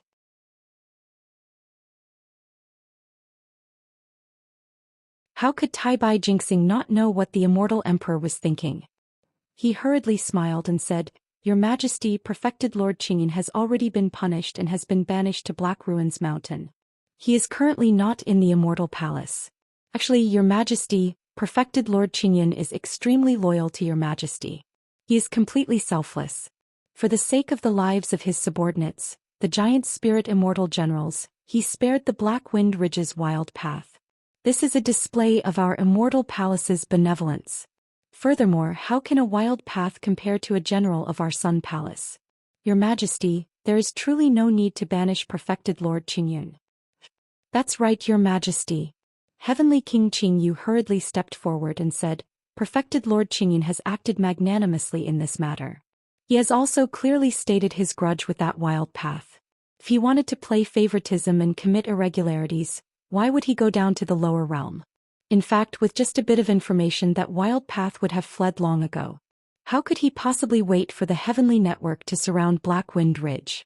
Black Ruins Mountain is the most dangerous place at the edge of the Immortal Palace. Even this lowly subject doesn't dare to underestimate it.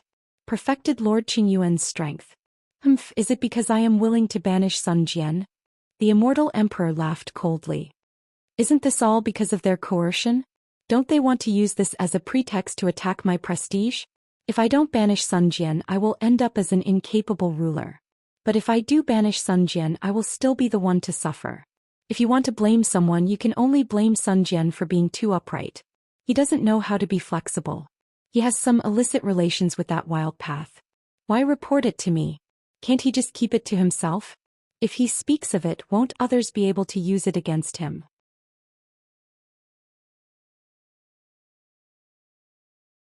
Tell me, how should I deal with this? Actually, Tai Bai Jinxing smiled apologetically. According to this old subject's knowledge, Sun Gang of the Hall of Enlightenment just happened to be nearby. I'm afraid Perfected Lord Qingyun was afraid that others would say something, right? Hall of Enlightenment's Sun Gang? The Immortal Emperor was slightly taken aback. After a moment he laughed coldly. This Sun Gang is merely a child. Why did he descend to the lower realm? Could it be that the always well-behaved Exen had other thoughts?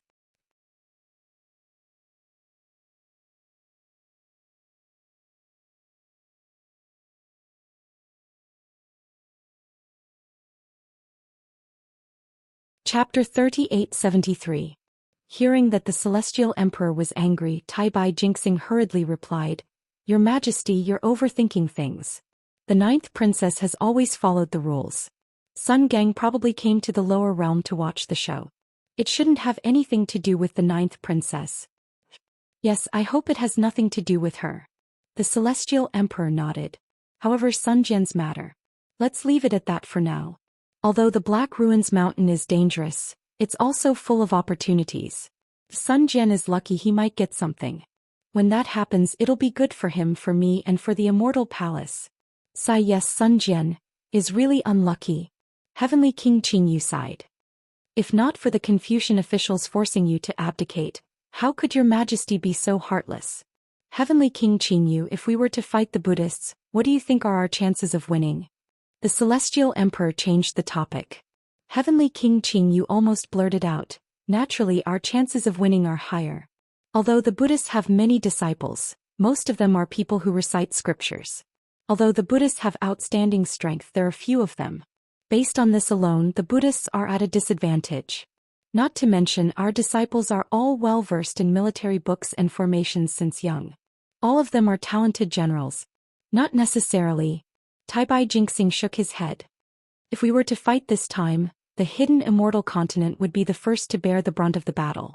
The Buddhists' Western paradise would not be affected, so the Buddhists have the geographical advantage.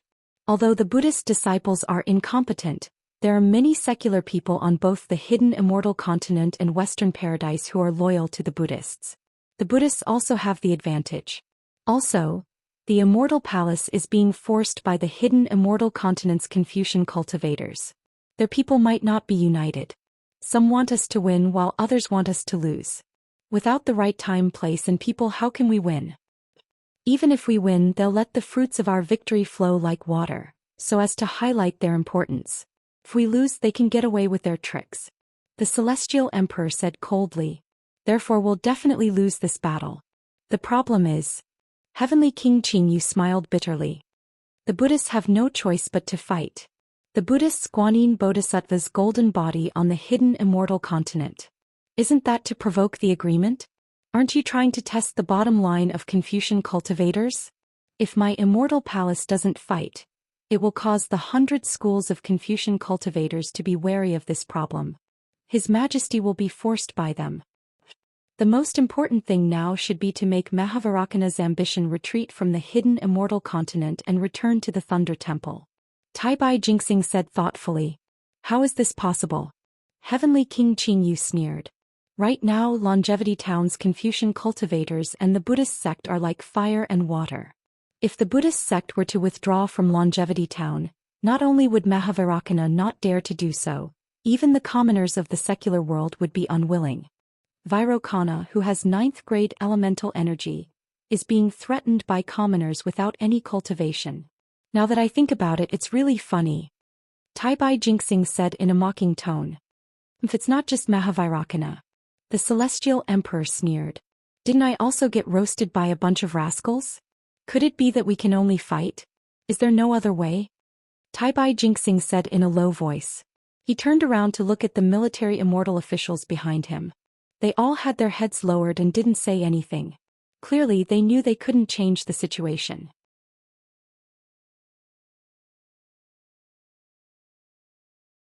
Then he looked at the immortal generals behind Heavenly King Qingyu. They all had cold expressions and weren't afraid of fighting. However, the problem now was that they couldn't fight, but they could not fight either. Also, my dear subject, yesterday Tianji Hall sent a message to me. What are the strange insects found at the northern border of the hidden immortal continent? Did you ask them about it? The celestial emperor asked for no reason. Taibai Jingxing was a little distracted. He smiled and said, Your Majesty, the northern border of the hidden immortal continent is close to the Thousand Demons' sacred realm. It's inevitable that there will be some demons. Taibai Jingxing paused and raised his snow-white eyebrows. He said in surprise, Your Majesty, could it be that the Thousand Demons' sacred realm? However, before he could finish speaking, the golden light above the golden throne suddenly shone brightly. Swoosh! The golden light flashed and completely covered the entire Lingyun Palace that was like the sky. Within this golden light, billions of inscriptions on the armor were like countless wasps flying around. Layers upon layers of strange ripples appeared. Numerous fist-sized crystal threads were born from these inscriptions, distorting the entire Lingyun Palace. Your Majesty! Taibai Jingxing and the others turned pale with fright. They closed their eyes and didn't dare to look directly at the emperor. Woo! In just a few breaths of time, all of the strange phenomena had retreated back into the 1,000-foot-long body on the golden throne. Even the brilliance on the crown of heaven and earth had retracted, revealing the dignified appearance of a middle-aged man with a plump chest in the heavenly court. At this moment there was only shock on the man's face. His natural grace was completely hidden. "Your Majesty, this..." Heavenly King Qingyu hurriedly asked. "Court is dismissed." However, the immortal emperor didn't answer Heavenly King Qingyu's question.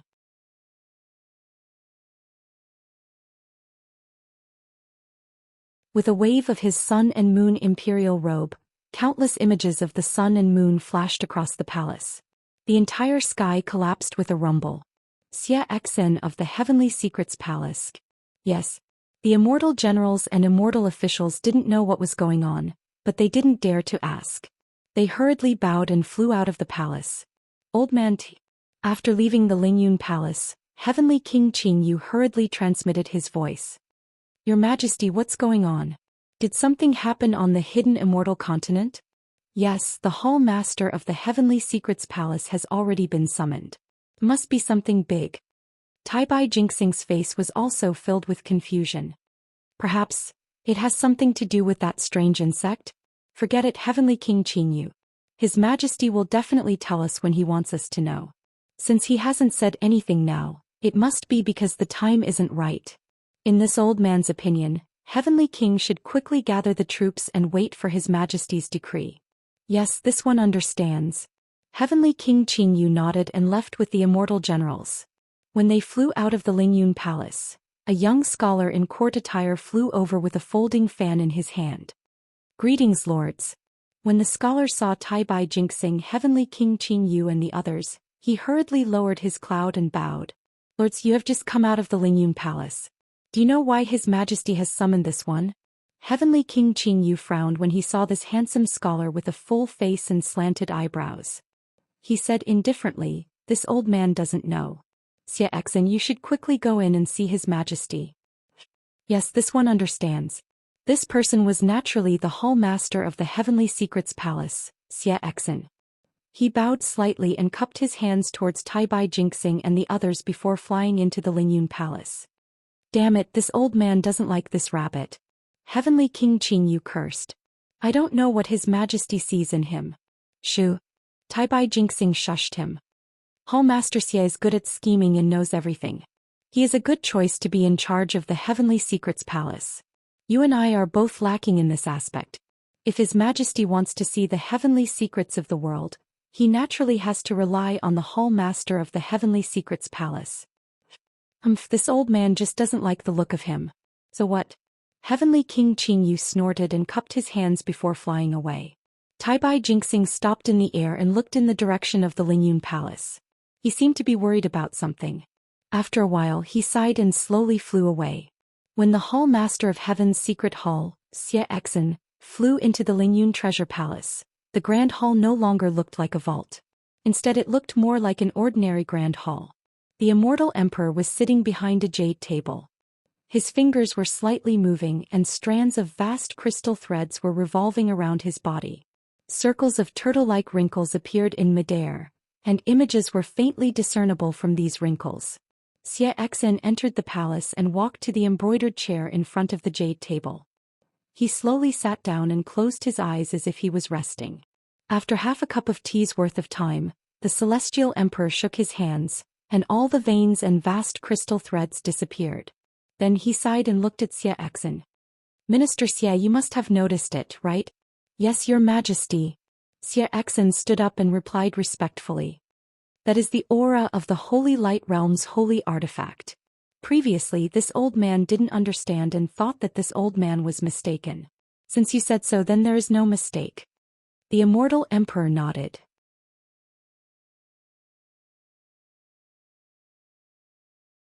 However, the Holy Light Realm's holy artifact was destroyed during the Great War between the Holy Light Realm, the Buddhist kingdom and the spiritual realm. Although the Great War didn't involve the Heavenly Court, the aftermath of the war affected the Heavenly Court. Even now, the communication channel between the Heavenly Court and the hidden immortal continent hasn't been restored. I don't know what the Heavenly Court is like now. When did the Holy Light Realm's holy artifact fall on the hidden immortal continent? The Heavenly Court hasn't sent any message yet. Especially when I am using the Haotian mirror to check the changes on the hidden immortal continent. This holy artifact of the holy light realm has fallen on the hidden immortal continent. It's impossible for someone to use it before I found out. It's true that the Haotian mirror checks the world. There are many people who can reverse yin and yang. It's normal for the Haotian mirror to miss something. Xie Exin stood in front of the embroidered chair and said respectfully, Your Majesty, what you want to know is that the Holy Light Realm's aura has not been destroyed in the Great War of the Three Realms, but was lost. At this time it appeared on the hidden immortal continent. What does it mean? Your Majesty should be concerned about who activated it and the purpose of the people from the Holy Light Realm. The hidden immortal continent is different from the immortal palace. When the Holy Light Realm's aura came, the person who activated it had already left. Before you came, this old man had already checked with the Haotian mirror. The Holy Light Realm's location should be near Su province. Just now, I also checked with the tortoise shell divination technique and didn't find anything strange.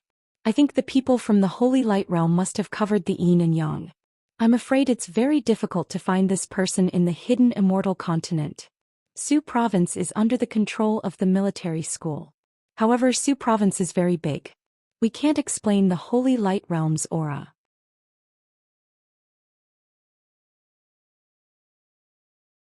It's also troublesome for the people from the mortal world to find it. Xie Exin raised his eyebrows and said with a smile, However, the Holy Light Realm's appearance at this time is good news for your Majesty.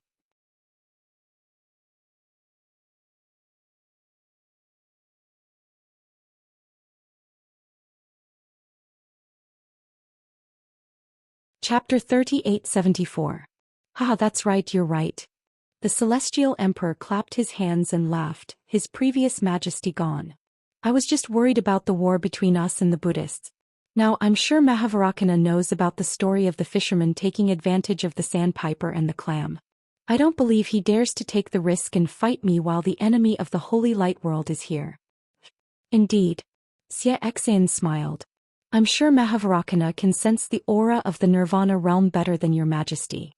The Buddhists are the enemy of the Holy Light World, not the Confucians of the hidden immortal continent. You must be thinking about how to ease the conflict between them. This is a serious matter. Xie Exin, I appoint you as my envoy to the Thunder Temple. The Celestial Emperor smiled. Discuss the war with Mahavarakana. As long as Mahavarakana agrees to a truce, why should I be afraid of the 100 schools? In my opinion, why don't we invite the envoy from the Thunder Temple to the Celestial Palace? Xie Exin shook his head. After all, the Holy Light World is the enemy of the Buddhists. It's reasonable for them to invade the Longevity Town. Oh my dear. Mahavarakana is now sitting on the fishing platform, but I'm sitting on the hot pot. The situation is completely different. We both know the situation, so I have to speak first. How about this, Your Majesty? Xie Exin thought for a while and said, I can go to the Thunder Temple as an envoy, but I'll have to ask Your Majesty to talk to Mahavarakana personally. That's fine. The Celestial Emperor nodded. I'll do as you say. Xie Exin wanted to say yes, but the Celestial Emperor suddenly had a thought and ordered, How about this, Xie Exin? Didn't you say that there were demonic insects attacking the hidden immortal continent? Why don't we invite Mahavarakana and the golden-winged great sage to the Celestial Palace? The Natural Selection Conference is about to begin. Why don't we bring it forward and invite them to watch the ceremony together? Your Majesty's arrangement is very thoughtful. I have no objections. Xie Exin bowed. I'll arrange it now. As Xie Exin spoke, he suddenly seemed to have thought of something. After pondering for a while, he said, Your Majesty, it seems that the Empress' birthday is coming soon. If possible, why don't we put them all together? Oh, that's right. The Immortal Emperor slapped his forehead and said, I was so anxious about political affairs that I almost forgot about such an important matter. If it weren't for your reminder, I would have made a mistake. This subject will take his leave. Xie Exin bowed and left. After Xie Exin left, the Immortal Emperor raised his head and looked at the ceiling of the Lingyun Palace. The supreme heavenly mirror was shining faintly in the middle of the ceiling. After a while, the Immortal Emperor said faintly, I have the supreme heavenly mirror, but I can't search the entire continent. Accidents will always happen when it's possible. While the Immortal Emperor of the Immortal Palace was feeling depressed, within the Thunderclap Temple, the myriad Buddhas were resting in silence. Only the Mahavairakana Buddha and the Namo Dipankara Archaic Buddha were present in the Buddha hall. The Dipankara Archaic Buddha asked, "Lord of the world, is there any news from the Manjushri?" Amitabha. 10 days ago, the Manjushri sent a Buddhist certificate, stating that the longevity town is in danger. Other than the various major families' provocations, the disciples of the 4 major families are also secretly making their moves. If it weren't for the Manjushri, the 99 feet golden body would have been destroyed long ago. The Mahavairakana Buddha said in a low voice, "It seems like it's time to make a decision."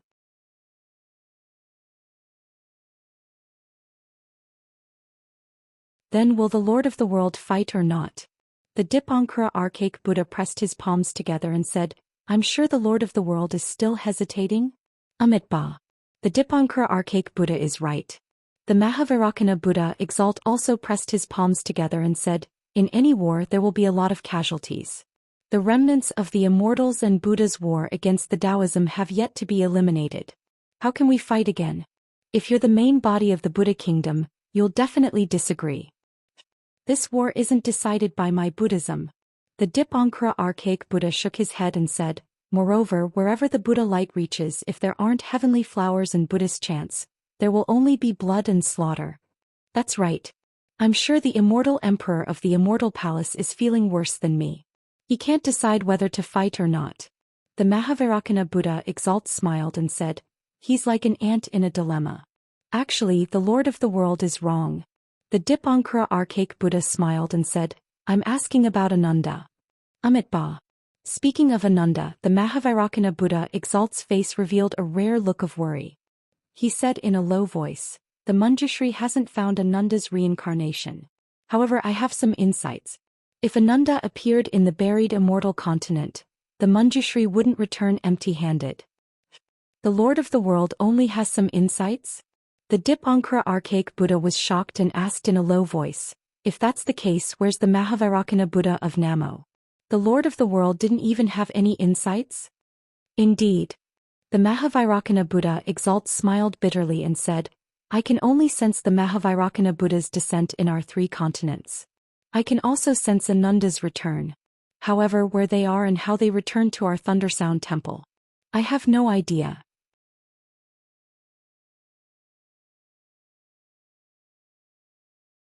Sai, the Great War of the 3 Realms has affected too much. The Dipankara Archaic Buddha also sighed and said, "Our Thundersound Temple doesn't even know that the Samantabhadra's 3 transformations golden body has descended into the Blessed Land world. What a joke." At this point, a strange expression appeared on the faces of the 2 Buddha lords at the same time. The light wheel of Buddha behind the Mahavairakana world venerable, which was larger than 90 feet, suddenly began to rotate. The light wheel of Buddha on the light wheel, which was as thin as hair, suddenly rushed into the void. The light wheel of Buddha extended rapidly toward the end of the void. As the light wheel of Buddha shone on the light wheel of Buddha, countless psyche power was generated from within, blocking everything that was destroying the light wheel of Buddha in the void. At the same time, on the Mahavairakana Buddha Exalt's golden body, countless swastikas formed golden swastikas of various sizes. They started rotating even more crazily. Waves of strange fluctuations rushed out of the Thundersound Temple from the golden body and rushed towards the Blessed Land world. Amitabha Buddha, Amitabha Buddha. Chants of sutras resounded in the Pure Land. Countless streams of pure willpower rushed out from all over the continent, fusing with the Buddha's light, fusing with the waves. After the time it took to finish a meal, the Buddha lights that filled the sky gradually retracted. Only then did the Mahavairakana Buddha Exalt's golden body and light wheel return to their original state. The Dipankara Archaic Buddha asked, "Exalt, is it the Permitha realm?" "That's right, it's the Permitha realm." A miserable expression appeared on the Mahavairakana Buddha Exalt's face. He looked even more miserable than the Dipankara Archaic Buddha, the sacred light world's sacred artifact. Legend has it that it was destroyed on the Permitha realm during the Great War of the 3 Realms. Where is it? Even the Dipankara Archaic Buddha couldn't help but urge, "If the Exalt obtains it, our Buddha kingdom will have another supreme Buddhist treasure." "Sai, this item should be in the hidden immortal continent," said the Mahavairakana Buddha Exalt with a sigh. This item can only be used by those who possess the sacred light world's sacred light. How can the hidden immortal continent's Confucian cultivators wield it? Asked the Dipankara archaic Buddha curiously. The Mahavairakana Buddha Exalt said nonchalantly, since our Buddha kingdom's power of rebirth can wield it, the Confucian cultivators' true chi might be able to use it as well. But, when did the Permitha realm land in the hidden immortal continent? If the Confucian cultivators can't detect it, how can the Exalt not detect it? Haven't things that I can't detect happened a lot recently? Said the Mahavairakana Buddha Exalt with a bitter smile. Maybe, everything is controlled by the Permitha realm's user. Sigh. The Dipankara archaic Buddha sucked in a cold breath and said softly, the Exalt means that the Permitha realm was brought to the hidden immortal continent by the sacred light world's people. In order to cover up this matter, they tampered with karma. That's why the Exalt can't detect Ananda and the Maitreya Buddha's reincarnation? Even the Permitha realm is controlled by the sacred light world's people? That should be the case. If that's the case, the sacred light world's people must be up to something. They can't defeat our Buddha kingdom, so they came to our blessed land world. Are they trying to topple our Buddha kingdom's foundation? Amitabha. The Dipankara archaic Buddha is right. Said the Mahavairakana Buddha Exalt. If that's the case, the war between the immortals and Buddhas is nothing. Amitabha. The Dipankara archaic Buddha nodded. Exalt, our Thunder Sound Temple will have to make a long-term plan.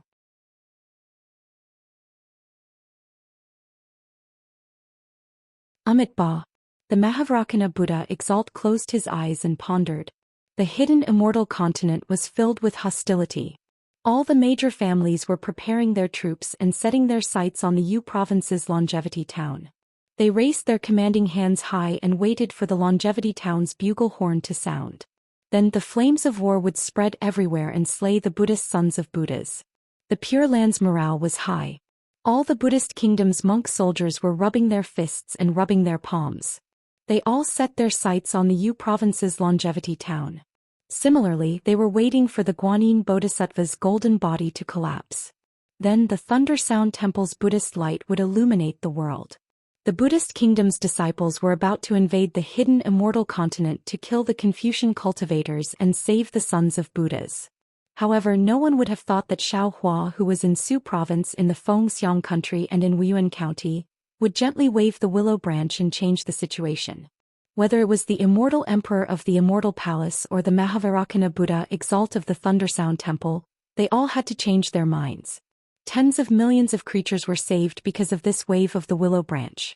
What Xiao Hua didn't know was that on a pale land, among the undulating white bone palaces, a judge who was hundreds of feet tall and wearing a scarlet official robe suddenly rushed out of one of the palaces. This judge held the life and death book in his left hand and the soul hooking brush in his right hand. As soon as he flew out of the palace, he immediately turned into a strange black fog and flew toward a direction. However, just as he flew past a gray river, the rolling black fog suddenly stopped in midair. Immediately, the black fog seemed to explode.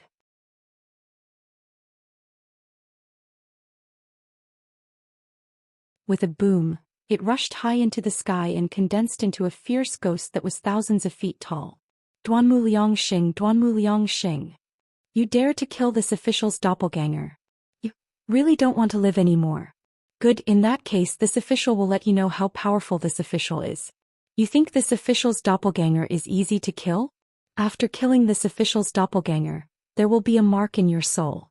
This official will go to the Sin Luo temple to check your soul mark and see your reincarnation. This official will make you beg for death and death will make you beg for life. And the Duanmu family. This official will not let you live in peace.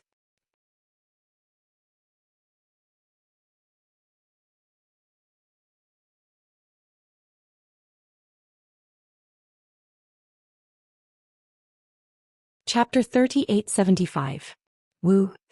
After the malicious ghost finished speaking, it opened its mouth and a dragon-shaped hurricane rushed into the river from the sky. Wu. A burst of heart-wrenching cries came from the river. Countless wandering souls with broken limbs were sucked out of the river and struggled to fall into the malicious ghost's mouth. Umph. The malicious ghost seemed to be still angry. It coldly snorted and a huge fist appeared in front of its chest. With a boom, it hit the mountain next to the river. A mountain several hundred li in size was destroyed. Layers of underworld fruits fell from the mountain and crystal-clear soul beads were shattered. The soul strands in the soul beads rushed into the air and turned into shapeless wandering souls that floated in all directions. Some sank into the river, some flew into the air, and some disappeared. After venting his anger, the magistrate's figure gradually shrank. The malicious ghost image turned into a black fog and roared as it flew towards a place in the palace. Poor Xiaohua, he thought that by pretending to be Duanmu Liangxing, he would be able to frame the magistrate of hell for killing his clone. But what he didn't expect was that the magistrate of hell was still a magistrate of hell after all. There were many ways to find him. He still didn't know when the magistrate of hell would make a move on Xiaohua. At this time, Xiaohua didn't have time to care about what would happen in the future. He was now very interested in doing Yu Lao's shady business. After coming out of Wuyuan County's Zhujia village, Xiaohua immediately came across the Shuzhou cauldron. After collecting the Shuzhou cauldron, he immediately turned invisible and flew towards the North Sea. While flying, he frowned and thought about Zhu Cheng's words. But after flying for half a day, Xiaohua felt that something was wrong. He immediately took out the heavenly horse and the flying carriage. He also took Fujiwen out. Sure enough, the direction was a bit off. Xiaohua was really helpless. He angrily let Fujiwen drive the flying carriage and threw a Qinkuan pouch to Fujiwen, telling him to sprinkle some seeds down there. He took out the Kunlun mirror and pretended to release Yu Zhongquan and Chang Yuan from the space. As soon as the two appeared on the flying car, Xiaohua smiled. The two of them didn't notice that they had been moved out of the space by Xiaohua. Yu Zhongquan was still lying there with his eyes closed and a look of indifference on his face. Even his head was tilted to one side and his fingers were slowly moving like a tiny ant. If it wasn't for the fact that he couldn't move, he would have already flown away. As for Chang Yuan, she lowered her head and carefully helped Yu Zhongquan wipe off the sweat on his forehead with a piece of silk. Xiaohua could tell at a glance that this piece of silk was torn from Chang Yuan's clothes. At this moment, Yu Zhongquan could not help but groan. Clearly, the netherworld energy in his body had begun to act up. Beads of sweat rolled down his forehead. "You Lang." Chang Yuan's heart ached as she whispered, You have to bear with it." "I know. I don't need you to tell me that," Yu Zhongquan said. His eyes were still closed, but his teeth had already bitten his lips. His lips were ashen. Immediately, Yu Zhongquan's body involuntarily twitched. The netherworld energy and the true energy in Yu Zhongquan's body were entangled. Waves of noble qi were like small snakes scuttling around the surface of his body. Seeing the blue veins on Yu Zhongquan's forehead bulging and the blood on the surface of his skin gradually disappearing, Xiaohua raised his finger a bit. Just as he was about to move, he heard Yu Zhongquan shout, "Chang Yuan, you are shameless. Why aren't you leaving? You and I are just engaged, we haven't married yet."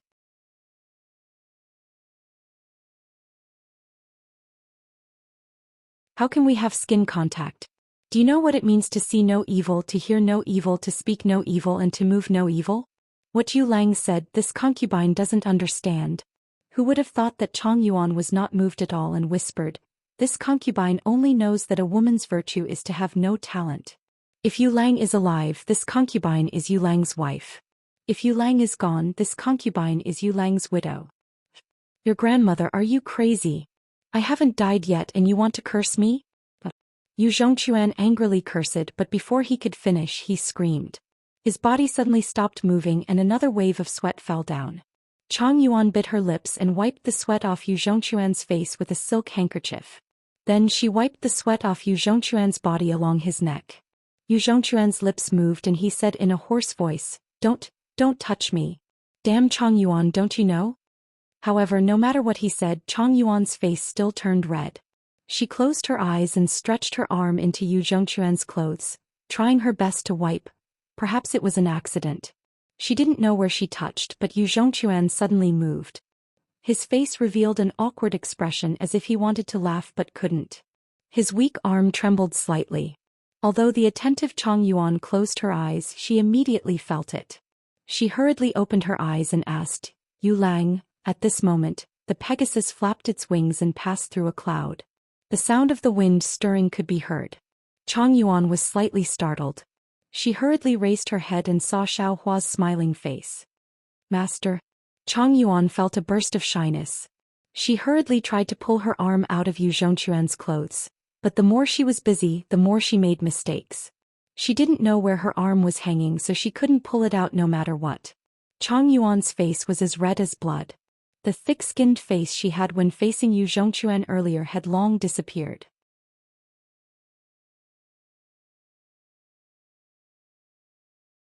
Hearing Chang Yuan call him master, Yu Zhongquan slightly opened his eyes. Chang Yuan didn't tell Yu Zhongquan Xiaohua's name, nor did she tell him about her situation in the Yu clan.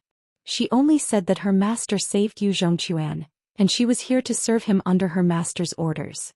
Moreover, Yu Zhongquan was saved by Xiaohua after he fainted in the ghost cave, so he didn't know that Chang Yuan's master was Xiaohua. When Yu Zhongquan saw the familiar face, he was stunned at first, but then he said in surprise, You're immortal Xiao? Xiaohua stood with his hands behind his back and replied with a smile, Other than this Xiao, is there anyone else in this world who is so handsome?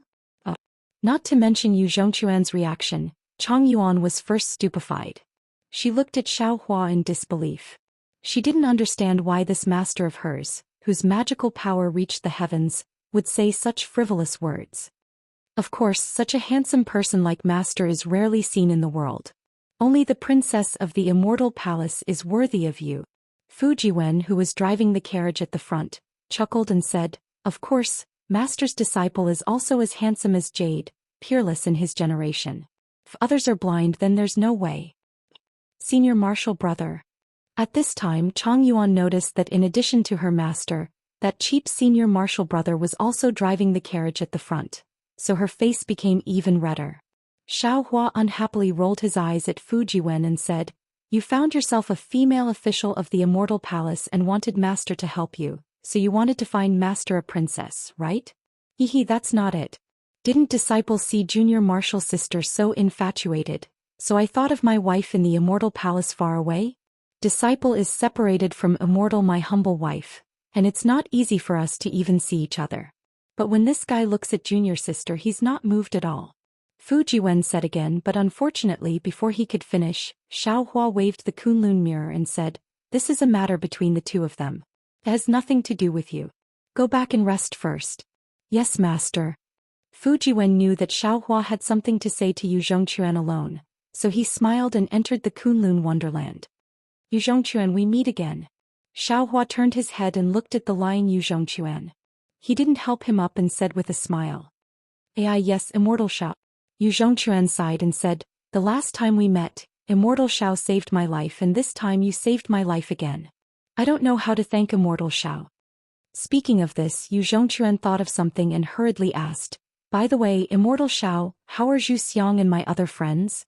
Seeing that Yu Zhongquan had woken up and didn't ask about anything else but Zhu Xiang, Xiaohua knew that the current Yu Zhongquan was the same as the previous Yu Zhongquan. His temperament hadn't changed, so he replied with some regret, When this old man arrived, it was too late. Yu Song Zixiong and the others were all saved by this old man, but Zhu Xiang died in the ghost cave. However, you don't need to be sad for him, he got what he wanted. That's why he left, but he lived in the hearts of the Zhu family. At the same time, he changed Zhu Cheng's view of him and he achieved his goal.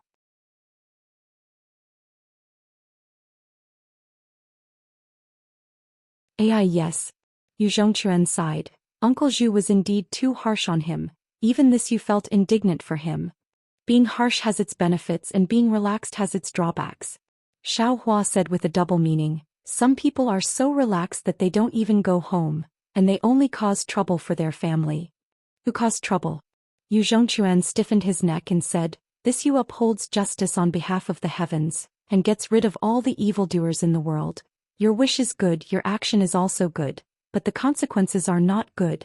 Xiaohua ruthlessly interrupted his words and said indifferently, Don't forget that you are a descendant of the Yu family, and your actions represent the Yu family. You may not think that you are causing trouble, but the trouble has already come to the Yu family. Master. Chang Yuan worriedly said, Can you first treat Yu Lang's injuries? Good disciple, don't worry. Xiaohua said with a smile, With this master here, the ghost energy of the underworld won't dare to come out. Yes, master. Chang Yuan didn't dare to question Xiaohua, and nervously looked at Yu Zhongquan. She wanted to help him up, but Yu Zhongquan didn't pay attention to her. My Yu family is a scholarly family. Although it is only from the 7th class, this Yu is no longer an ignorant youth, and will act appropriately. Yu Zhongquan didn't care. Xiaohua looked at Chang Yuan with a smile and said, "Disciple, tell Yu Zhongquan what you encountered." "Yes, master." Chang Yuan worriedly looked at Yu Zhongquan and told him what happened. Yu Zhongquan's pale face became more and more bloodless. After all, if Xiaohua didn't appear, not to mention Chang Yuan being taken away, even the Yu family would have suffered a disaster. To Yu Zhongquan, Xiaohua was not just a life-saving grace. Even when Yu Zhongquan glanced at Chang Yuan, the disdain in his eyes seemed to have changed.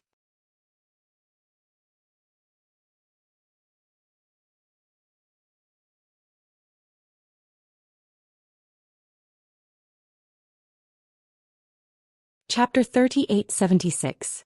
Tell me the truth, Yu Zhongquan. After Chang Yuan finished speaking, Xiaohua spoke again. This old man saved you entirely because of Chang Yuan. You must still remember what this old man said to you when we first met, right? Even this old man's purpose of going to Yifeng country was also because of Chang Yuan. Now this old man knows that Chang Yuan is the person this old man was looking for, and this old man has already accepted her as a disciple. As for you, although this old man said in front of others that he wanted to accept you as a disciple, it was to block the disaster for your Yu family. This old man doesn't care whether you accept me as a disciple or not. If you are willing, this old man will remove the yin qi from your body and you can go by yourself. Master. Chang Yuan was shocked. She was originally a pure person, but when she heard that Xiaohua wasn't going to accept a disciple, she couldn't help but hurriedly speak. Xiaohua ignored Chang Yuan and shook the Kunlun mirror in his hand. Yuanya and Lu Yi also flew out of the Kunlun paradise and ordered, "Go, you two go and help this blind thing up." Yuanya and Lu Yi were Yu Zhongquan's old friends. Yuanya had heard about Yu Zhongquan and Chang Yuan from Fujiwen in the Kunlun Wonderland. At this time, seeing the two of them like this, Yuanya immediately understood something. In fact, Lu Yi didn't need to do anything. Yuanya gently lifted Yu Zhongquan up. "Hee brother Yu, we meet again." Lu Yi smiled and cupped his hands. "Hello brother Lu." Yu Zhongquan was a little embarrassed and also a little happy. He said in a low voice, "Hello brother Ya." "Good." Yuanya nodded in agreement and stood at the side.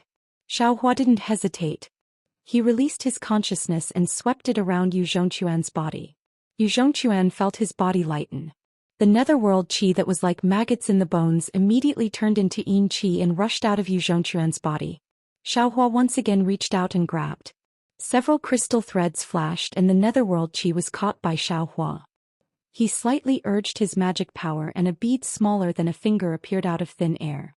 Since the yin qi was gone, although Yu Zhongquan's divine power was a little weak, he could still move. He bowed and said, "Junior, thanks Immortal Senior for saving my life." "No need to thank me." Xiaohua waved his hand and threw the pearl to Yu Zhongquan, saying, "Zhu Xiang has already passed away. Take this as a souvenir." "Yes, Junior understands." Zhongquan received it and carefully hid it. Then Xiaohua took some medicinal pills and handed them to Yu Zhongquan, waved his hand and said, "Yu Zhongquan, our karma should have ended here. The favor that this old man should have repaid to others has now been repaid. If you want to leave, no one will stop you." "Master." Although Chang Yuan knew that Xiaohua was definitely stalling for time, her heart was still uneasy. She pleaded, "Even if Yu Lang is unwilling to stay, what about the matter that Master previously promised this disciple? No matter what, you have to do it, right?" Hearing Chang Yuan's words, Yu Zhongquan's heart was greatly alarmed. This fellow originally had the temperament of someone who would not leave even if he said he would. At this moment he hurriedly wanted to leave, but Xiaohua sighed and took out an item. As soon as this item appeared, Yu Zhongquan's soul was immediately sucked away. Even though he took 2 steps forward, he was still unwilling to leave. Because in Xiaohua's hand was the Mandarin duck sword. The flying sword flashed with a cold light, and a surge of sharpness seemed to be able to split the void. In particular, the sword's splendor within the flying sword roamed, as if there was a sword spirit that could understand human nature. It firmly attracted Yu Zhongquan's eyes, and in his heart he couldn't help admiring it.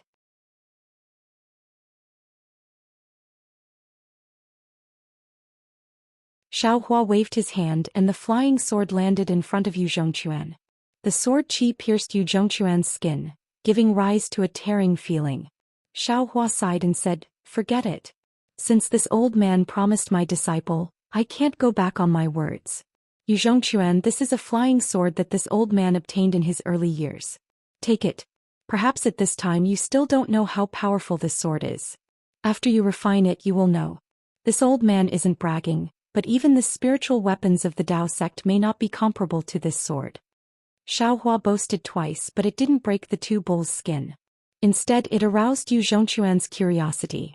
He wanted to take this flying sword, but he really couldn't bring himself to do it. If he didn't take it, his heart would feel like it was being scratched by a cat. It was very uncomfortable. "Brother Quan, are you still a man? If you want it, then take it. Master is very generous." How could Lu Yi not know what Yu Zhongquan was thinking? He laughed and said, "Besides, Master didn't force you to marry junior sister." Yu Zhongquan's face suddenly turned red. He grabbed the flying sword in his hand and shouted, "I'm taking it, so what? Even if you force me, I won't get married." Xiaohua flicked his sleeve and said, "You can marry whoever you want. What does it have to do with this old man?" He, Brother Quan, even if you take it, Master can't do anything to you." Lu Yi laughed again and said, "However, you have the flying sword. Do you have the sword art to use it? If you want to learn the sword art from Master, then take him as your disciple. Master is very generous. Master won't force you to marry junior sister just because you want to take him as your disciple." Yu Zhongquan's neck stiffened and said, "Even if I take him as my disciple, I won't get married if Master forces me. Then take him as your disciple."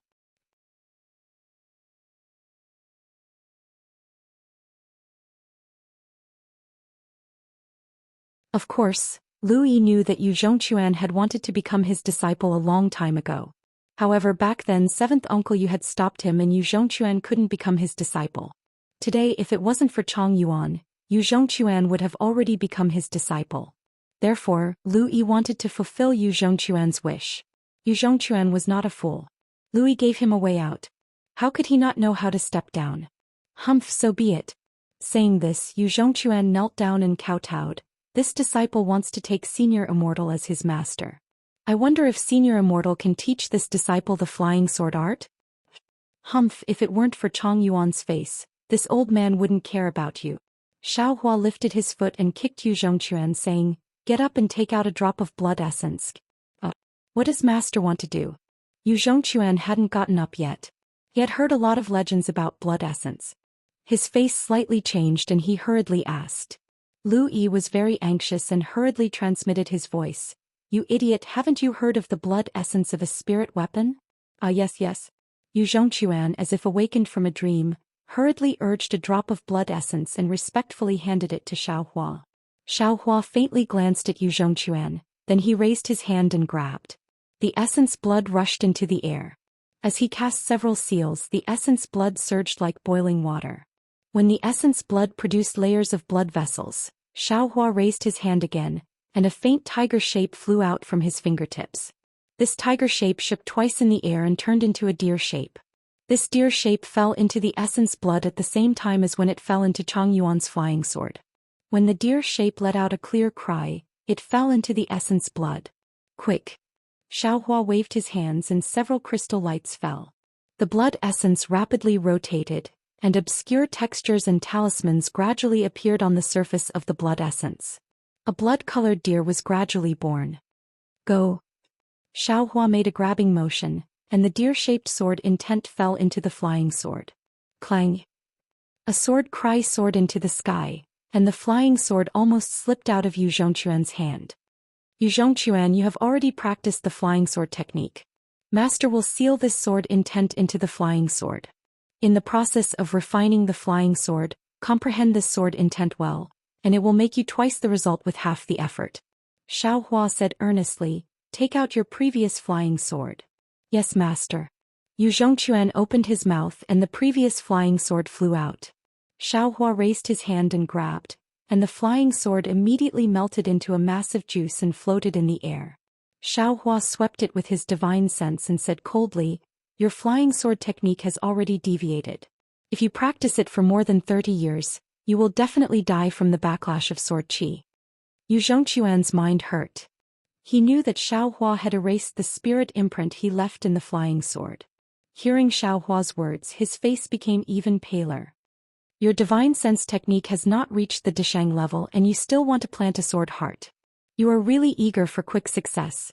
This is definitely not the flying sword technique of your Confucian cultivation. Xiaohua raised his hand and pressed it between Yu Zhongquan's eyebrows and said, "This is the technique of strengthening the divine sense and this old man's flying sword technique. You can slowly practice it." "Thank you, master." Yu Zhongquan kowtowed a few more times and then sincerely got up. Chang Yuan was beaming with joy as she watched from the side.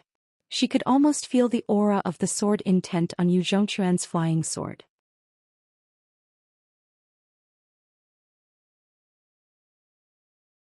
Since Yu Zhongquan wanted to comprehend the sword intent, then he must have the same heart as her. Wasn't that what she wanted? When Yu Zhongquan opened his mouth and sucked the flying sword into his middle dantian, the corners of Xiaohua's mouth curled up, and he was secretly proud.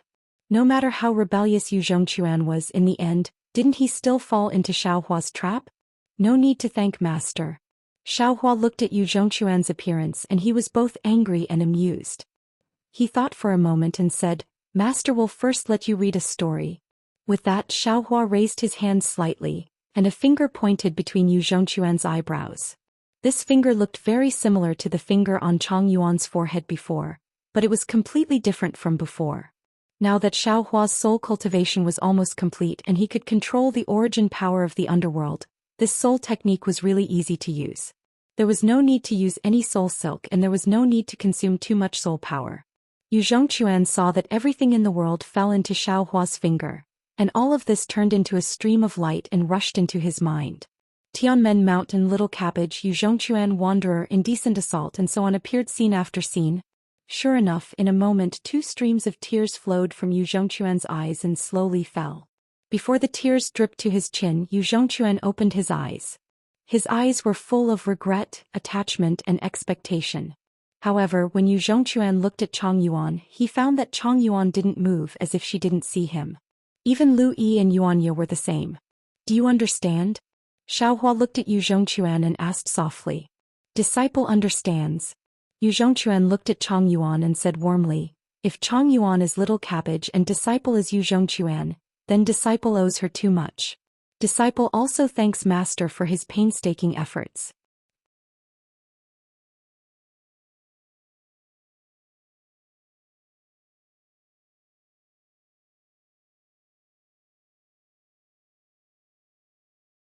Chapter 3877. Unfortunately, the previous life is the previous life, and this life is this life. Xiaohua said with a smile, "Yu Zhongquan, since you understand, then master will make you forget. Can you bear to?" Yu Zhongquan closed his eyes and raised his head slightly. Some tears flowed from his eyes again. Then Yu Zhongquan nodded and said, "Disciple understands master's words. Disciple is too naughty and has made master worry. Since this is the current life, disciple should forget everything from the previous life.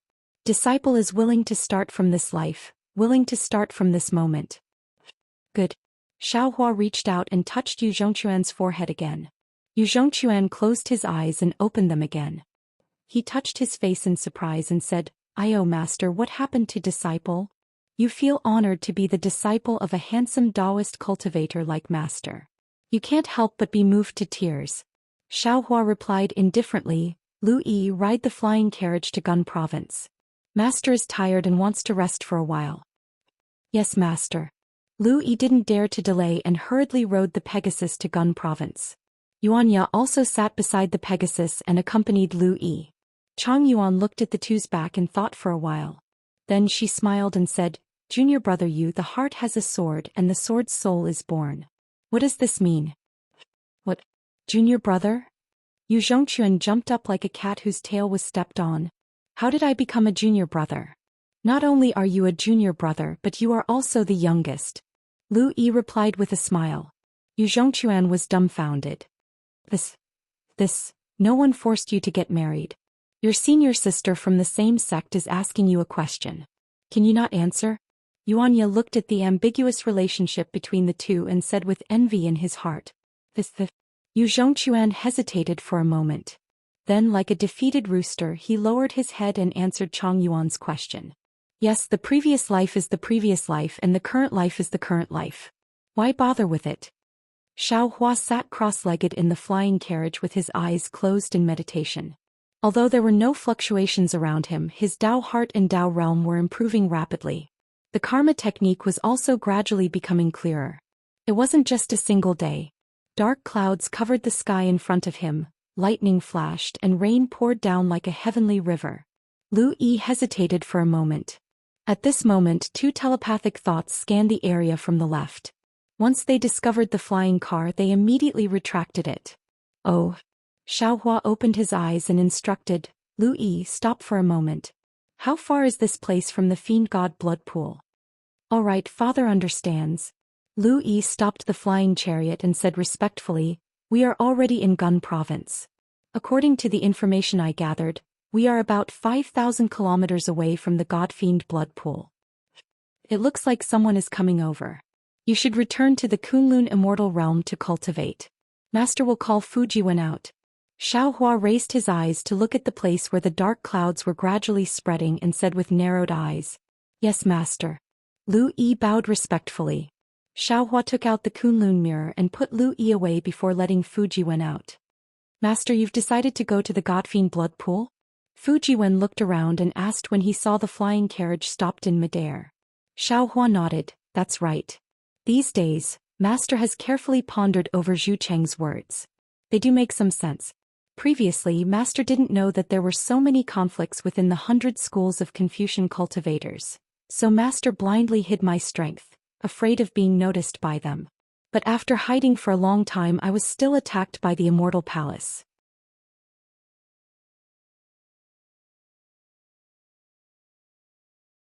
Instead of that, it's better to take advantage of the conflicts between the 100 schools of Confucian cultivators and the gap between the Immortals and Buddhas to form some alliances. Although the soaring Dragon Mountain Range's Fortune Gate does not need to be known by others, the forces Master obtained in the Jade Pavilion banquet must be used. AI, Master's ability to judge the situation is still inferior to the Zhu family's patriarch. Master is thinking too much. Fujiwen comforted. Zhu Qing is the Zhu family's patriarch. He has received training in this area since he was young. Master is benevolent and focused on cultivation, so Master is naturally weak in this area. Didn't Master often say that? There's no need to be envious of others. That's true, Master is somewhat undervaluing himself. Oh, that's right, disciple, how do you feel after the heavenly book was sealed? Xiaohua nodded slightly and asked. Fujiwen smiled apologetically. Ever since Disciple's heavenly book was sealed by Master, Disciple suddenly felt empty in Disciple's heart. Other than reciting some books, Disciple refined his true qi. Disciple seemed to have understood a little, but also seemed to not understand much. However, this kind of dull cultivation was what Disciple liked in the early years. As the saying goes, dull is real. Perhaps this kind of cultivation method without desires is the right way. In the early years, you condensed the heavenly book in your body because you were dull and followed fate. If you were so eager for quick success in the early years, heavenly book probably wouldn't have been fated with you. Xiaohua sighed, let's not talk about you. Even today's Confucian cultivators seem to have made mistakes in their pursuit and have long deviated from their previous principles. Of course, this kind of mistake might be an improvement or it might be correct. However, without the cultivation of one's heart, how can one achieve the great Tao?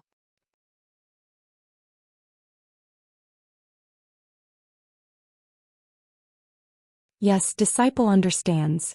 Fujiwen said sincerely, if Disciple didn't meet Master, Disciple would have already fallen. The problem is, if Disciple didn't meet Master, Disciple wouldn't be so eager for quick success.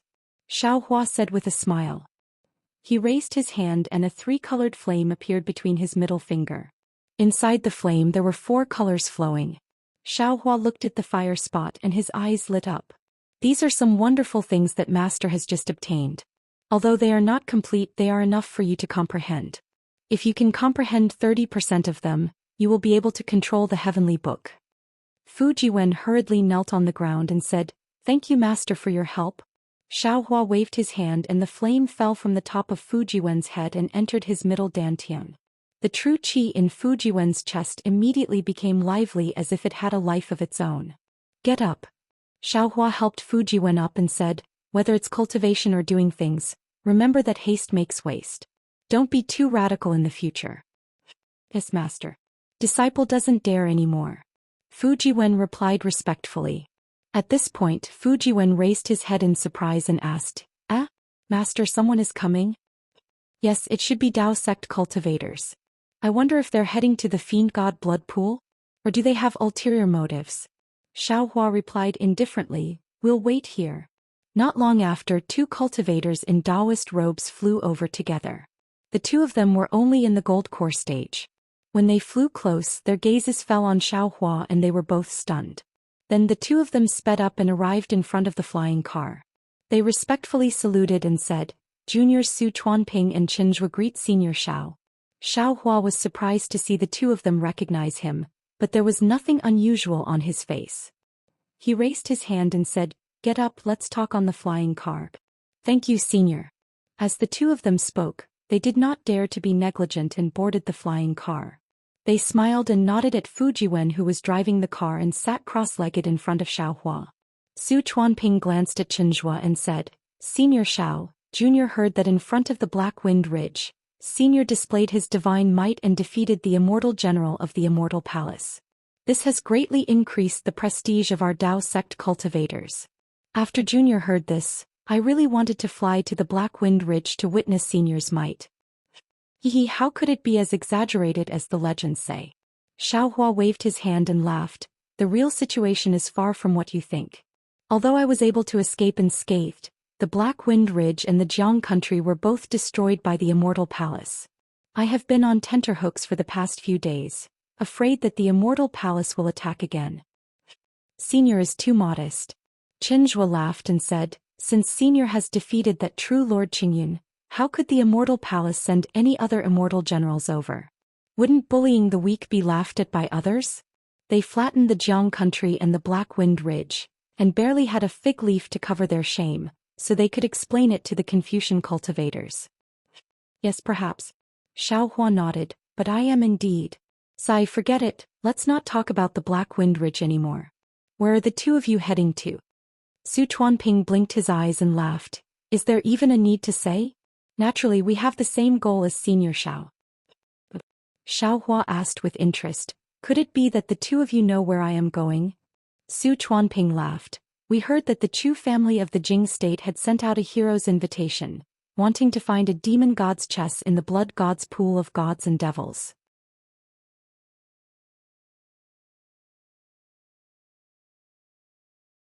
Our cultivation realms are still shallow, so we cannot enter the eyes of the Chu family. However, the blood god's pool is a place of opportunity, so we came to take a look. As for Senior, if Junior's guess is correct, you must have received a hero's invitation to head to the blood god's pool. Or perhaps Senior did not receive the hero's invitation, and is heading to the blood god's pool this time to come into contact with the Jing state's Chu family? Of course, this is all just our wild guesses. If it's wrong, Senior, please don't be angry. Yes, your thoughts are more or less the same. Xiaohua nodded. I have offended the Immortal Palace.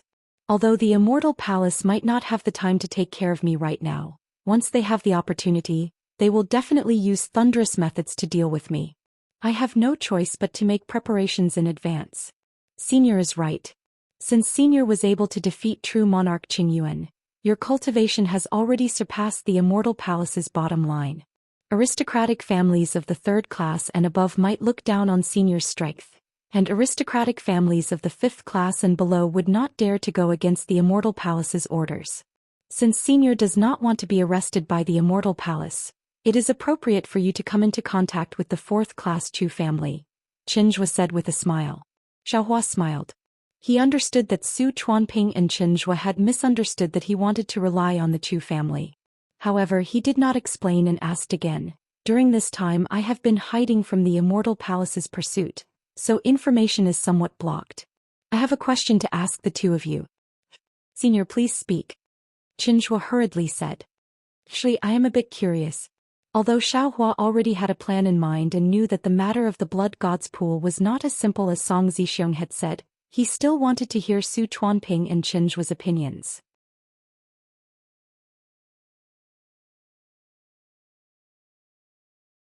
Only then did he ask, "The Divine Devil's Chess is only one of the 10 great imperial artifacts, and it is only ranked 5th. Why is the Chu family searching for it with such great fanfare? Especially since the Chu family is in Jing State. Isn't it a bit excessive for them to reach out to Gun State?"